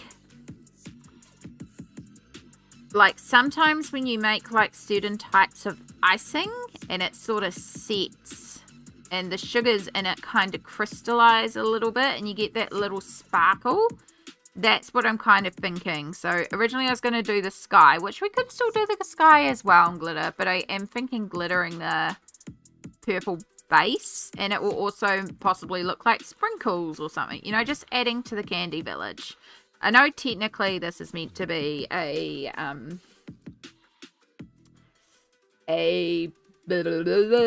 gingerbread village, but we're doing candy because there's more color and that's more interesting to me. Also, that is my phone buzzing at me, which means my washing is done. So we will remember on the next ad break, which is in 36 minutes, that we need to take our washing out and put on the next lot of blanket hoodies. If I put the alarm back on, that will hopefully remind me. Next ad break. I was meant to take pain meds last ad break. I never did that. Where to God, I'd forget my head if it wasn't screwed on some days. Finish. We can finish laying down the base colours, I'll be happy.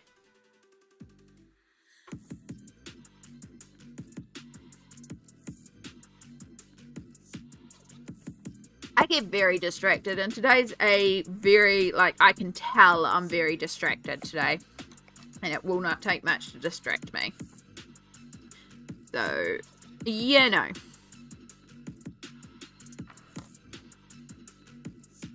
Let's do you pink.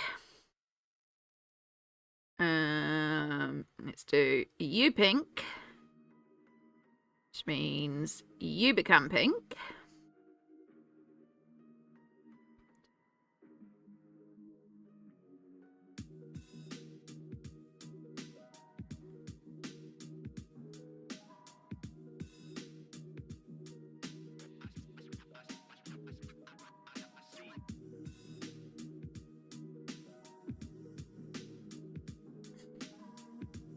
Pink, pink.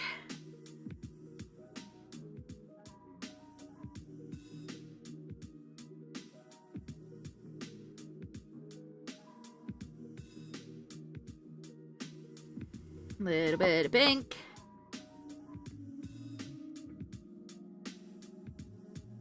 Now, technically, I should probably look at the way they're swirling and follow that pattern for where the pink goes, but I'm just more focusing on keeping the pattern, like the twist of the candies, different on every side. I don't want the patterns to line up exactly, so we're just making it up. We are keeping sort of the pink, yellow, blue, or yellow, pink, blue, yellow, pink, blue.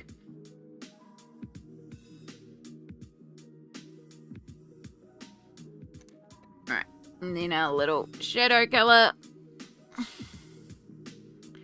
And then once we've got our yellow down, we'll get the water and we'll start the magic as we activate and merge everything together.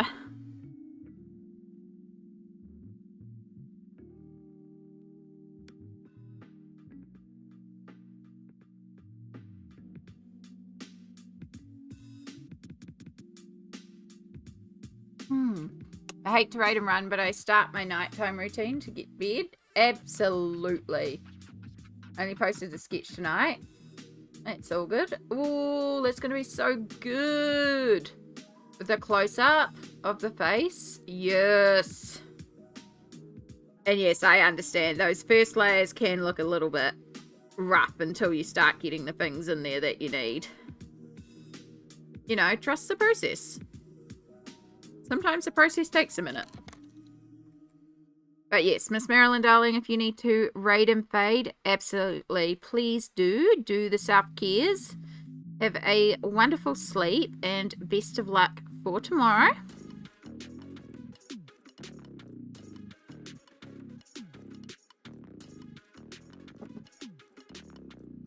I need to take my hair down. It's hurting.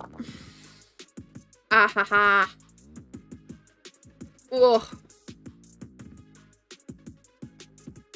No, that way. Is that way gonna hurt? That way's gonna hurt. Centre part. Is that gonna hurt? Oh, I hate when I take my hair down because it's hurting, but it hurts to take it down. Okay, that's just gonna have to do. Oh.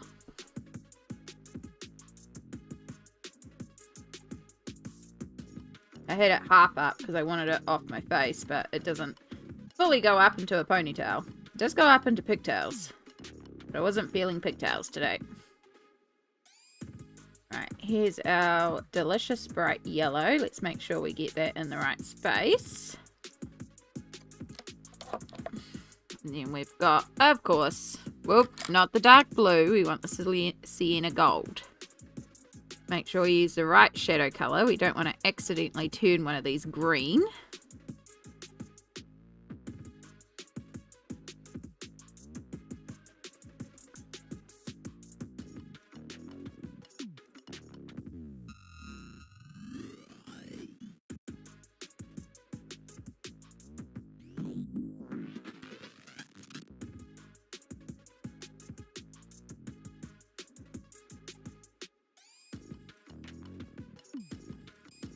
Cool. Right, there's all our colours base. So now we can go around and start activating each of our colours. On this side, at least. Let's start with pink, because it's the first one here.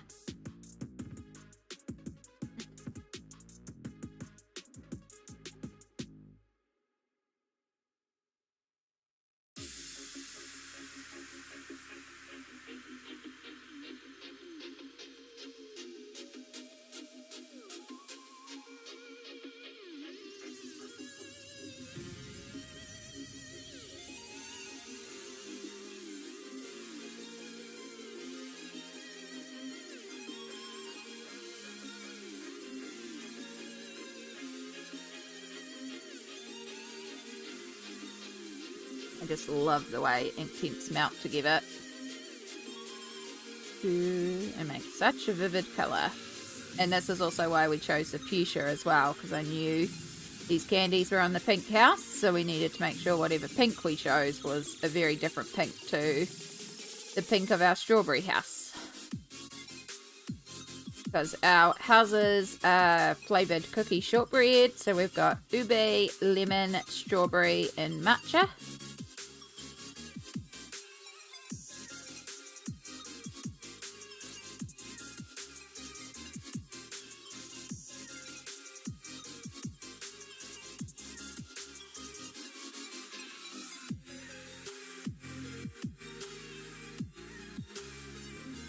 And then our chocolate train.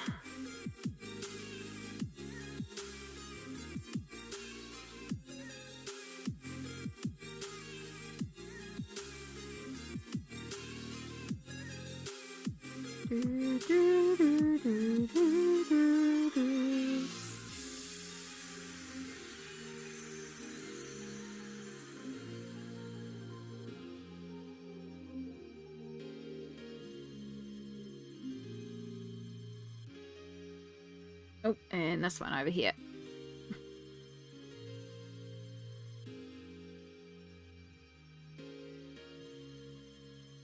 Don't have to do that one because we've already activated that one because that was our little first test one.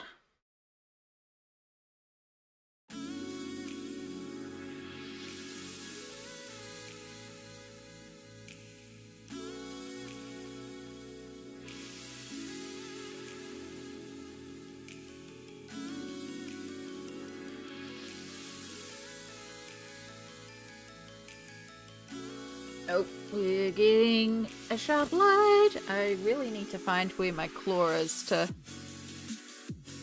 Or I just have to keep sitting in this position. Okay. That's our pink done. Let's do our blue.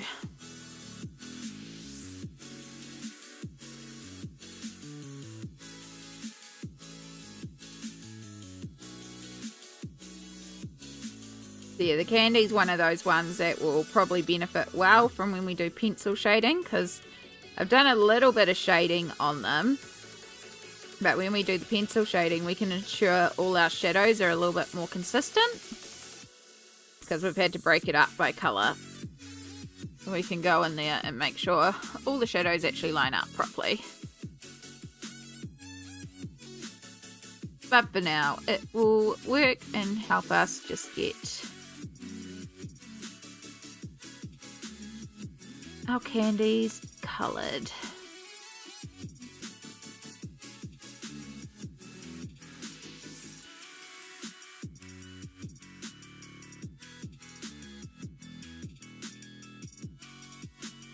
Do, do, do, do, do, do, do.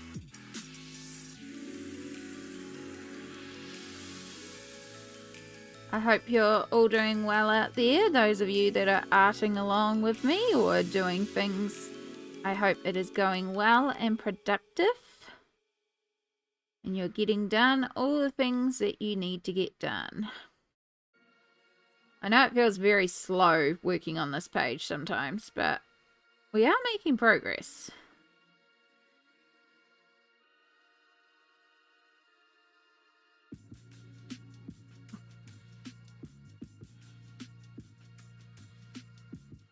Oh, noes. Right. We need to scrape off this yellow in its entirety and move it up, because I coloured that yellow into entirely the wrong section. And I have no excuse because the yellow was done last. So we're going to stop and fix this one up while we're here. See if we can scrape off the majority of the ink dents before we fully set it. It is definitely stained with yellow though. So what we'll do, we'll pull our dark yellow up and make that clearly in the yellow fam.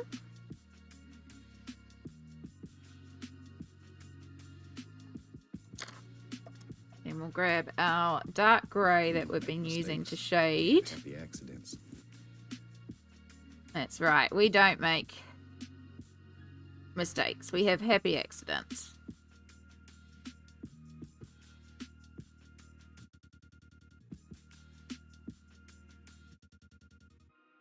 Like, it's fixable. It's going to be slightly tinted yellow. It's not the end of the world.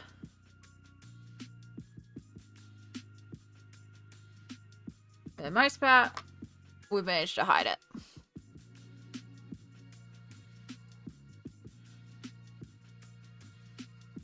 We're heading into holier than thou time, where I get the lovely black back glow from the lights in the window.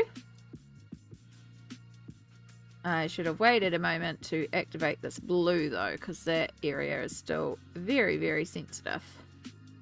Okay, you know what? We're going to scrape off again. So we have a slight green tint in that area. It's okay. For the most part, it's not bad.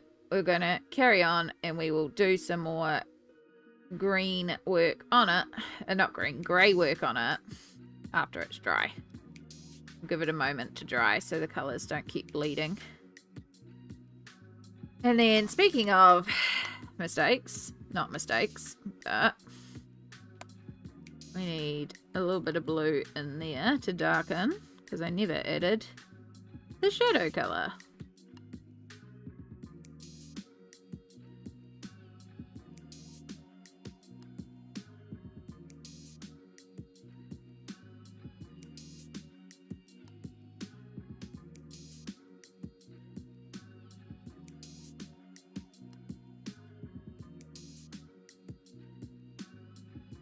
It's okay. We've only got one area we're accidentally coloured in the wrong section. We're doing pretty well. Because I was fully expecting a lot more. Especially on those tiny back sections. Because they're tiny.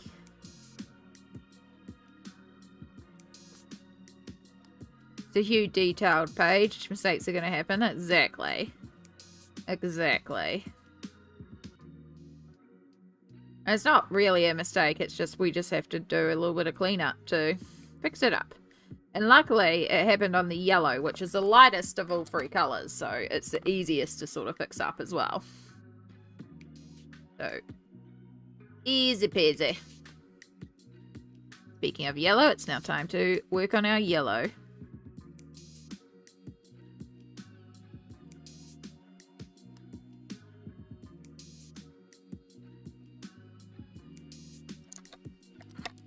Really didn't put much in here for shading.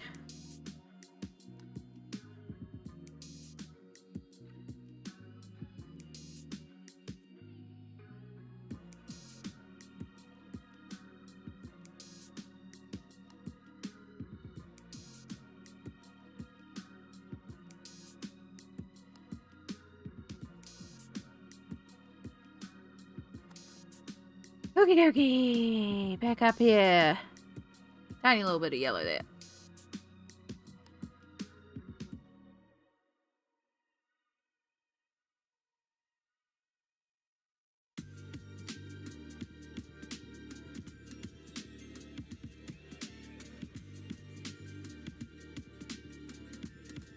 Let me go over here.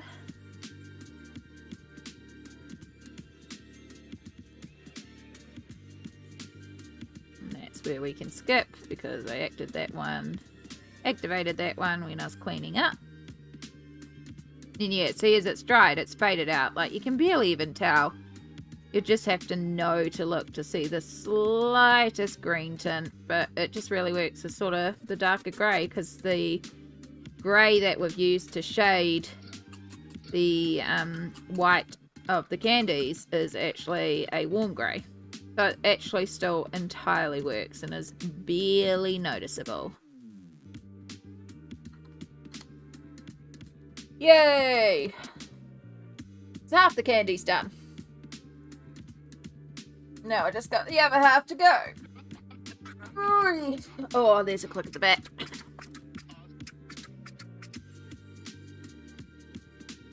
I wonder if...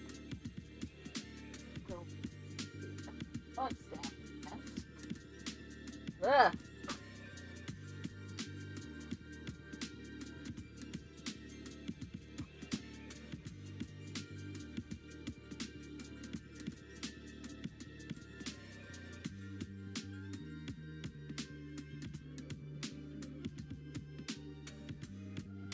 There we go, made it back.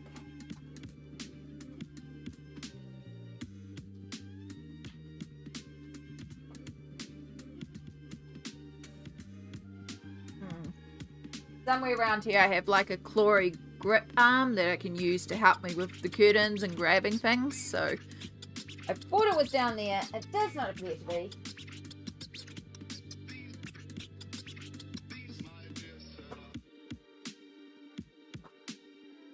It's okay. If it becomes too much of a problem, I'll just get up and force it with the sword.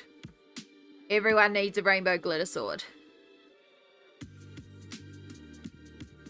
Rainbow glitter sword.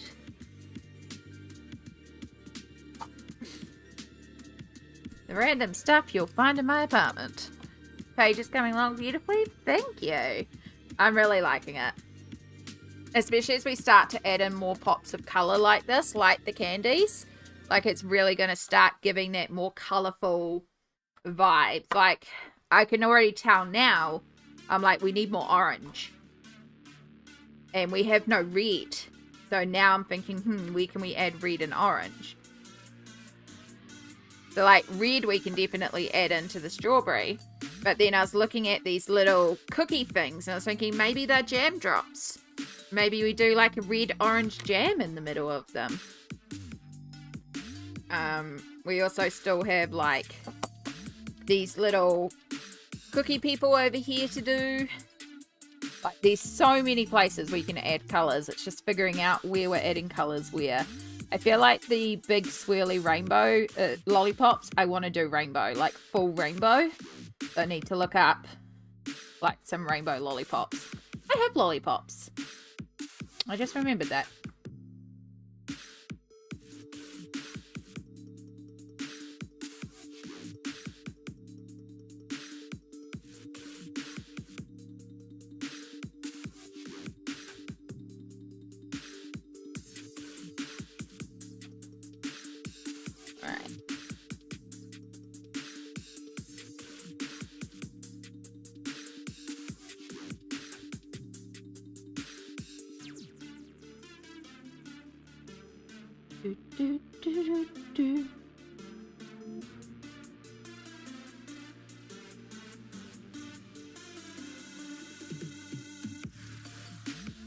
The purples. Hey, Sammy. Stream's going amazing.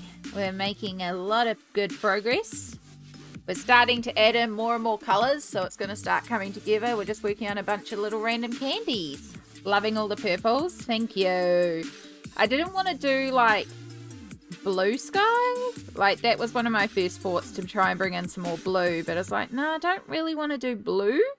So I did the purple sky. And then when I was trying to think about what colour to do the base, like the ground, like, well, hang on, let's just keep this purple going. And I'm really excited for when we cover it in glitter and make the ground all glittery, because it's going to look like either the crystallized sugar or like a bunch of sprinkles all over the ground. So I really think that's going to help with that. It's a magical candy village vibes. I hope your stream's going well, Sammy. I hope the game is fun and not too creepy.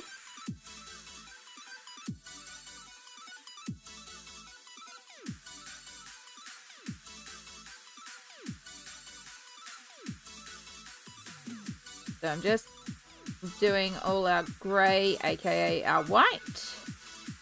Just marking out all our white sections, because that makes it way easier to put all the colours in.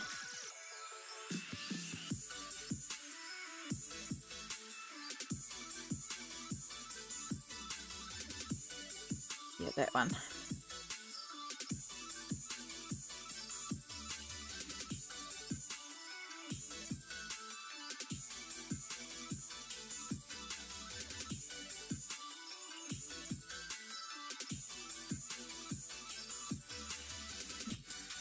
And then we have this one.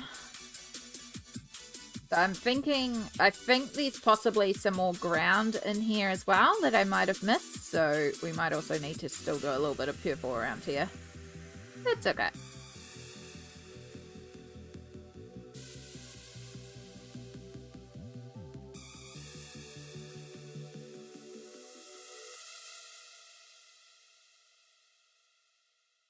Do, do, do, do, do, do.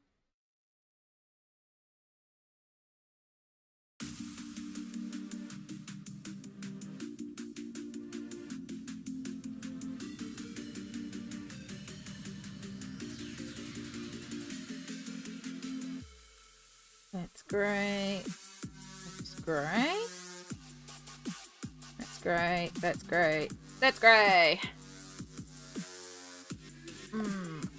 Alice be Alicing, and we're making good progress. I love to hear it.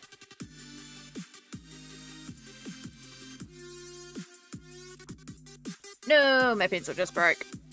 I think my pencil sharpener might be full. That might be half the issue. Let's try a different one.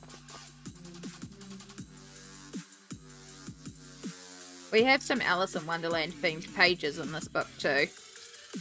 I'll say, I'm just so excited to keep working in this book. As I said, next year,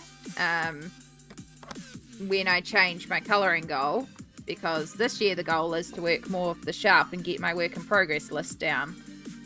Next year we're going to focus on a couple of artists or books.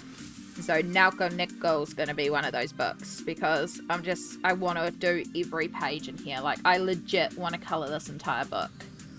I think next year we're going to make it a goal to get a lot more work done in here. Same with Kanoko. Kanoko. Come on, Amy, you've been learning Japanese. Kanoko. Do more in her gorgeous books. So in that case, it'll just be like choosing her as an artist, and we'll just split time between all 3 books, and also the Colouring Heaven issue. As I said, Kirby's a go-to for me. Same with my mythographics. I freaking love the mythographics.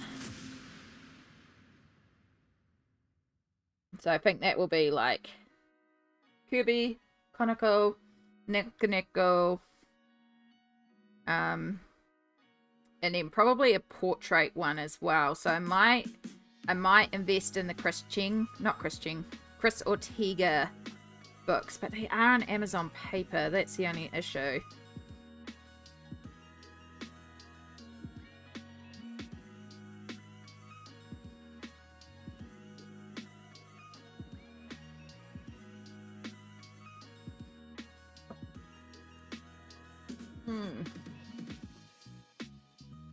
Yeah, like there'll still be other books that I throw in there from time to time, but there'll be like a small selection. I don't want too many, but I want a couple of people that like every month I'd like to do at least one in theirs, or like focus on a specific book to finish or work towards a lot more usage in. So like Nelco Neco will be about working and completing more of the book.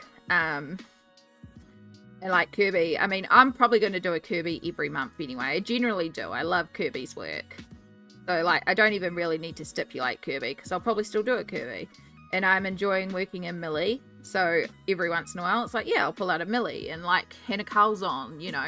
I want to work more in I just want to work more on everything. But these certain books that I'm just like, I want to show a lot of love to. And so like next year, Kirby's new book comes out, The Dark Fairy Tales. And I am waiting for that one so eagerly. And so when that one comes out, that's probably going to be like a huge focus book for me.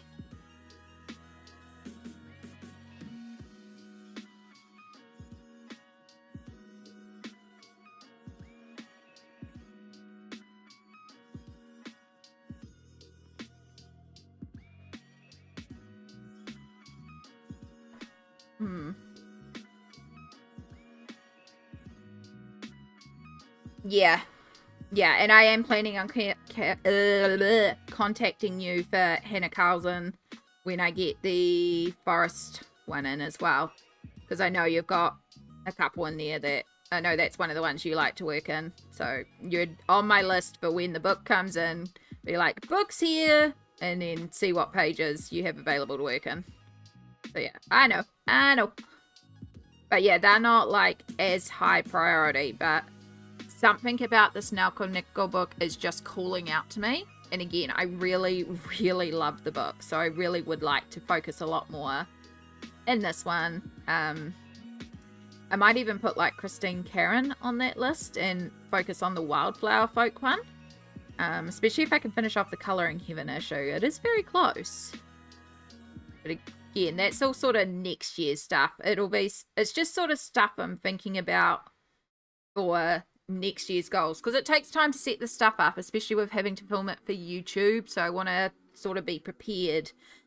Also because a lot of this stuff, like, you know, what I'm planning for 2025 goals, setting up the colouring journal, and then the complete bookshelf tour, like all that stuff happens in January, also around my birthday. And it's like the complete collection tour being filmed in January is a huge undertaking. Like, it takes me hours to film and edit that series.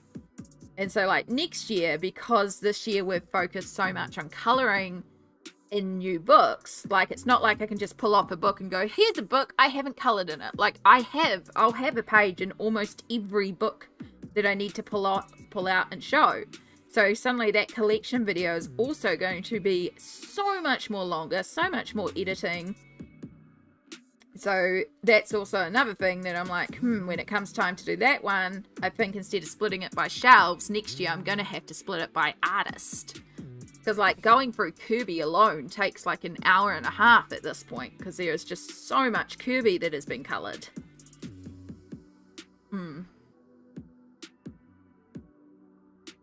Yeah. Yeah, and that might be the goal for Chris Ortega, because I love her work. And working in that Colouring Heaven issue, like, that's not great paper. Better than Amazon paper. But it just was like, I want to do more of her work. And so, like, I have the Colouring Heaven issue that I could work in. But it's not all of her images, and I would love her actual books. But yeah, I don't want to buy that Amazon paper after all the issues I'm having with the Selena Fennick book. So it's like, I'm probably going to have to save up for the the artist edition, which is a lot more. But I think it's a worthwhile investment, because her line work, the detail, the pages are just stunning. But that'll be a long time coming, because that's not one I can just split the payments of. The issue is there's so many books that I would love to get that it just keeps on getting distracted. But yeah, one day. It's one of those ones that one day I will. Or if she ever releases digital downloads, then it's like, yes, let's grab. Yeah. So next year is a year of favourites, of year of artist spotlights. Exactly. And it doesn't mean that's only what we're going to work in, but there'll be a couple of either favourite books or favourite artists that I'm like, these are the books and artists that I really want to focus on. And like, make sure that while we're still bouncing around the shelves, working in the books that I really, really love and would love to do a lot in. Yeah. And exactly, and still accounting for winter sads. There'll be no, like, trying to complete a book in a year type situations or anything like that, because it's not going to be like, I have to do these artists every month. It's just going to be like, these are the kind of books that I really want to focus on, so you're probably going to see a lot in these ones, because these are my fixations at the moment. But also, it doesn't mean that something could be produced or come out or I finally purchase in the middle of the year and I'm saying like, this is my hyper focus now. Yeah, there's a lot of us waiting for the Kirby book very eagerly, so it'll be like flipped instantly. Like, Kirby's a pre-order for me, but again, I know how much I love his work. Even his least popular books, or the books that people are a bit more meh on, even the compilation books, they're just instant pre-orders for me, because I just love his work and I love what I end up doing in there, and I love the way it sort of pushes me. So yeah, Kirby, but that's one of my personal faves. You know, everyone has those artists that they gravitate towards, or the styles that they gravitate towards, or just those things that call to them a lot. So yeah.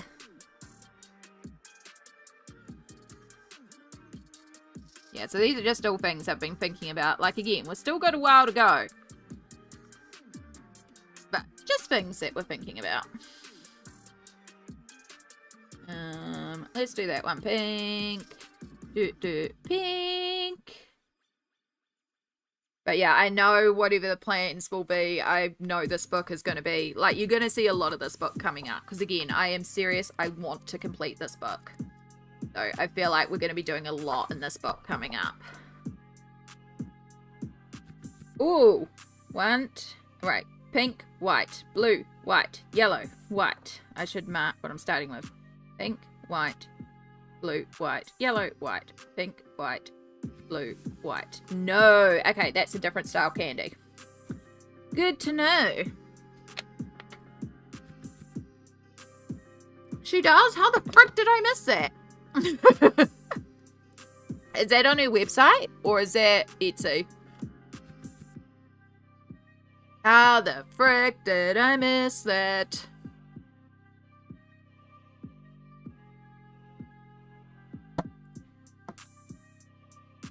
I hate you do that. Continue browsing. I don't want to continue browsing. I want you to put it up normally. Not that you need to know. No, I don't need to know, but I do need to know.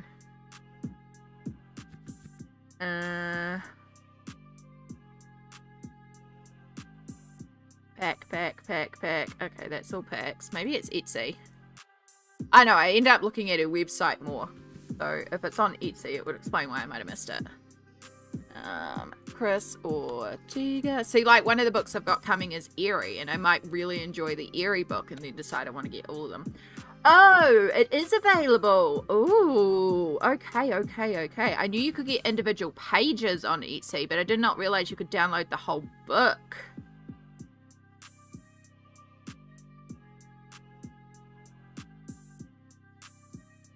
Also on her website. Okay. Sorry, distractions. I did warn you today is a distraction day.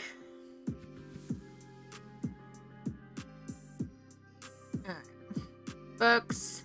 Coloring books.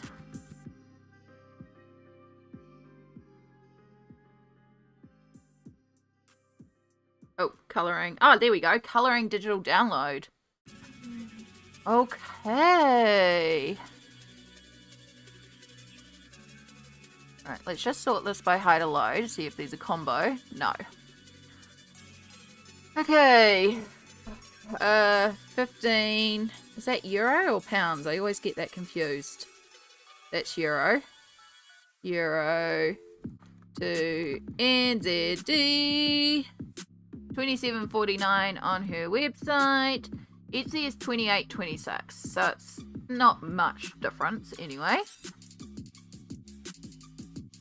Okay. Thank you, Smell. Okay. It's not a this week plan. But that does... I don't know how I... Well, I know how I missed that because I went to books colouring instead of seeing that there's a freaking colouring tab.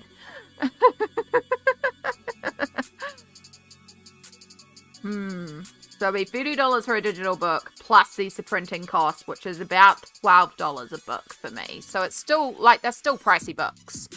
But good to know.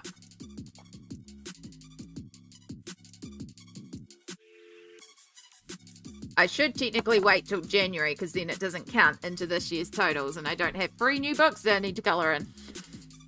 Because it's not like her work is simple or quick. Wow, it's been another hour. Okay, let's get... And there's my alarm to remind me that it's time to also get the washing out of the machine. See, we synced it up. We knew. Alright. So I'm going to... Is this changing some future plans? Potentially. We'll see. I should probably... Again, I'm also aware that whatever books I buy now, I'm running out of months to get a page done in them. So if I buy her books, I also have to print them and colour a full page in it. We all know how long it lasts, complicated. I mean, I did it offline, but it took basically a whole month to colour because they're quite detailed. But they're gorgeous. Anyway, I'm going to put you on the break screen. We're going to take a quick break here. I'm going to take care of my washing, go to the bathroom, do the self-cares. Definitely compared shipping the artist ones to me. I'll quote that up.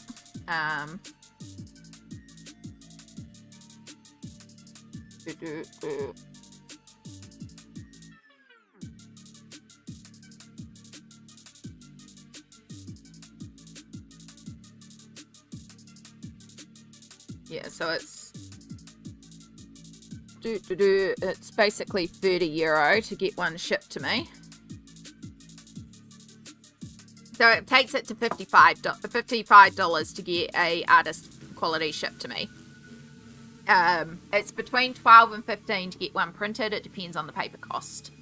But I provide my own paper. So it depends on what I get for the paper, for the cost. Anyway, I'm going to leave you for ads because ads have started. Spalt might not have heard any of that. We'll chat about it after the break.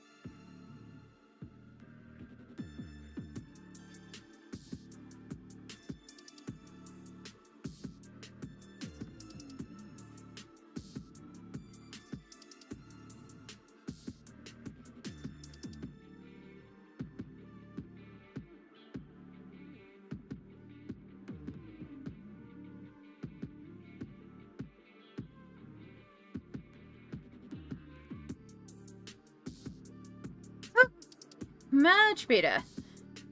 Took a little bit longer there. Whoop, we have got the light issues. Ooh, freaking light.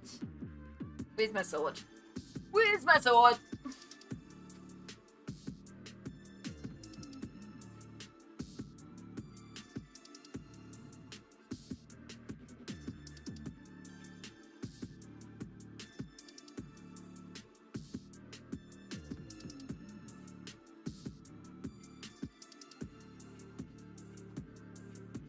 Okay. Now, I won't look holier than now as I get backlit by a bunch of sunlight, because the sun is right there. But yes, apologies about that. It took a little longer than anticipated because I bumped into a new person in the building who did not realise someone actually lives in the building, so we're just having a quick chat. But yes, the blanket hoodies are now up and drying. The next load of blanket hoodies is on, because you can't get much into the machine when you wash your blanket hoodies. Okay, I'm gonna say goodnight, dropping asleep here. All good, Wumble Bumblebee. Get that good sleep. Thank you so much for raiding in. Take a good rest, and thank you again. Words. Email I'll keep using. Yeah, I mean, like, if Amazon paper works for you, rock it, use it. It does not work for me in my colouring style, or rather, some of it does, some of it doesn't. It's that specific Selena Fennick book that I'm having issues with, and I'm so paranoid because I don't know where that book is from and what Amazon. So I don't know what Amazon paper that is. But the grayscale version works perfectly fine. So if I could guarantee it was like the grayscale version paper, yeah, I can work with that. Like, fine. But yeah, that mermaid book, the bane of my existence, because I can't guarantee it, I'd rather not risk it, especially for something that I really, really would like to do beautiful work in, like Chris Ortega. Like, I've got a couple of books on my Amazon wish list that I know are Amazon printed paper, and those are the ones that I'm kind of like, okay, if it comes and it's that style paper, I could probably still work with it. Things that could do simpler shadings, things like that. So that's the sort of thing where I would. But Chris Ortega's work is so detailed and so stunning that I would want to be able to throw all my layers on it, create those beautiful shadows, that depth. And so I'd want good quality paper for it. So yeah, so the artist edition, you could buy that with watercolor card or 160 GSM. So I was just looking at 160 GSM, which is perfectly fine for pencils. And you can still get away with doing like thin layers of wet media. You just can't load it up like watercolor. That was when I just did a quick conversion. So it's $55 New Zealand for an artist quality version to be shipped to me. Because I didn't click about the digital downloads, which don't know how I missed all that.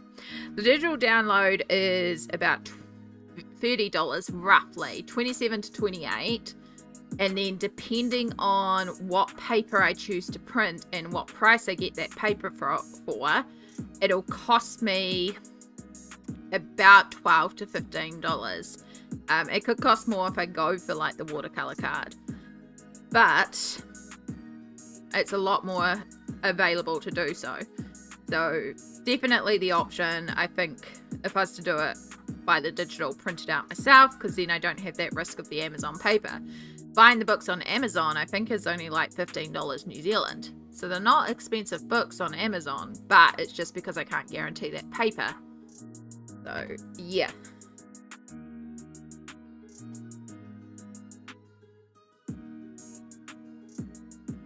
Yeah, definitely more reasonable, plus the availability of reprint, plus the choice in paper, because that's the part that's stopping me getting the Amazon books. As much as I've looked at it on Amazon again and again and again, like, I don't know what paper I'm getting.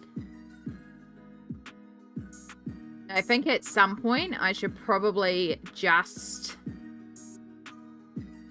order one of the simpler Amazon books that are on my wish list to see what paper comes in when I order off Amazon Australia, because the Amazon printed books I have come from various sellers. They have not come from Amazon itself. So, because yeah, if it comes in and it turns out that the Amazon paper is like the grayscale Selena Fenwick, I'll be like, cool, I'll be a lot more receptive to ordering off Amazon. But if it comes in and it's the non-grayscale version, then I'm going to be like, nope, nope, nope. Amazon paper is a surprise. It is. But at least if I order that first one to be something a bit simpler that doesn't require so many layers, it's still workable. Like I've got a Frog's Tale and like a Frog's Journey, I think it is. Those ones on there that look quite good.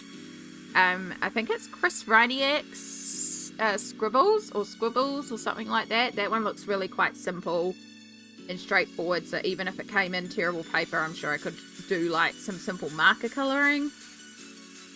Something along those lines where I'm not going to want to do full realism, detailed shading type situations would be the best sort of test book.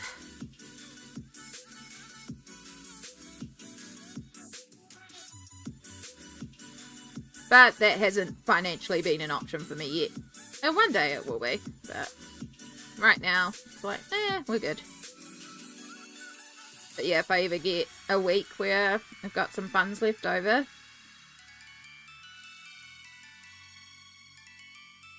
plus I also have to factor in shipping with Amazon, because we don't get free shipping unless we spend $80 on Amazon. And that makes it a lot more difficult when you're considering a $20 colouring book. And you got to pay, I think it's like $12 shipping. Like, yeah. But then having $80 free is like not as frequent. So yeah.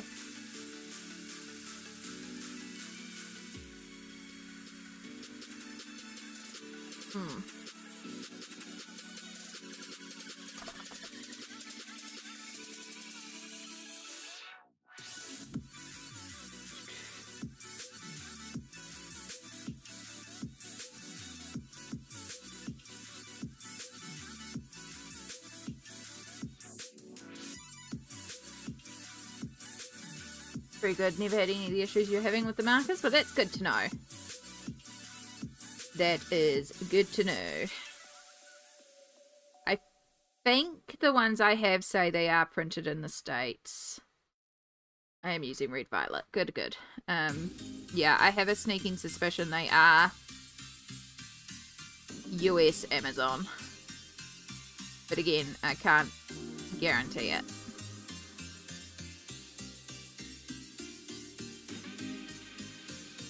But yeah, it's one of those things that, like, one day I'll check it out, investigate this, and see what it's like. But it's also not, like, I'm not crying out for more books here. Like, I have enough to colour. But yeah, there's just a couple of books that I'm like, And Chris Ortega's work is one of them, where I'm like, this is my vibe, this is my jam. Like, realistic portraiture, fantasy themed, the detail that I like, the opportunity to add in interesting lighting. Like, it's my jam, and I know it's my jam. So yeah,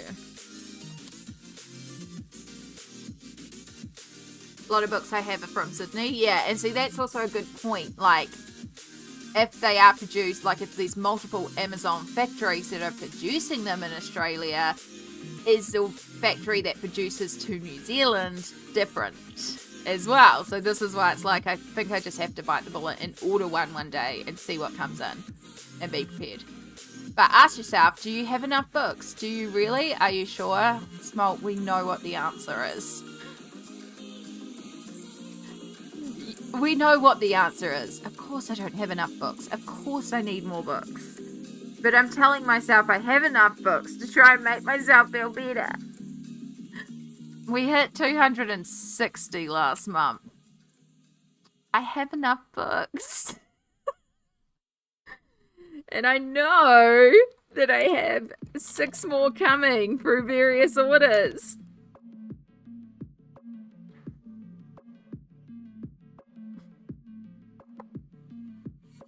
There should be a new book here this month as well, because Anna Yarden's Goddess colouring book. Which, there's already some flip-throughs up of it on YouTube. It looks really neat. I'm glad I did pre-order it. I just really enjoyed the Year of the Dragon one. So I was like, you know what? I'm going to risk it and order it.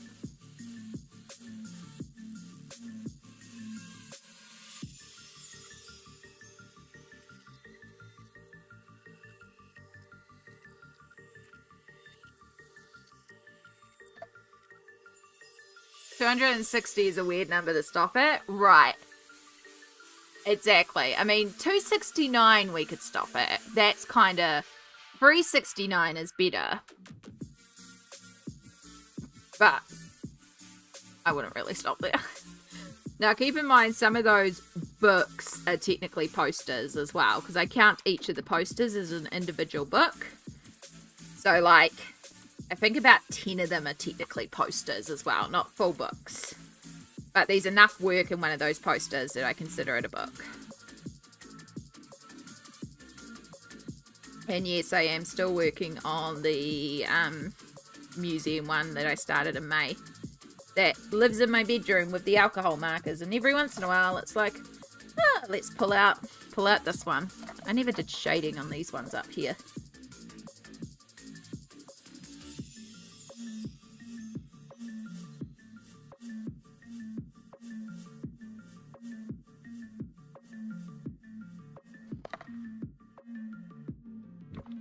$365 would be good. A book for every day of the year. Oh my god. If you had 365 books and you made it that you had to colour a different book every day of the year. Oh. Try and you challenge yourself and it's like, yep, you've got 1 day to finish a page in each book because you colour a book a day.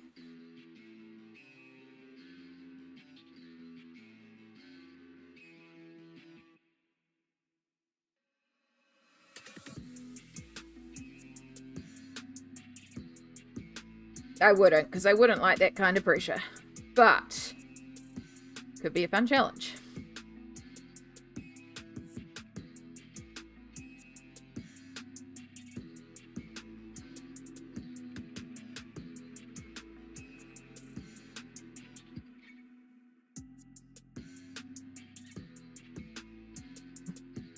Can never have enough, just I hit 200. Nice! At the end of the day, as long as you've got, like, if you've got 1 book, if you've got 1,000 books, if you've got no books and just PDFs, like, as long as you've got what makes you happy, that's the most important thing. Like, just be happy with it. It's a collection. As long as it brings you joy, that's all that matters.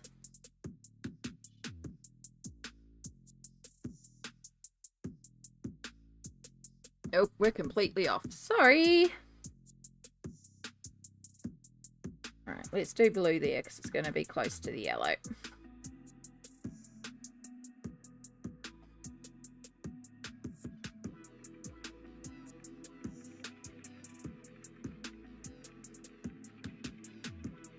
I can't imagine trying to challenge myself to finish a page in a day. Like, depending on the book, it's certainly doable. But, like, we couldn't have finished this in a day. Maybe if I didn't sleep and I had full 24 hours.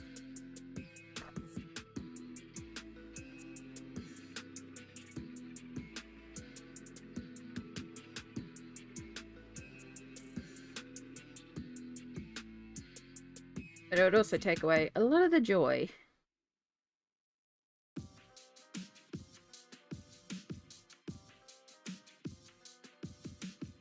Do, do, do, do, do, do, do, do, do.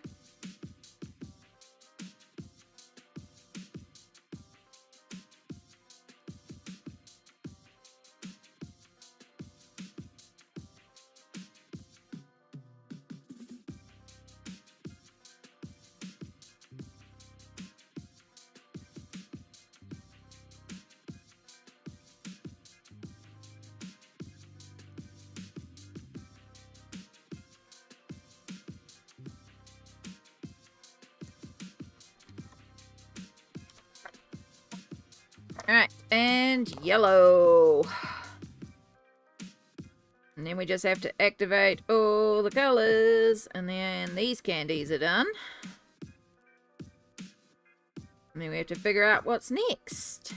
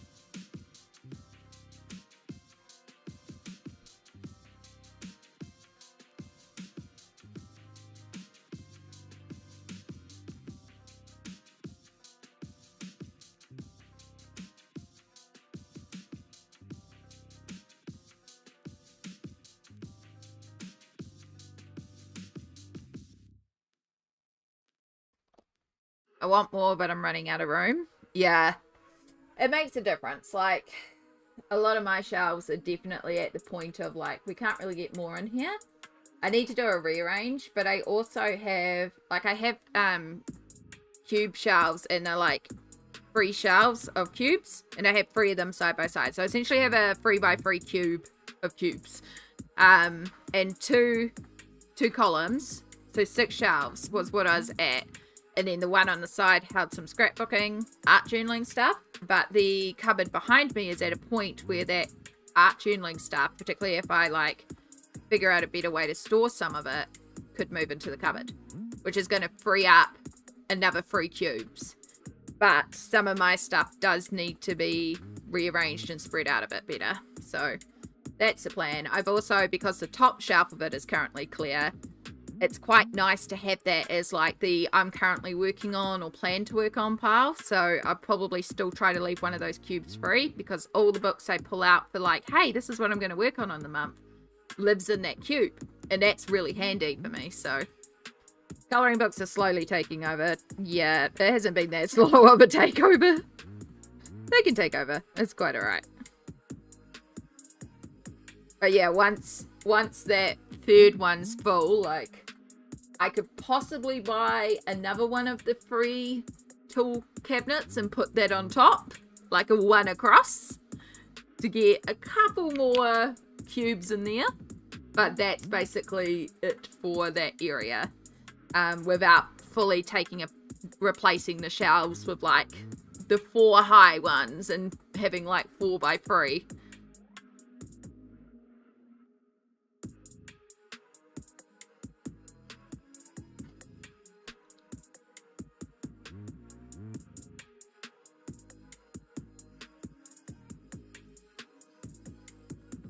Or I need to look at all my D&D stuff and TTRPG stuff behind me, figure out that shelf, and then we'd have a lot more shelves.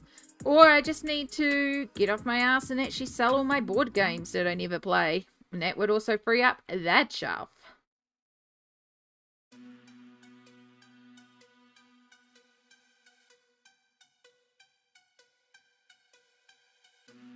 And also, if I sold all the board games, that would give me money, and I could use that money to buy more books. Okay. Let's start with yellow.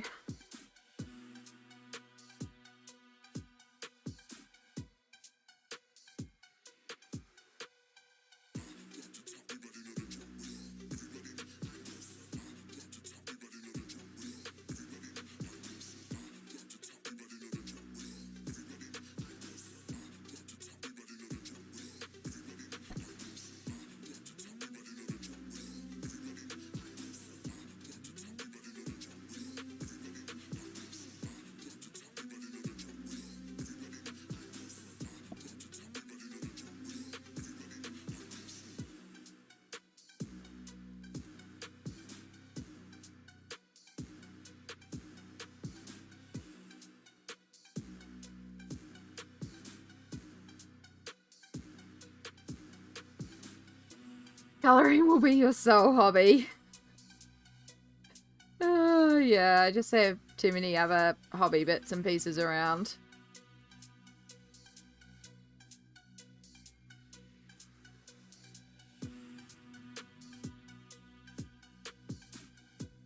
No, you don't need to crochet. No, you don't need to sew. You don't need to bake fancy cupcakes. And I mean, I don't anymore anyway, because I don't use my oven. It's like you don't need board games or books or TTRPG stuff. Everything should be coloring related.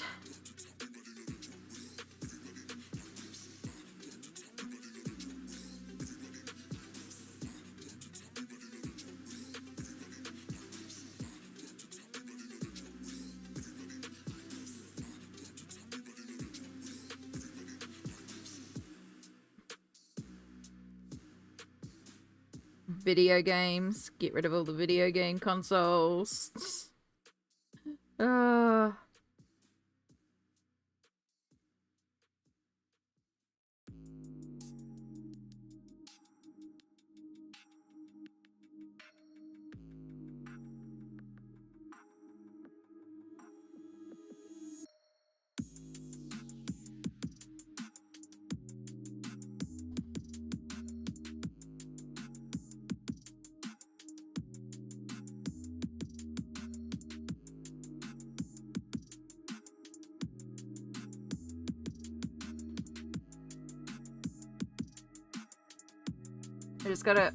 I just got a container for all my completed coloring books. I have completed 6 this year from start to finish. Simple, but still completed books. Nice.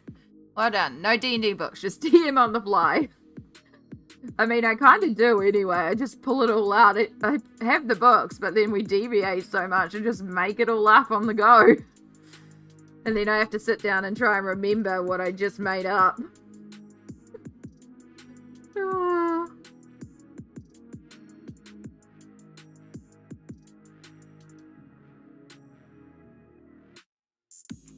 It is part of the, like, oh, I kind of wish I brought everything digitally, but back then I didn't like using, and I was mostly playing in person. So I was like, no, I don't want to do digital. I don't do digital. Paper and pen and classic books. Now I'm like, oh, it'd be so much easier if this was all digital. But there's no way I am buying all the digital books to replace or make physical D&D books.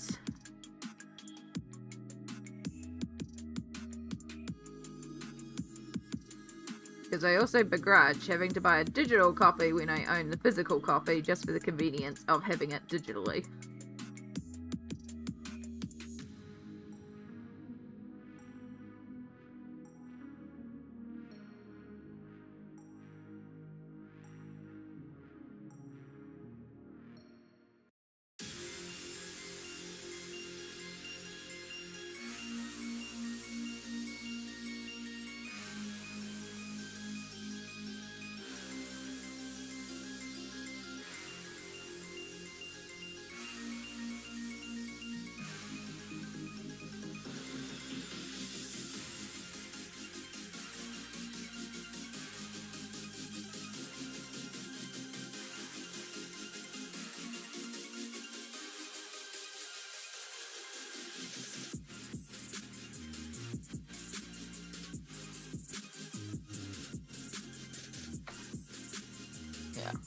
Welcome to Strixhaven, where the rules are made up and the plot doesn't matter. I mean, isn't that Strixhaven anyway? Oh, goodness. I'll be on mute. Feel like listening to an audiobook. Oh, good, perfection. Enjoy.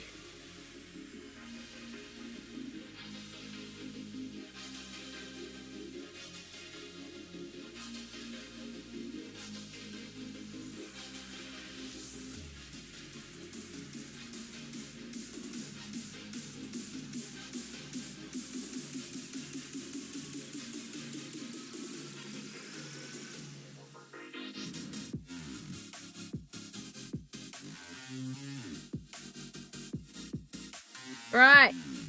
Pink. And then the candies are done.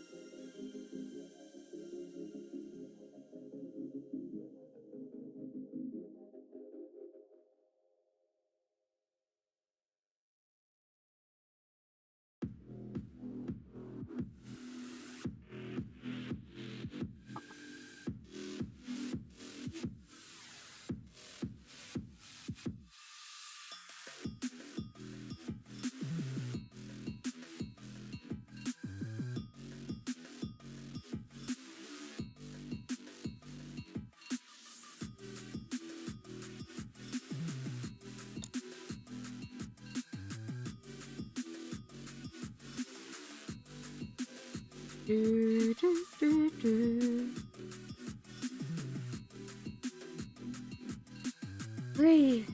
Alright, we have to figure out what's next.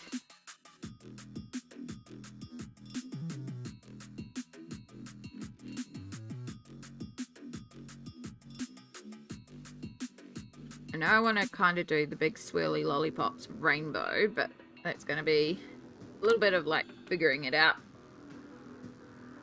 And I'm not in figure it out mode.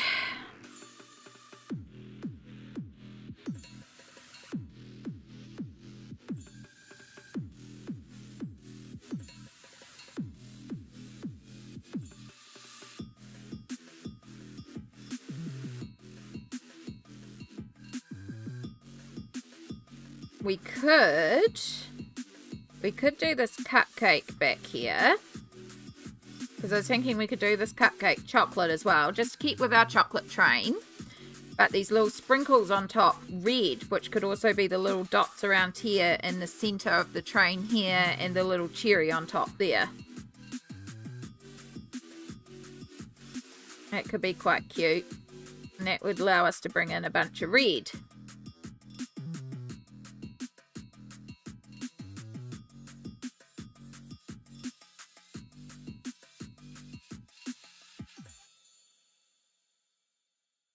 And then to balance it on the page, we could also make this like a red licorice tree, and the little candies that are dropping down from it, maybe we could do them orange.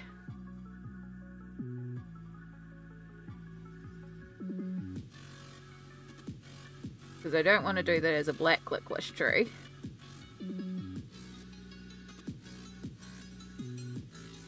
Though, in theory, I suppose candy licorice can come in any colour. It's not actual licorice.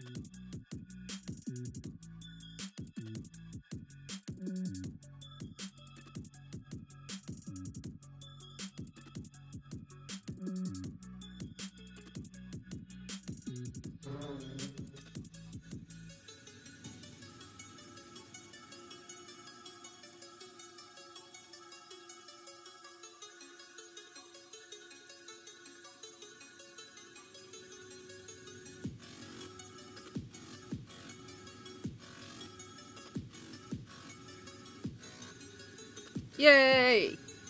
That's all our candies. Our swirly candies, not all the candies on the page. There's a lot of candies on the page.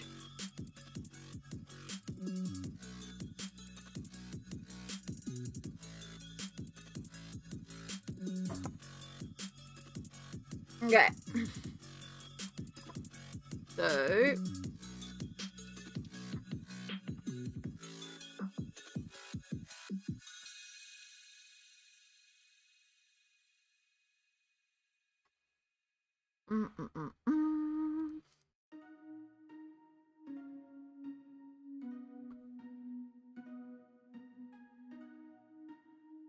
I'm just trying to look for like the right shade of chocolate frosting. Kind of like this kind of color. That kind of feels like our chocolate frosting.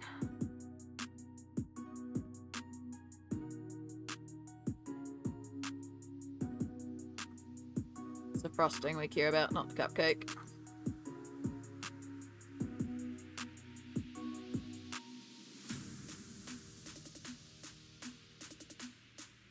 Okay.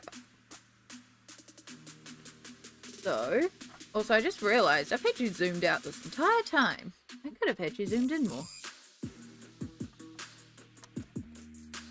Ooh, come here, pencil. Ooh, get over there.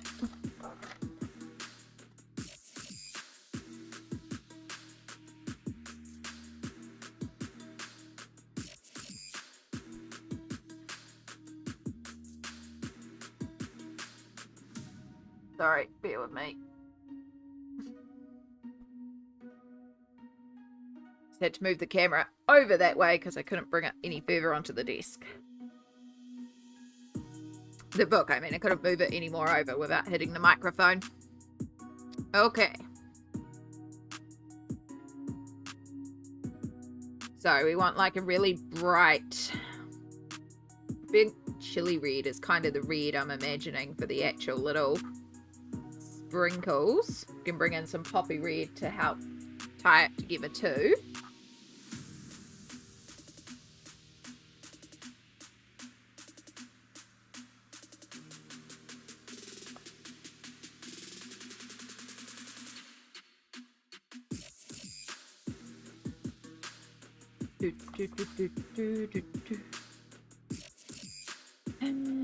What did I just say for our red? Chili red.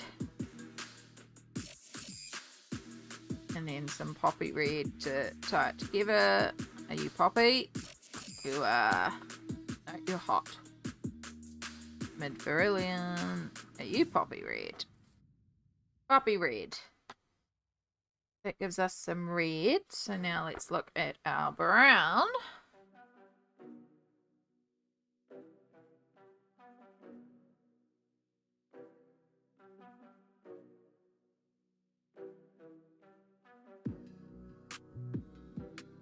I wonder if we mix oak and willow together.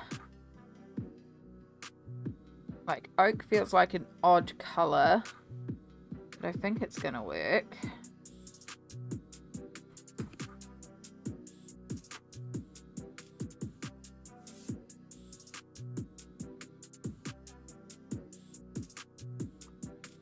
It'll work as scrap paper.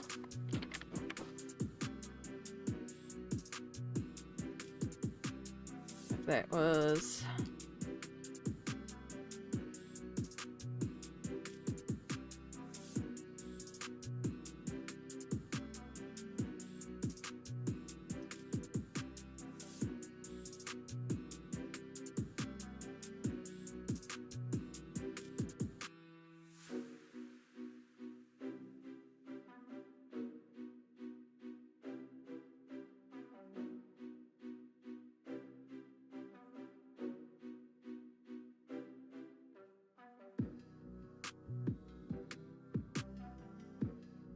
not bad for the mate. I think we still need something. I think we're gonna have to bring out the dark chocolate, as much as I'm trying to avoid it. We've used it on everything else. Oh, you're back.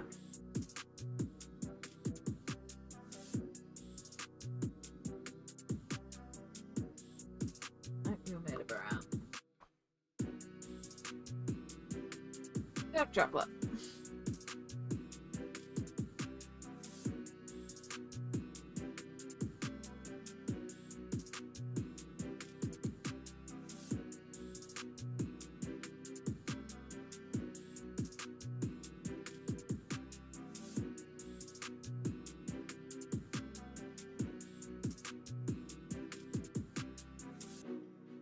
Yeah.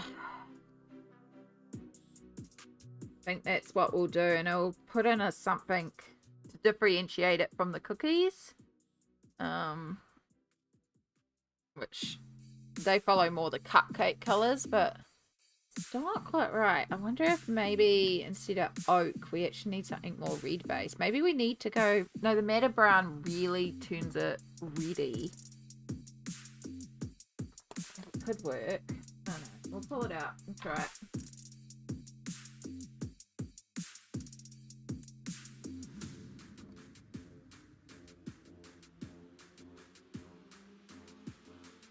Maybe if we use Saddle Brown instead of Willow.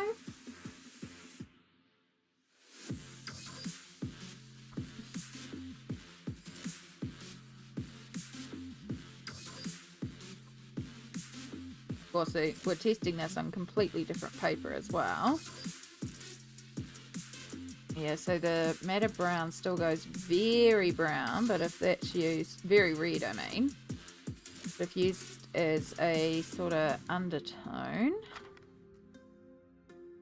between the two colours.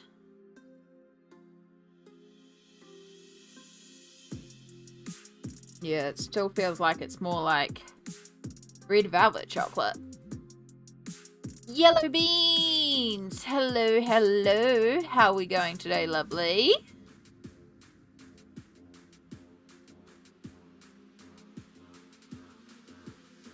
We're just playing around and trying to figure out some colour options.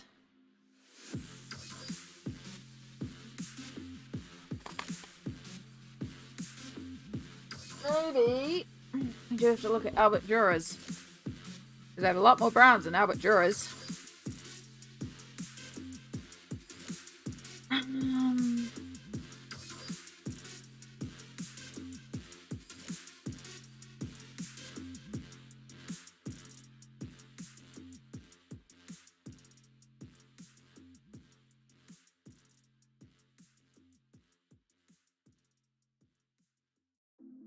I think it's actually in there technically.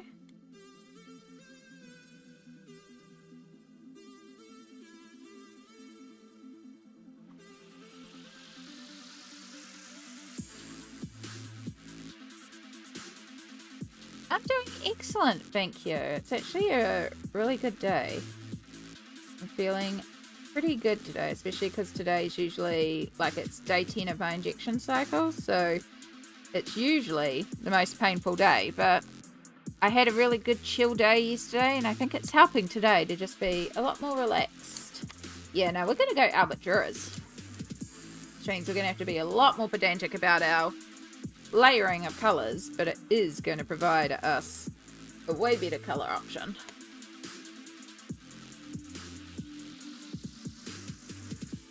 Ooh, and we are also getting the work done. So, move all these out of the way and turn off our little cupcake. We've made quite a bit of progress on the page so far. We've done, like today, we've done all the purple on the ground. We finished off a couple of roos. We've done all the like tricolored little swirly candies. We did his little jacket. We did that. So we've done a bit of progress today too, which is always good. And so now we're just working on our little cupcake here. I was just trying to figure out colours. It's always fun. Because we're going to do a chocolate frosted cupcake with some lovely red tops, the little circle thingies, and then that will bring the red over to the tree on the other side, and we'll do a red candy licorice tree. And then we can also do some orange like candies dropping off it. So yeah, we've got a few colours figured out now. So now it's just colouring them all.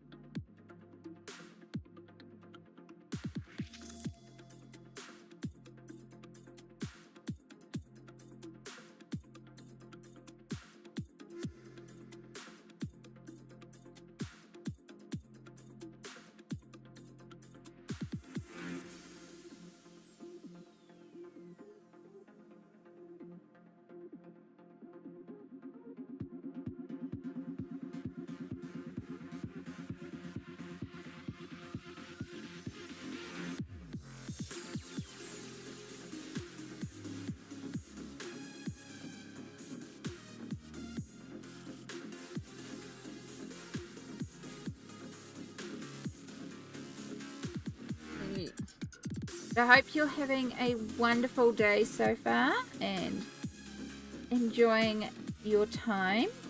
How's all your colouring going? What are you working on at the moment? I know last time you were working on the movie still page where you didn't have a proper colour reference. You just had a black and white still. But I think that's a little while ago and I feel like I've seen the finished version of that page.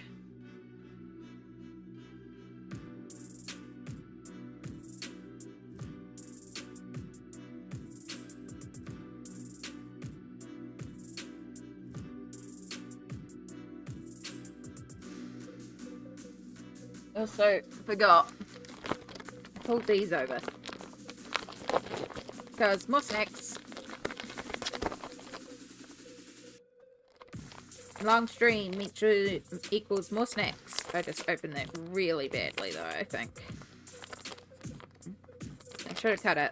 I should have not trusted the rip top. Here we go. Purple! Take me back to being a kid.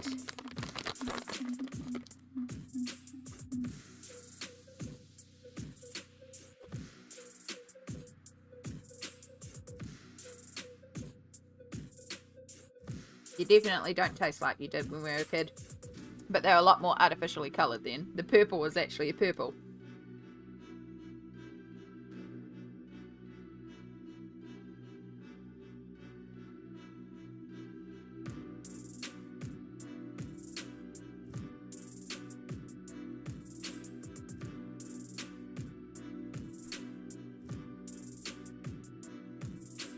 I don't think you're artificial grape flavoured anymore. I think you are actual blackcurrant flavour.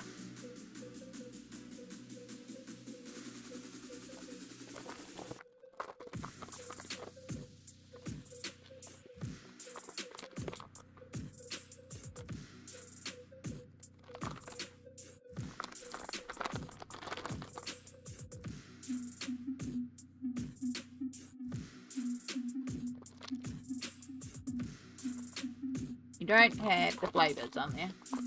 Okay.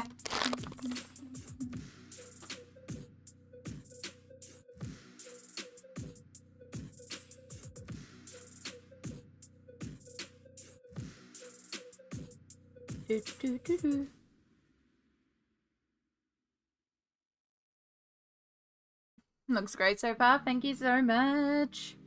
I'm loving this whole book. Like, I keep raving about how much I'm in love with this book.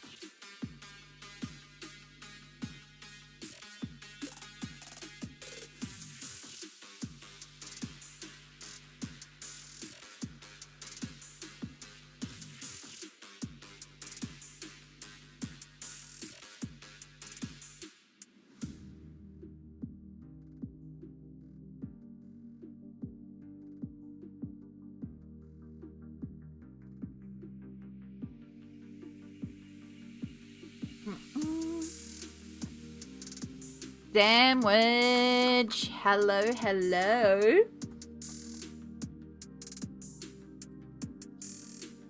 How are you going, lovely?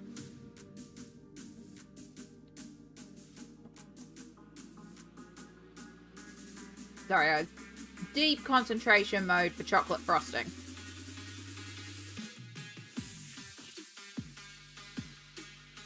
But it is lovely to see you.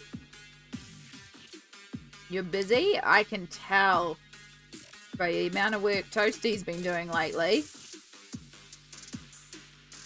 Looking very, very busy, but very, very fabulous.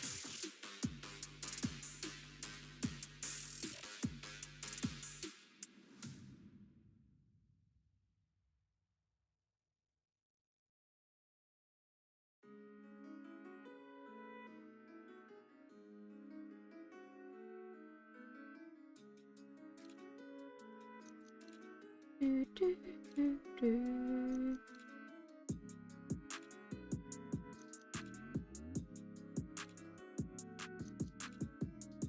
Cora's residential cam queen and teacher. Heck yeah. Love that.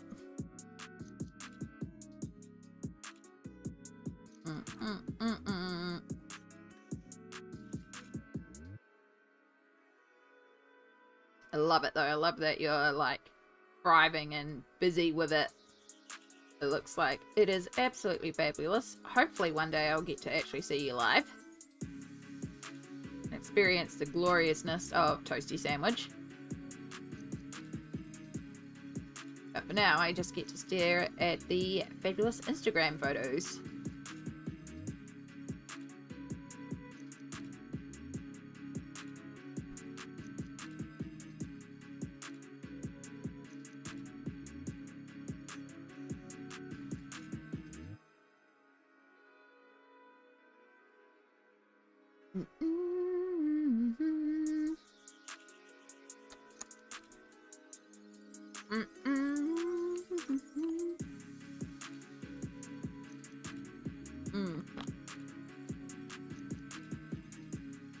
So we're working in this really gorgeous book called Nelco Neco, A Story of Precious Cats.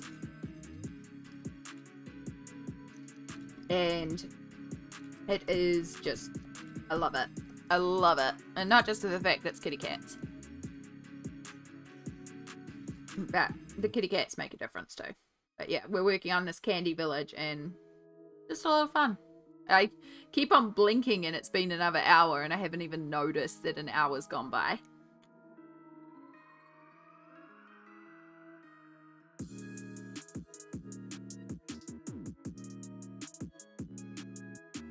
Toasty is at least one performance every month for the rest of the year. Heck yeah, that's awesome. What do they say? Booked, blessed, and highly fabulous? Or highly favoured? I think that's it. Booked, blessed, and highly favoured.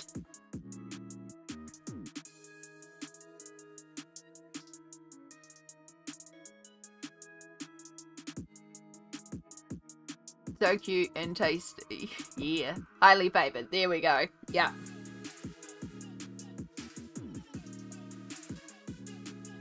That's close. That's close. I knew it was something around that line.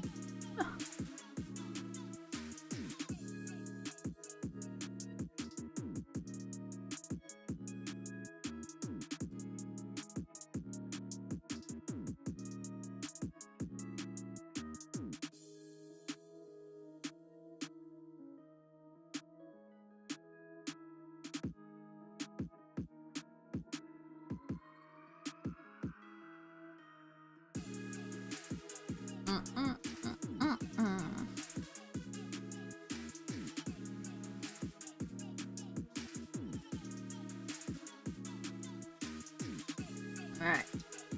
Oh, we're just gone a bit chunky with the pencils there, but that's okay. This is our main colour anyway.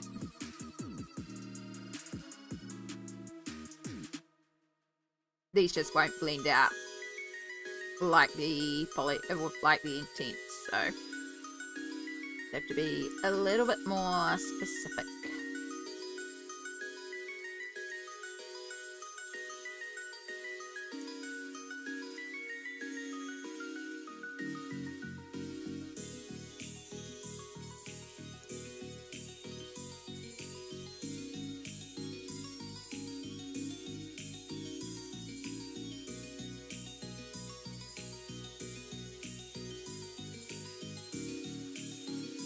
I want cake so bad now. Well, it's a good thing then that we aren't working on this spread, because this spread would also make me very badly want cake.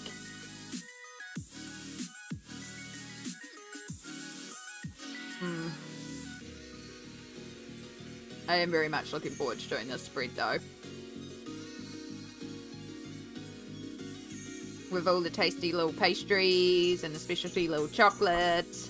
It even looks like we have like a crepe cake up here. And like up here, I'm pretty sure those must be figs, which I think is very cool. And all the delicious berries and the macarons, all the little tarts, and oh. Well, then it's also good that we're not doing this spread where they're buying delicious breads straight from the baker with all those delicious sourdough loaves and fancy breads, or that we're not doing this one where they're making tasty pizza and little baby Cheeto has a little smiley face pizza and look at that cheesy string pull, or it's not this one where they're eating tasty soup with cheese and the freshly brought breads, or the making of the cookies. Or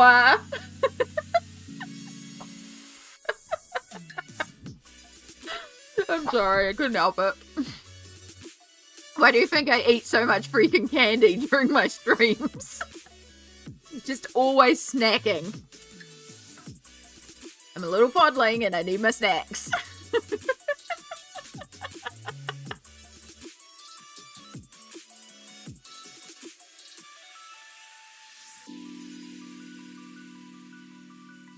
Alright, we're probably gonna have to go back over this chocolate.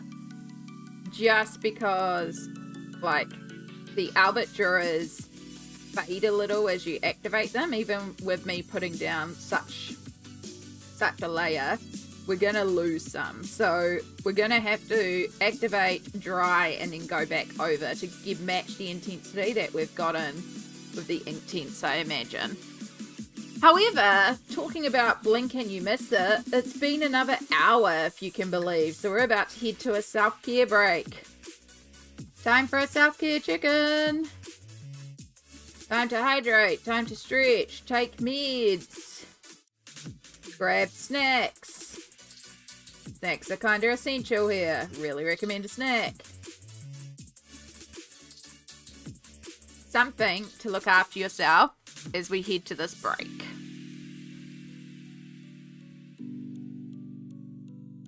Alright, I just need to let that sit. And we'll keep working on it after our stretch break.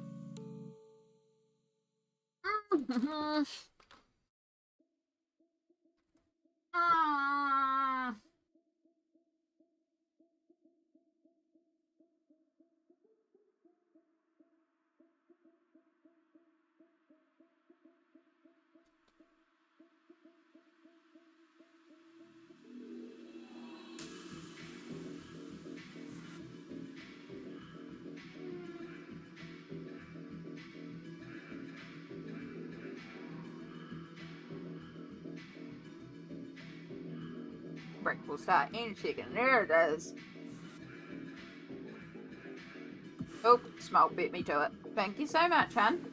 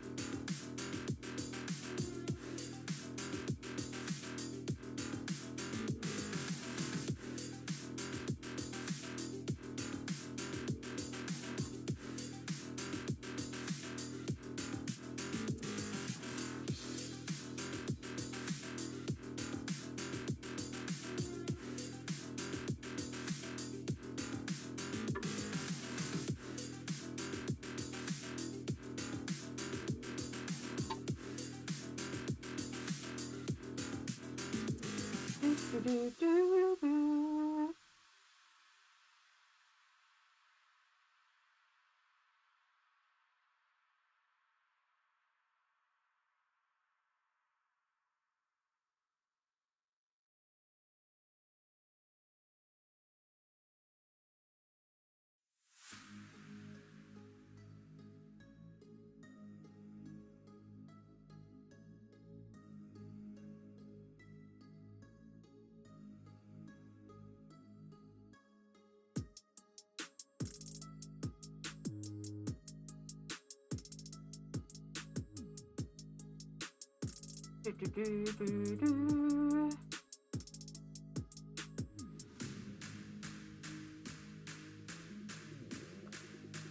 crack.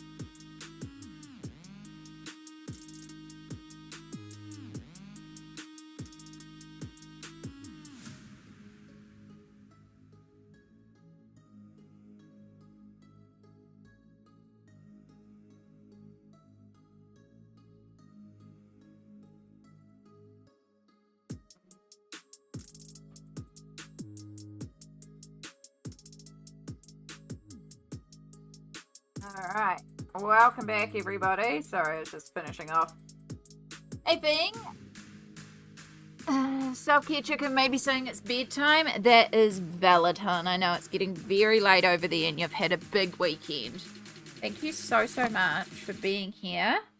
Please enjoy a good rest. And I am sure we will talk again soon. Yes, listen to that self-care chicken. If it's saying it's Nai's time, it's Nai's time.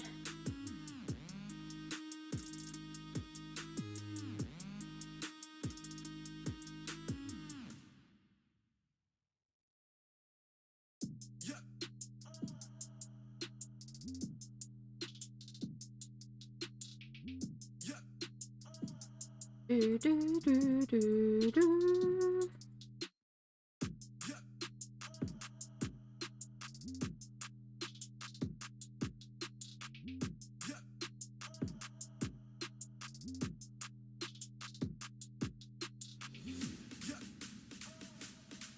Colour's just entirely being lifted off there instead of shuffling around like I wanted. That's okay. Let's see if we can at least blend out these splotchy areas.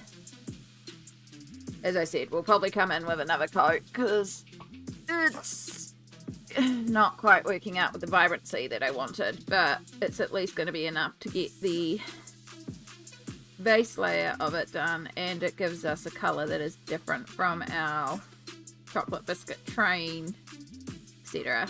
Just so that our frosting does look different, because it is a different material. It's frosting, it's not cookie.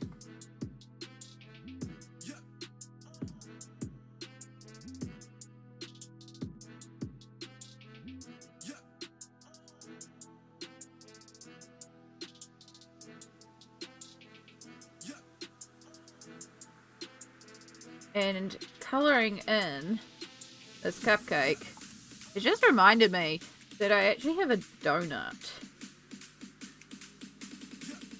Because it's got mocha frosting in it. So it's a mocha donut.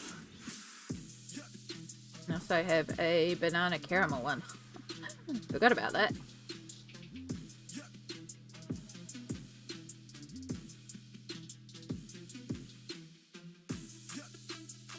I love the farmer's market. There's so much deliciousness there.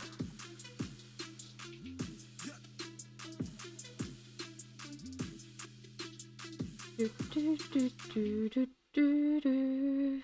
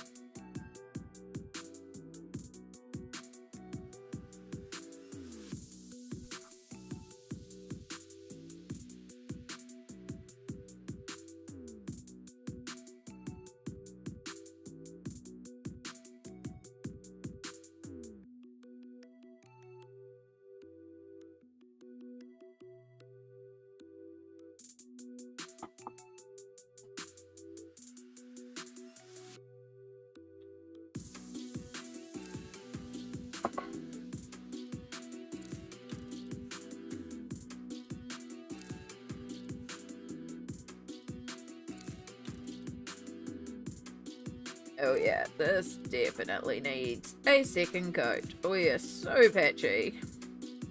Especially compared to the intensity of Inktense. Like, who are you? And what are you trying to be?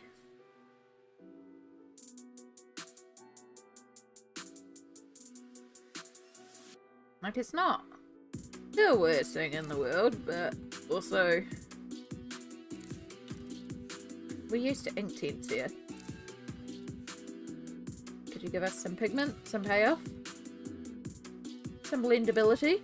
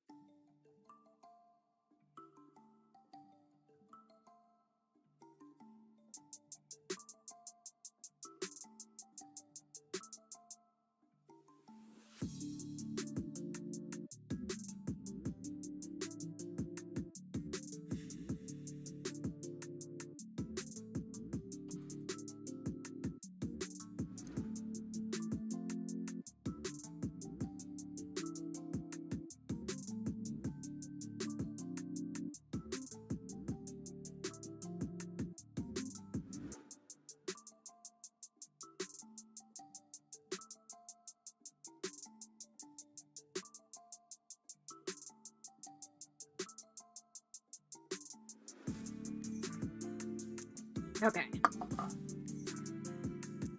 So I have to come back to that once that's settled and go back over it. But in the meantime, we'll do some of our red pops that we can. Red hot red pops.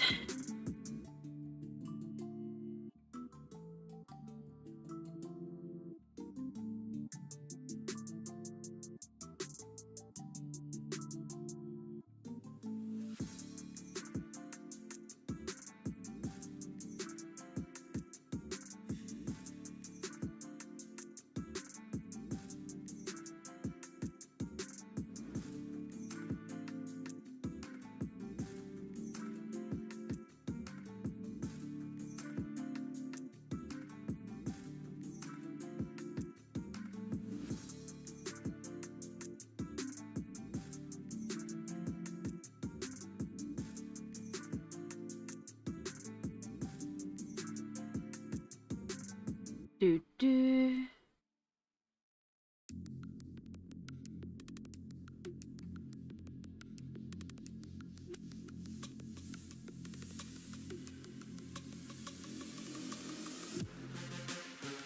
Now, before anyone asks, we did count the swirls in this swirly candy that's under our, what is probably a red Jaffa, but it does not match the swirls of our other swirly candy, so it is some sort of different candy.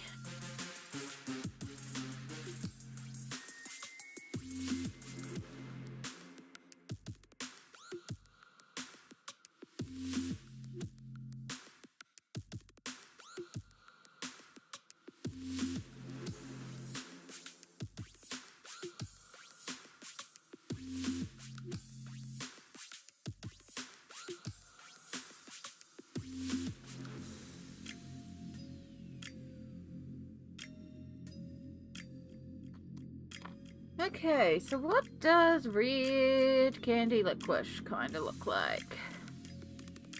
Or raspberry licorice as it actually is here.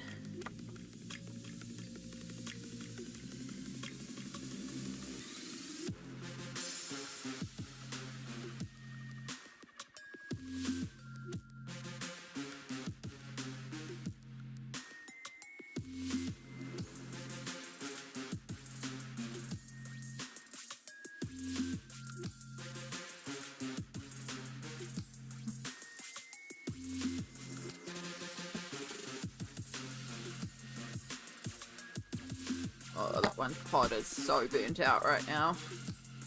But I went to get one yesterday and the store was closed.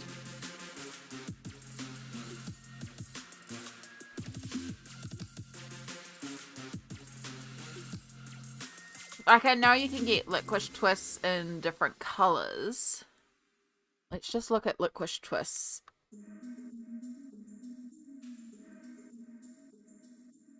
Oh look, you can actually get rainbow ones too.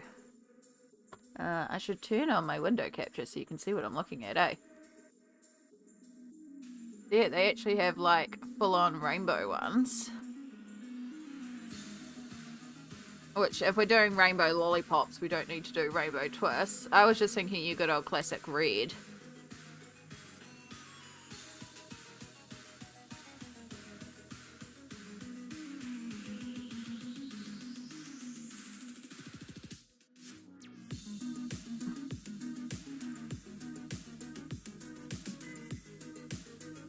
I know what half those flavors would be.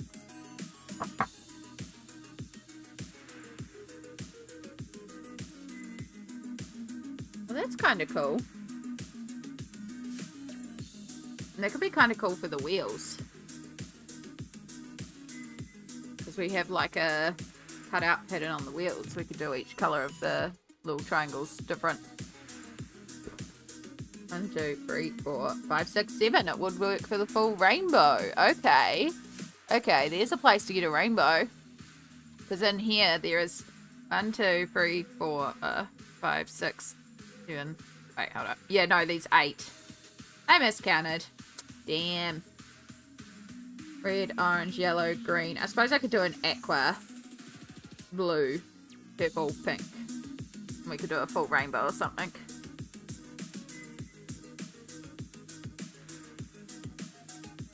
But yeah, no, I think we'll just stick with our classic red liquish.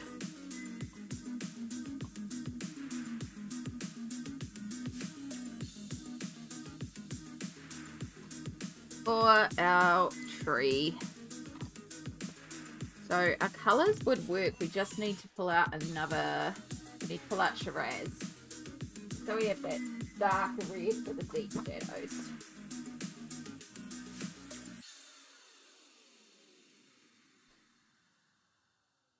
Okay, light source that way. So you have a cast shadow.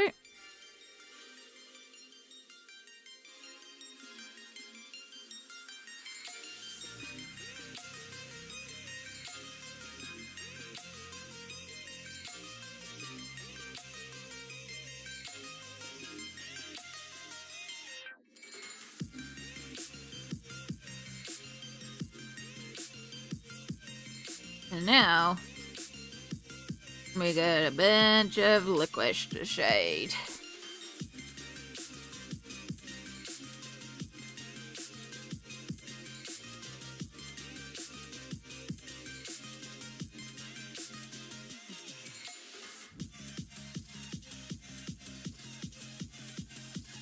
You are basically all shadow.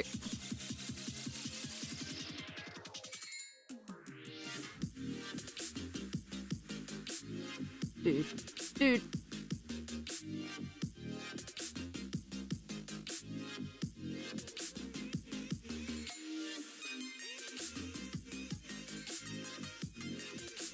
So we'll probably have to come in here with a bit of Posca to add in a bit of a shiny. Like, we're probably going to have to do that with a few of the candies. Add in like a really shiny highlight. Just to give that sort of glossy candy finish to some of these.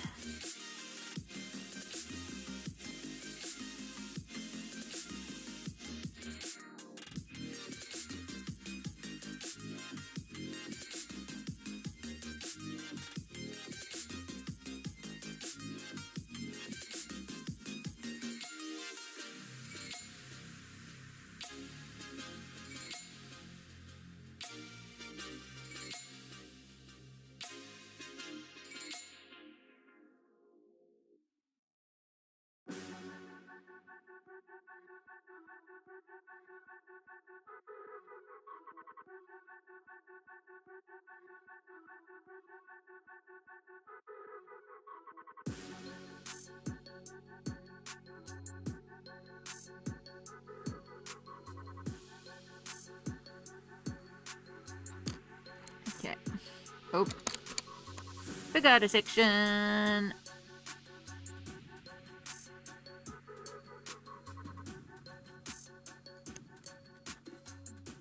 Oh, we're behind water. Sorry, we're in a bit of an awkward space. If I do that, then I can bring it right over, which should be a lot more logical. Also, we should start from the top, Amy, so that you're not working back over.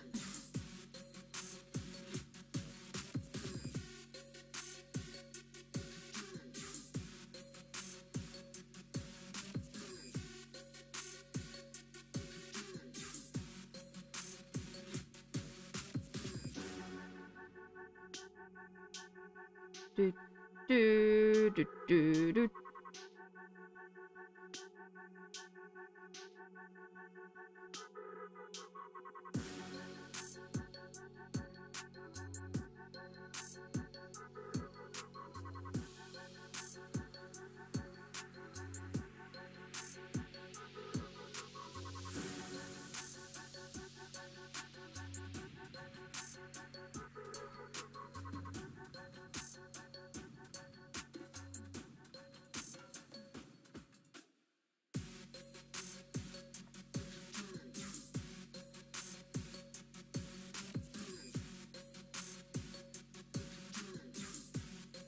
Oh my gosh, we've been going for 6.5 hours. I don't know what it is with this book, especially on a Sunday where I can kind of just go for it. Just... yeah.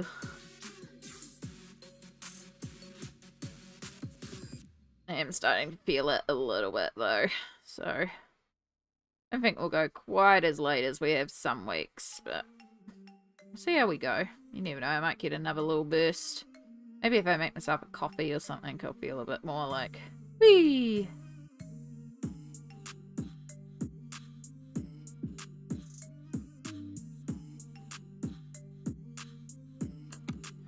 Alright, here we get our bright red.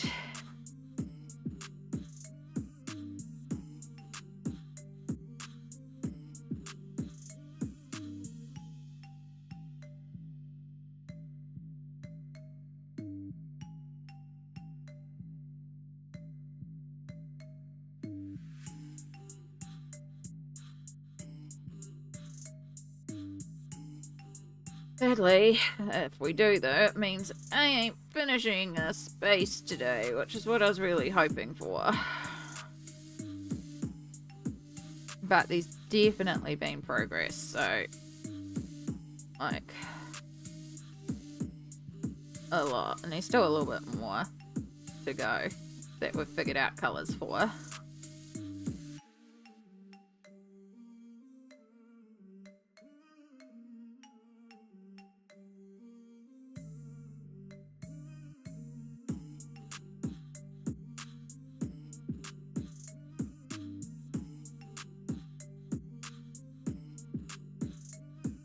Let's see how far we can get first.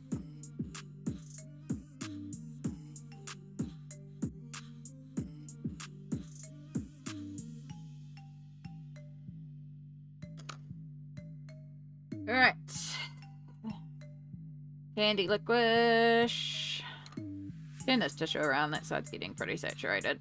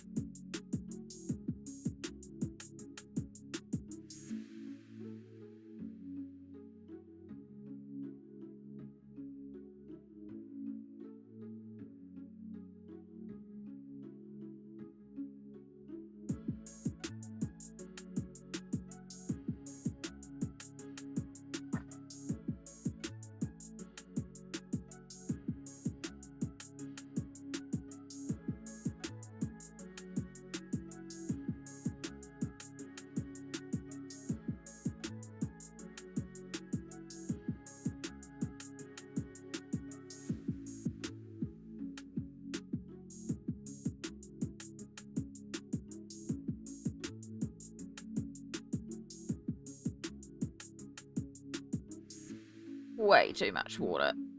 Way too much water.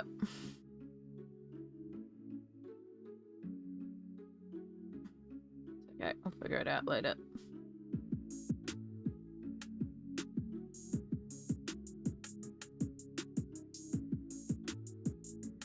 I feel like we got the right sort of red for that raspberry licorice twist.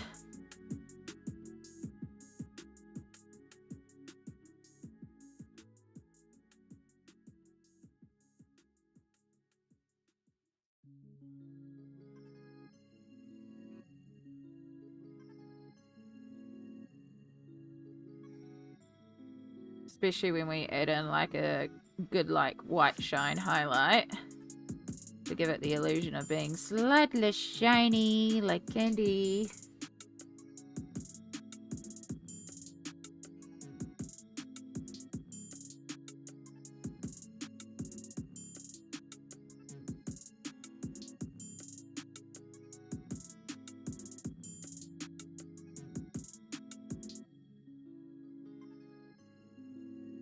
How are we all doing out there? Hope we're all doing well.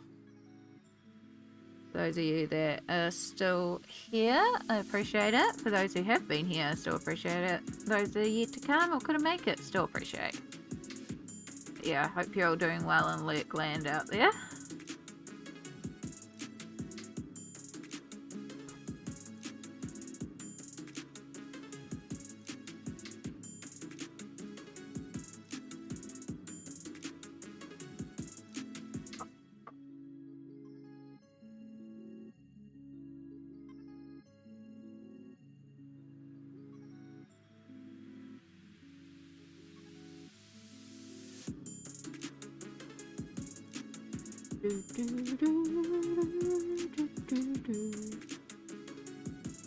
Yeah, I'm beginning to doubt more and more.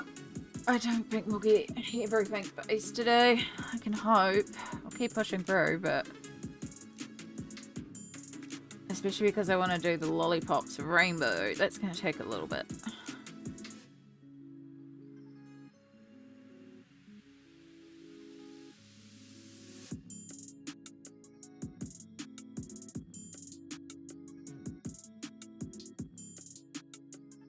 Too much water.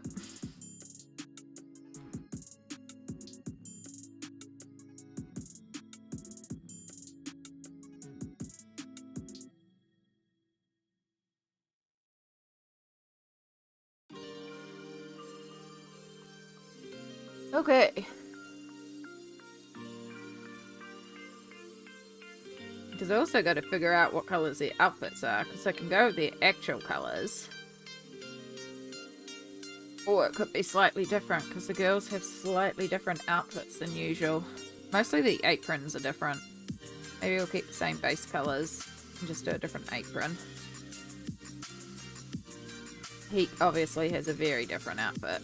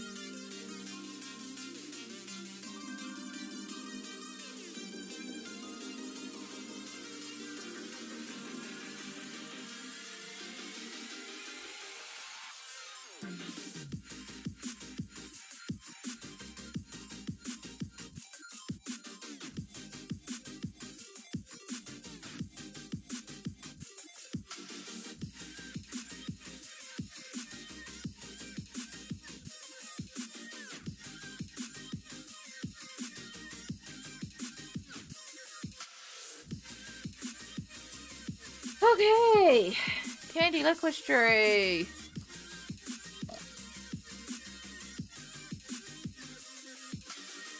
How do you go?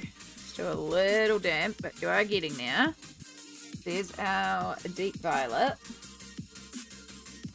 Since we're still waiting for things to dry, we'll just quickly fill in these little sections of ground that we missed initially.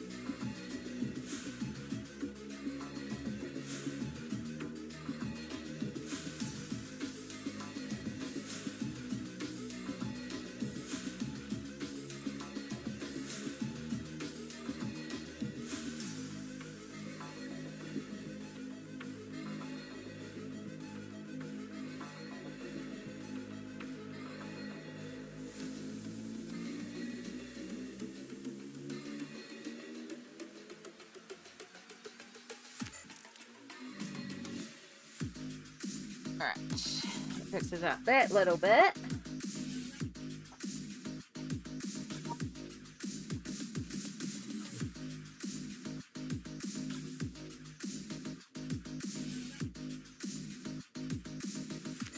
Right, so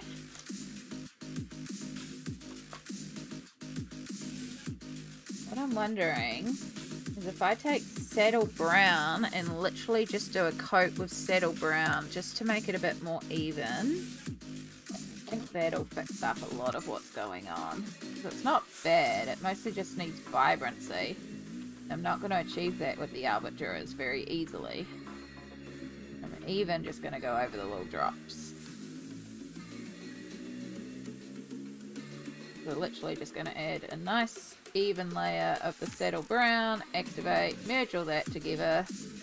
If it starts reactivating all the Alberturas, which it will, and merging that all over the place, we'll fix it up afterwards. I want a little bit more warmth, a little bit more pigmentation, and a lot more colour in there.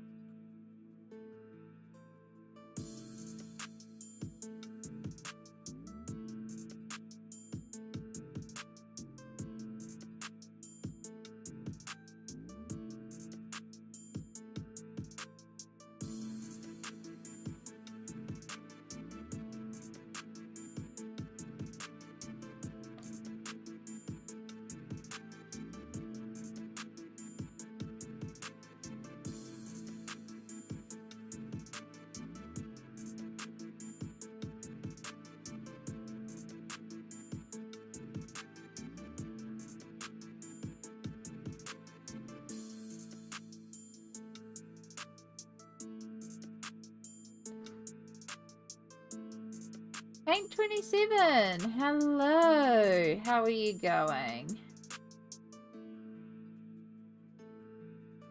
I was making sandwich hungry with the colouring page, with all the candy and all the other delicious pages in this book.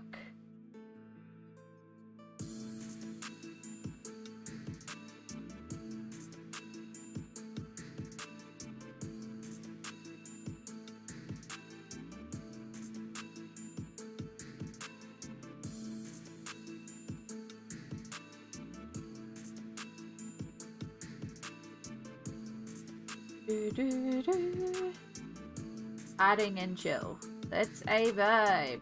We keep it very chill here. The best thing while being creative, to just allow yourself to zone out, relax, go into that happy space, and find your peace.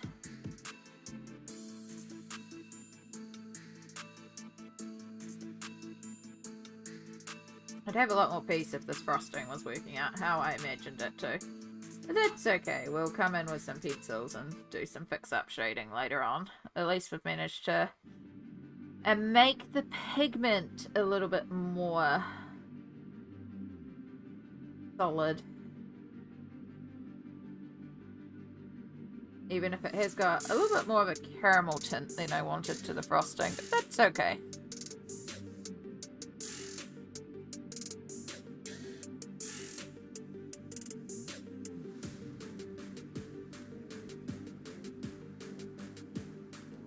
Alright, we'll give that a second to dry down and then we'll do our red dots on top.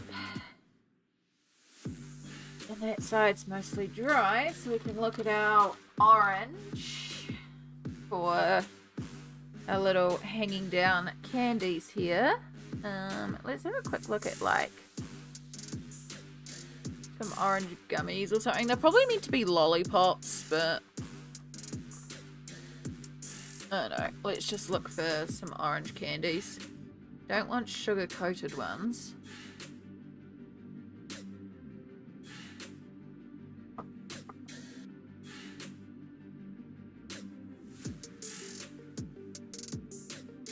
I mean, they're technically peach, and they are delicious candies, but the sour peach candies could give us some orange vibes in terms of the colours. Something to call from.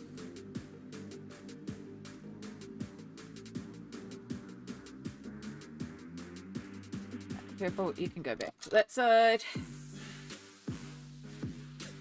Because yeah, then we can bring in sort of like that cadmium orange, which might even be out. Running out of room on the desk. Too many things. No, we got sienna gold out. Still good work.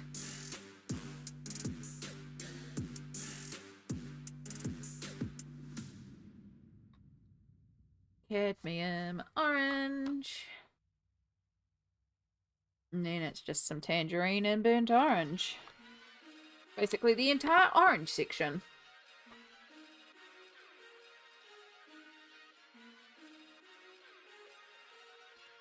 Okay, so we'll start by giving everything a bit of cadmium orange. So it's got a good undertone that's the same across.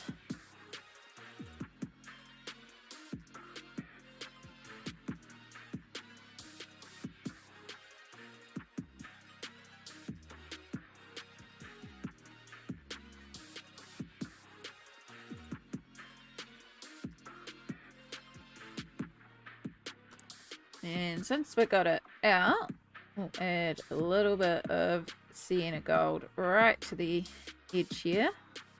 Add in a little bit of that yellow highlight. Use our yellow to complement that.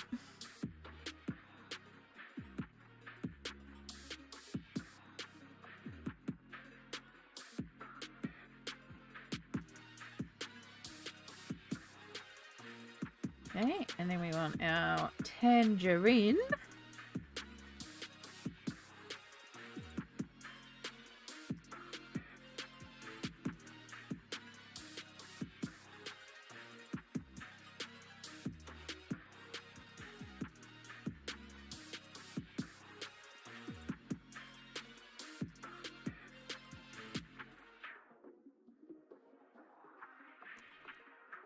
And then our burnt orange is our shadow orange.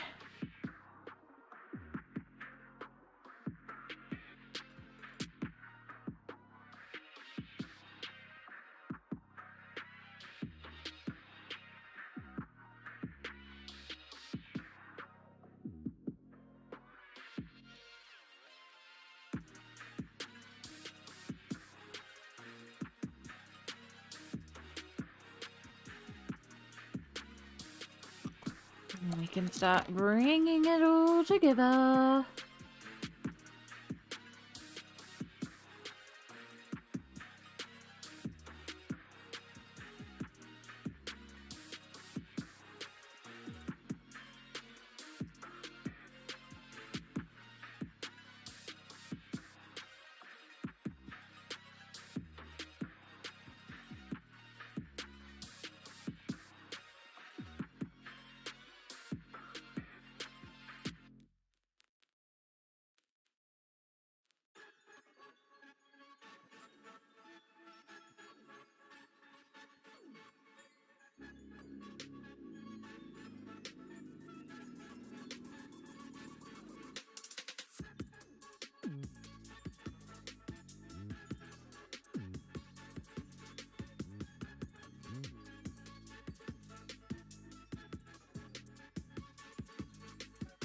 Do, do, do, do, do.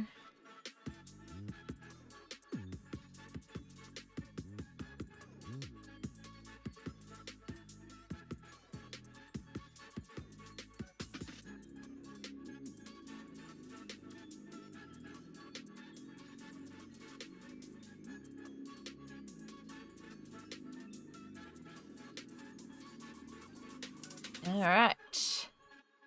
One more. Still gotta find a place to echo this orange, but it's a start.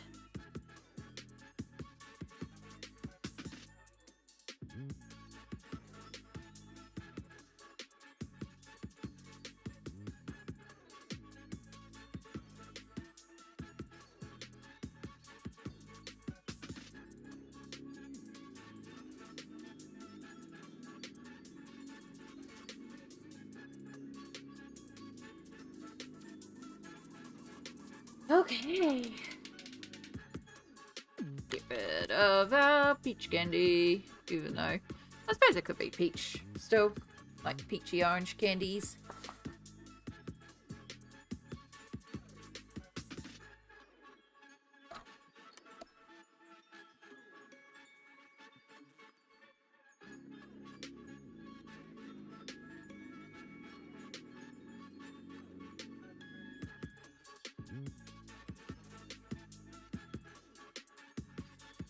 Not quite fully see it yet.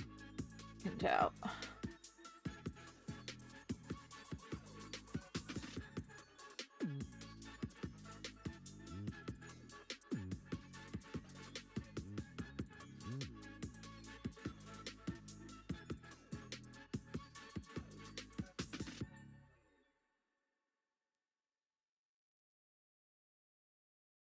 Alright, that brings across a little bit of the red. Do definitely need some green somewhere else. Although the girls' dresses technically do have green in them if we follow the original colouring. Do I have bark out? Nope. Alright. Do this part. Colour in our chocolate cookie house bases.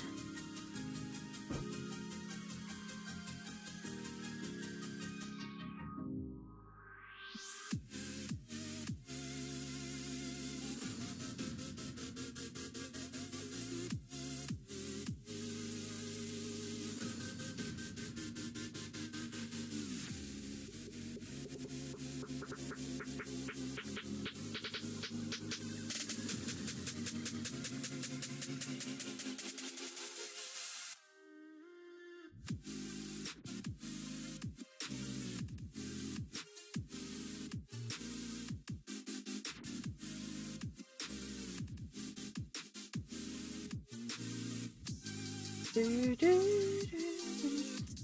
this one under here, which is pretty much all in shadow.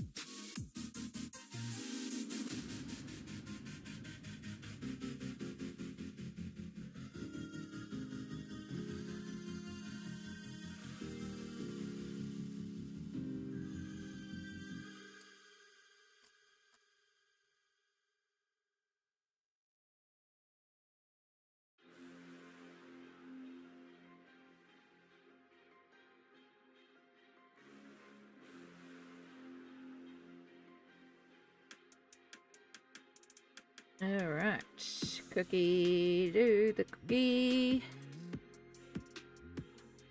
For this one we just sort of dabba dabba dabba dabba dabba to get the cookie texture.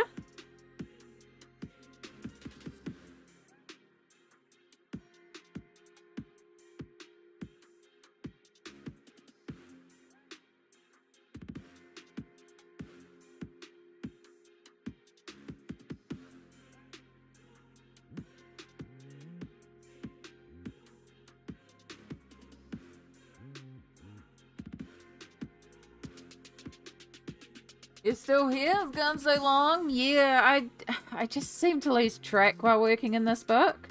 Like, I'll blink and look up and then suddenly it's been another hour and I'm like, how the hell has it been an hour?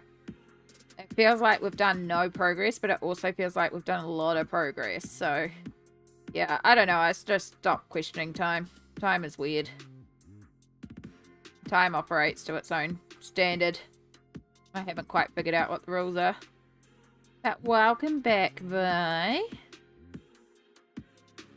I hope you had a fabulous time.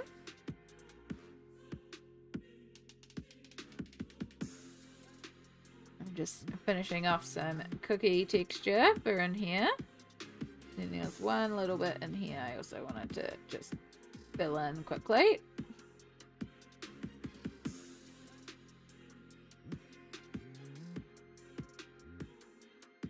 Have to do this section up here.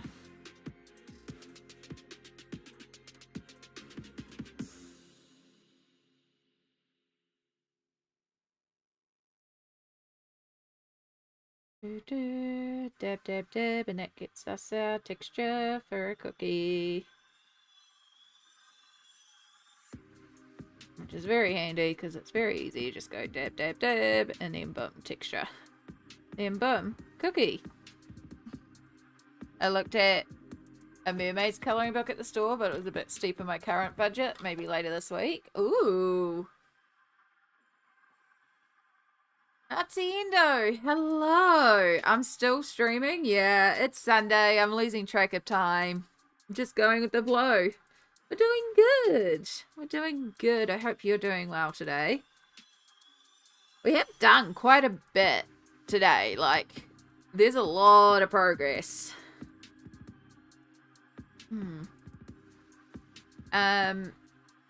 What was the... Do you know who the illustrator of the book was? There are some gorgeous mermaid books out there. Oh.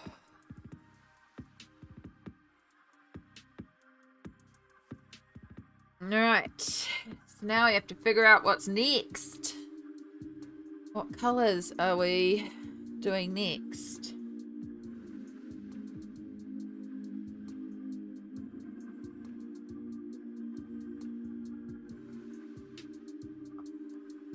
Look, it was just one of the promo books at the department store. Check out. Fair enough.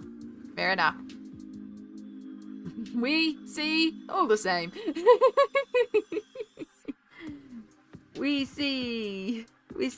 Actually, I probably need to go for Ollie. More cookie. Alright. Actually, you could be technically strawberry cookie. We'll leave that one. I'm getting to the point now where it's like, I don't know what colours. I wonder if I should just figure out what they're wearing. Like, that's the original designs. So we look at, this is meant to be Pepino. So we have got a slightly different styled apron here. It's just got some extra details, like the little side pieces instead of being on the shoulders is down here, which could be on the normal dress. She's missing her sleeve part. Like she's wearing a short sleeve. There's like a little line on her apron that wasn't there. The bow. So like it's pretty similar. And then if we look at Pippery, we've still got the collar. The sleeves are definitely shorter. So like this is what I mean. It's not the regular dress. So we can change colours technically here. I mean this, I always said at the starting clothes, those are just like an indication, but we can change colours.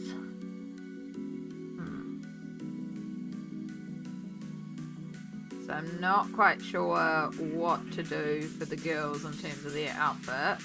And if they change outfit colour, I feel like Cheeto should change outfit colour.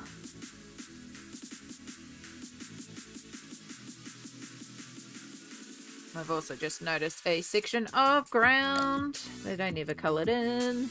Because I thought it was part of Cheeto. Easy fix. Just a little bit of purple. Okay.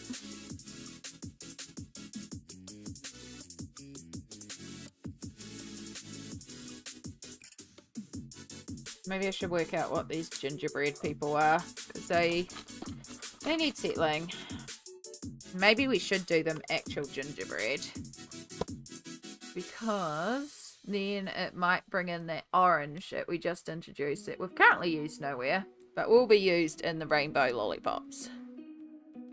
And yes, I know I could do the rainbow lollipops, but meh.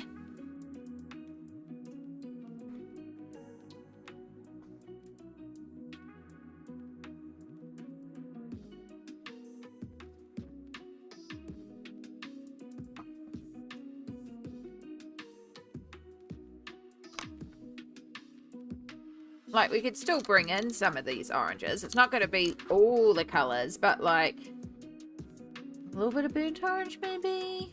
Or maybe like the cadmium orange for the highlights?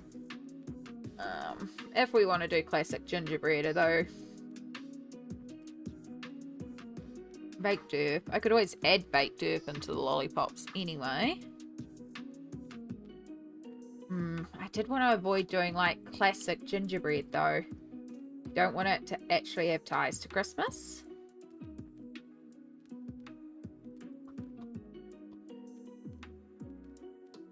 Oh, candy, posture, stretch, and hydrate.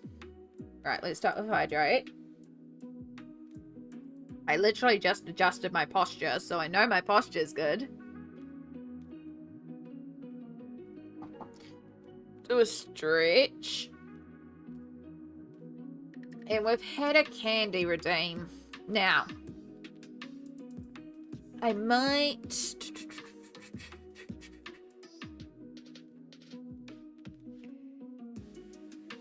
What do I want? Where's my thingy-mabob?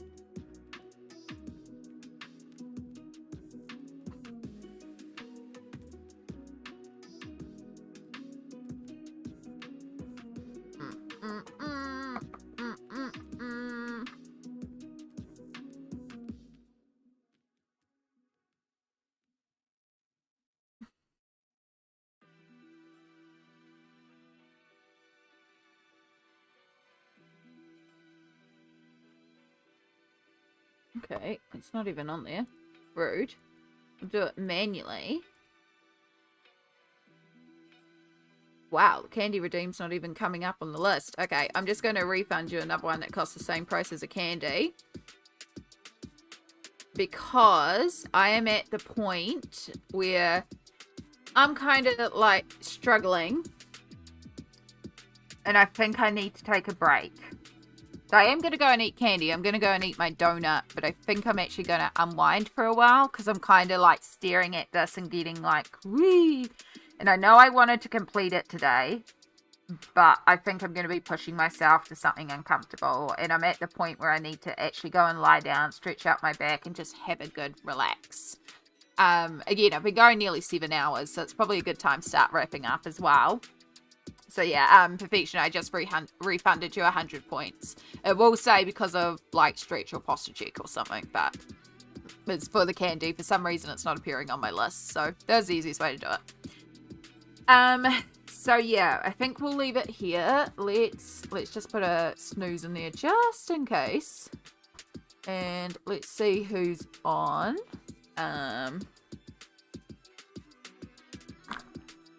Let's pull up the raid message before I have a look so that it's there for you to copy. And so I can also copy it because I always forget to copy my own message. I really need to go in there and change the cherry blossom on the final one so it actually matches. Who's on? I know Sammy's on, but I don't want to raid into that game, unfortunately. It's not a game I feel comfortable with, so we won't raid into there.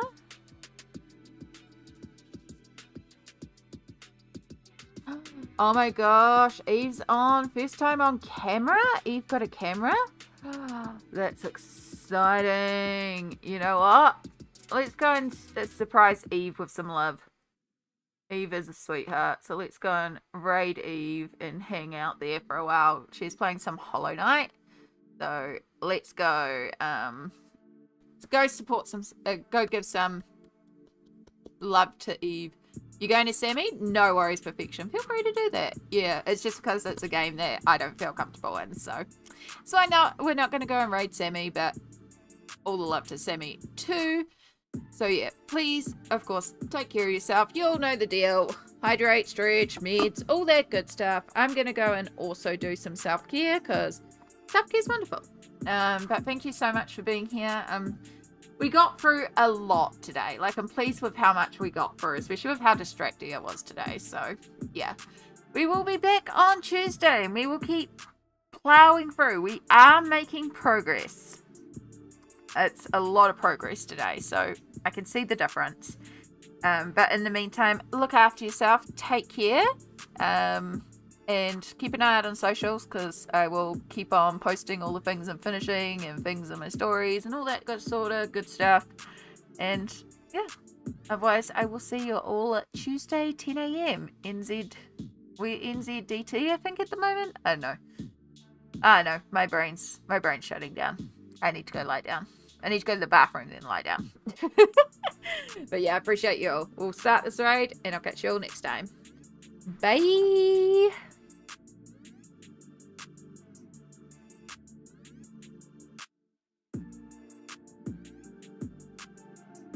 Something